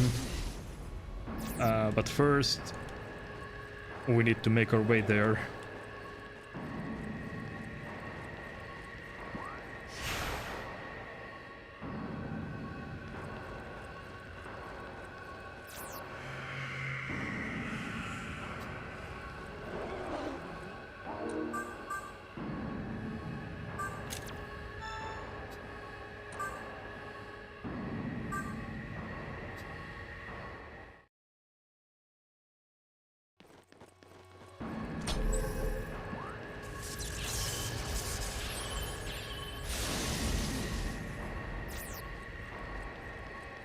In this dungeon you come across these colored switches, and if you interact with them you can open the door that is matching color. So interacting with the red switch opens up the red door. That's how you progress through this floor of the dungeon. And then we'll head back to 3-6.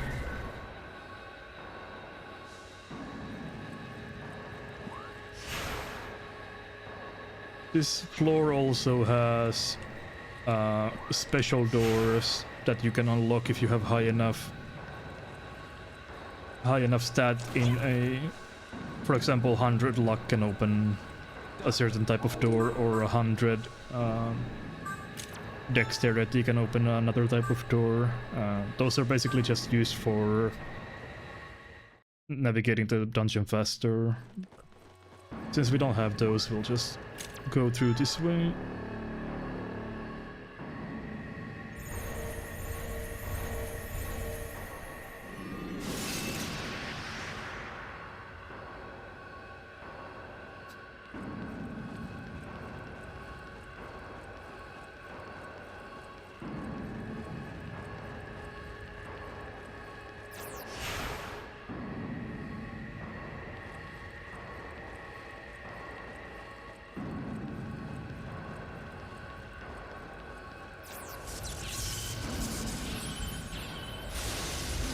Yeah, this place is definitely, it's very big and very confusing to navigate.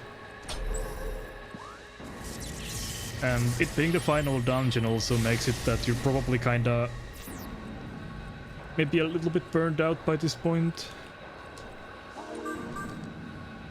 It's kind of a chore to finish it, since this game is pretty long.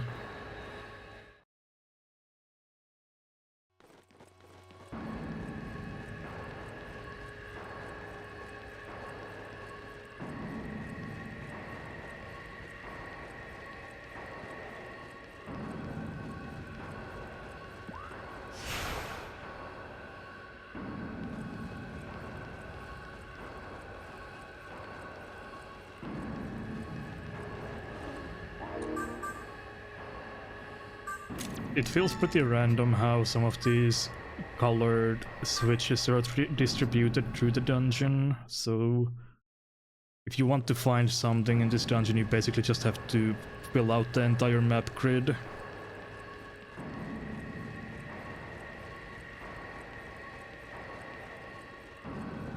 And since this is essentially a teleporter maze with all of those boxes and all of the doors where you don't know where they lead to, it's kind of difficult to keep track of everything, since a lot of the areas also just look the same.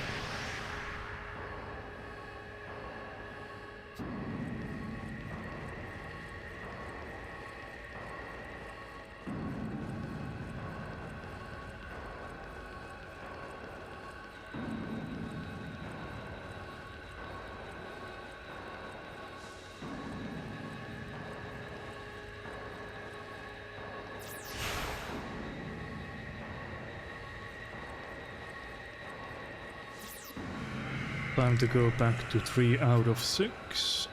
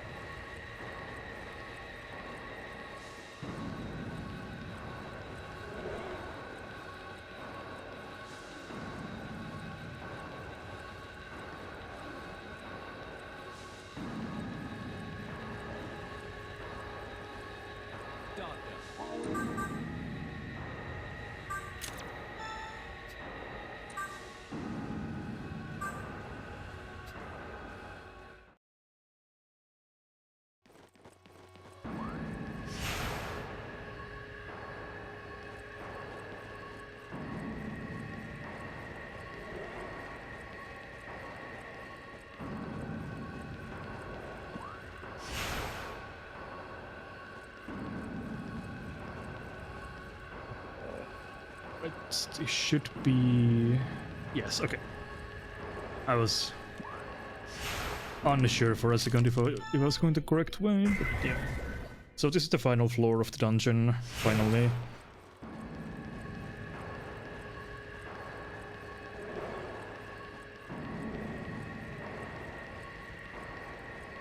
Luckily it's also a short one. Hey.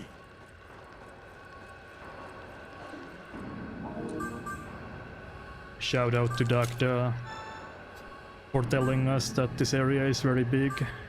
I appreciate it.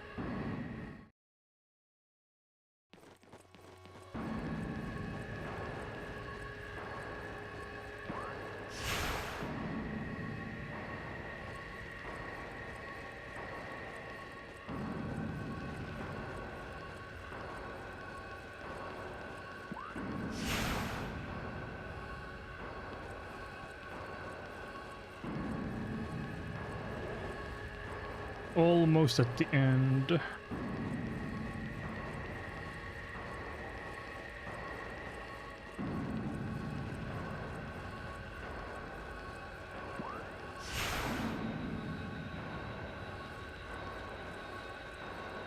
question is if I have... I unfortunately do need to go back and heal, which I would prefer to not do at this point. But since my demons are lacking MP, you have to go and do that.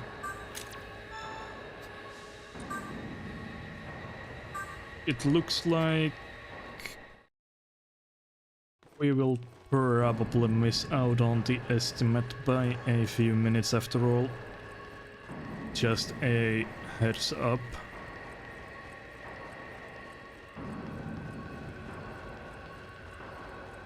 Not by too long, ideally though. Like if I can beat Yahweh first try, then it shouldn't be that bad, but a few minutes overestimate is likely at this point.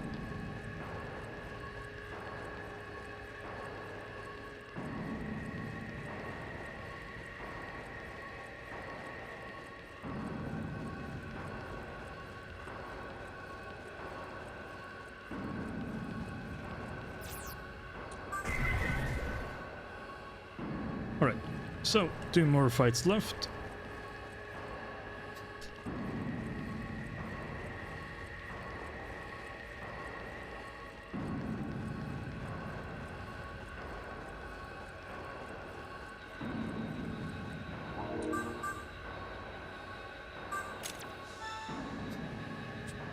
Final boss fight is not super long. It takes a, well, 15 minutes or so.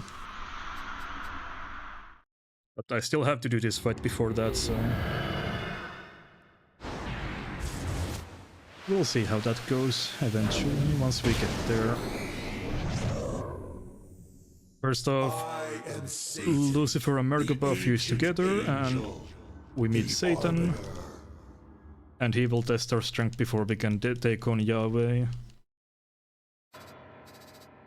This fight has a scripted heal, so we have to kill him twice, basically. We just wanna keep up imposing stance and buff debuff all the way. That is the plan.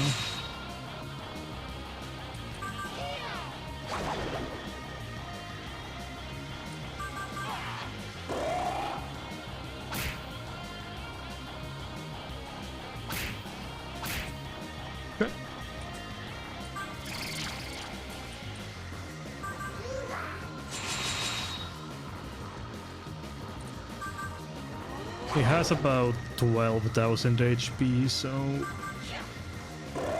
with a good floral gust hit we can get pretty close to that. Okay, that's fine.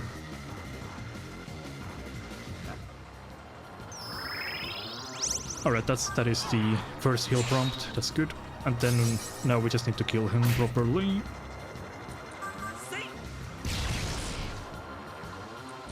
Keep up buffs and stans. Probably should have debilitated this turn, but it's fine. A good hit here might end the fight already. Not quite, but that's a good hit.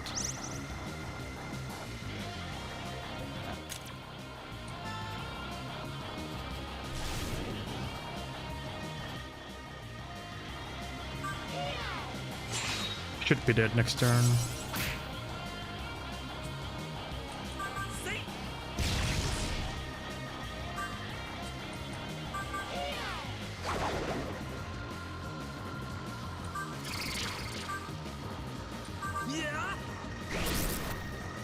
Alright, that was a clean Satan fight.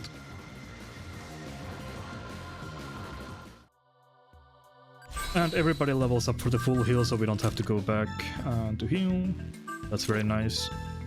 If somebody dies, you kinda have to go back and heal, so... Good thing that didn't happen.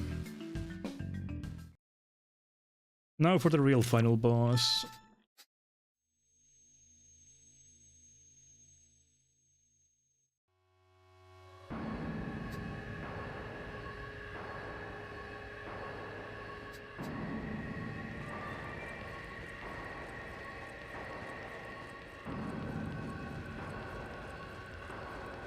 But before we can get to him, we need to climb a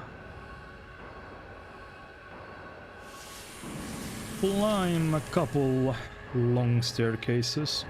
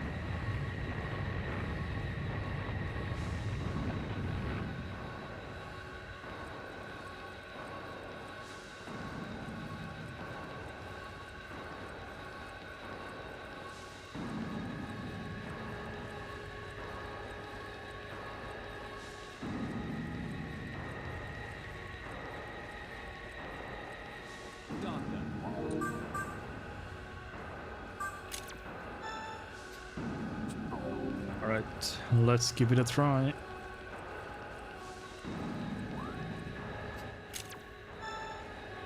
So Yahweh has two phases. The first phase has 40,000 HP and the second phase has 30,000 HP. The fight works differently from any other fight in the game, where the game decides to split you into two different parties. Since we are on an Anarchy route, we have Flynn and Satan in one party, and myself and my demons in the other party. And then we take turns acting. It's a bit difficult to explain, but you get the hang of it quickly if you haven't seen how this fight works before. So here he is, the bald man himself. And he has a lot of strong magic attacks, and he can do mean stuff like take away all of your press turns except one, remove all of your MP, well, not all of your MP, but most of your MP, put you into 1 health, give himself a smirk and buff himself to full. Among other things, he's a very, very mean boss. Right, so he automatically starts the fight in fully buffed, so or not fully buffed, but he will buff himself, so we're just gonna remove that immediately. We don't want any of that. And then we'll buff. And then he will target the other party, and then it's our party's turn to act, and that's how the fight works. Guardslayer Sword is a unique attack on Flynn, and he removes 1 stage of resistance from a random element after using it. We want... oh, that's nice, force resistance decrease. We want another force resistance decrease, because if that happens, then we have a... then he is weak to force, which is really what we want, because then we do more damage. So we just blast and keep up buffs. We don't need to stance in the first phase or Petrakarn or anything like that. This is just a damage race to try and finish him off as fast as possible.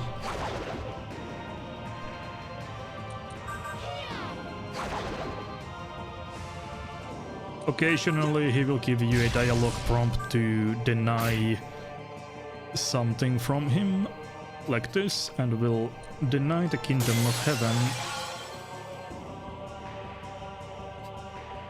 I think that was actually a mistake. I think I could have well, whatever.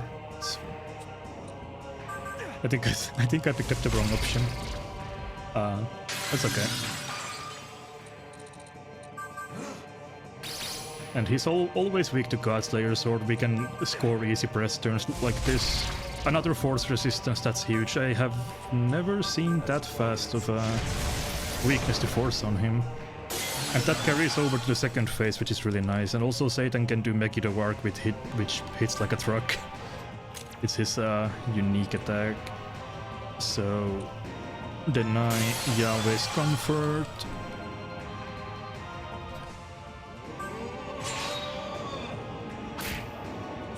Ouch.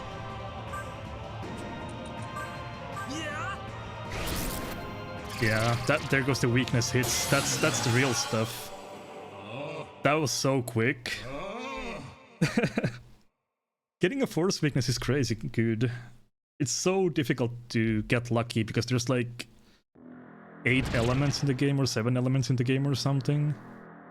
So getting immediate force weakness like this is pretty insane. So this is the real Yahweh fight. Unfortunately, I'm at low HP to start the phase, which is not what you want. Because this gets really tricky, because we need to remove the buffs and also remove the smirk and also stay at full HP. A lot of things that we need to do already in the first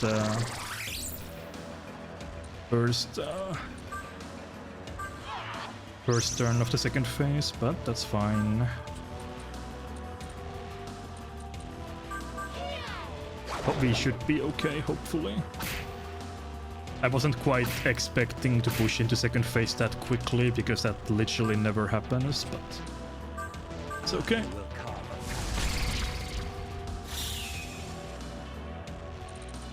Okay. Once Flynn smirks, we can make use of Antic-Tone, which has, if you're smirking and use it, it has a debilitate effect built in, so lowers all of his stats, which is really good.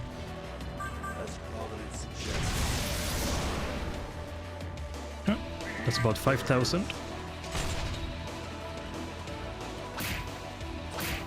Okay. Make sure that he isn't completely buffed. I do want to use doping here to increase my max HP total. And then I'll use a beat chain just to make sure that I'm completely full HP. And right, time to blast. Nice. We're already at 15,000, so halfway through his HP bar very quickly. He's being awfully polite. Alright, there goes, there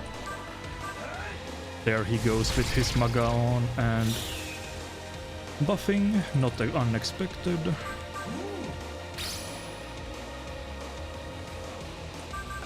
I should have antic-taunt there actually. Oh, it's a mistake.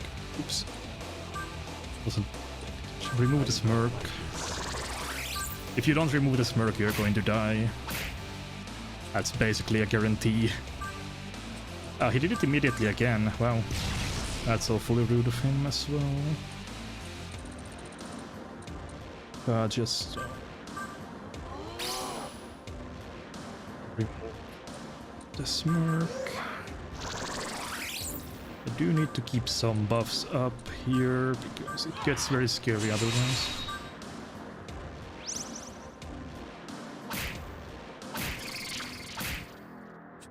Okay.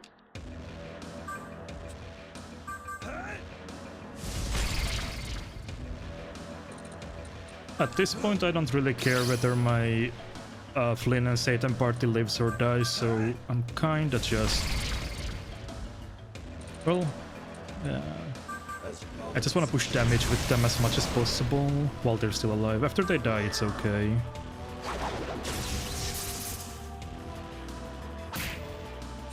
Okay.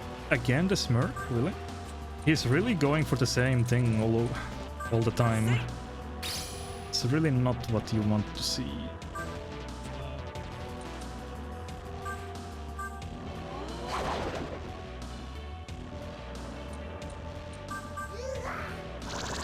I do want to do some damage though, so let's try it.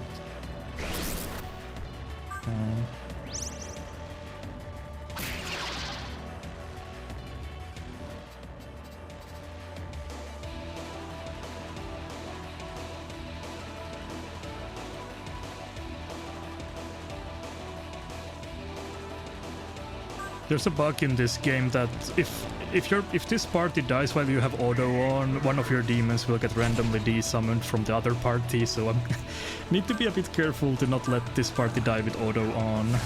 That's something that you need to be very mindful of, or otherwise it will screw you over.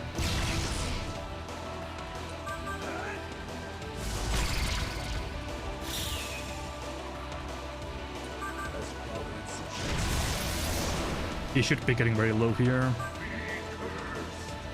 Be cursed.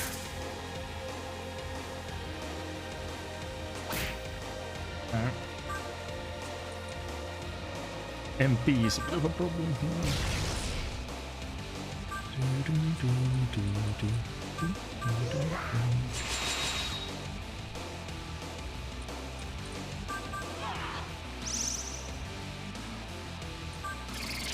This might be enough to kill if I get a good hit. Alright, ready with the timer. It's not dead yet. That's surprising. I thought he would be dead here. Timer will be on last hit confirmation on Yahweh, which is now. And time. Sorry about the abrupt timer ending. That happens pretty quickly.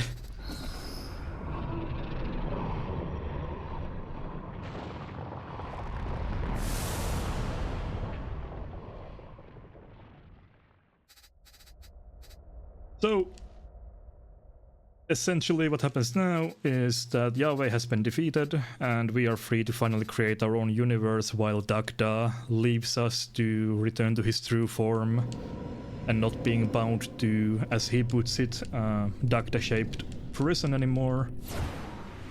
And yep, that's the end of the run. Alright, that is the ending for the game. I want to shout out the SMT speedrunning community for all of their hard work, for routing this game among many of the other ones, and if anyone watching the stream has interest in running these games or learning more about these runs, then you can join our Discord server. I would like to think that we are fairly welcoming people, so if you have interest in that, then you'll know where to find us. It won't be long now before the old universe is I don't completely think gone. I have anything else to add. Thanks, kid. Now I can finally return to my true form. I can finally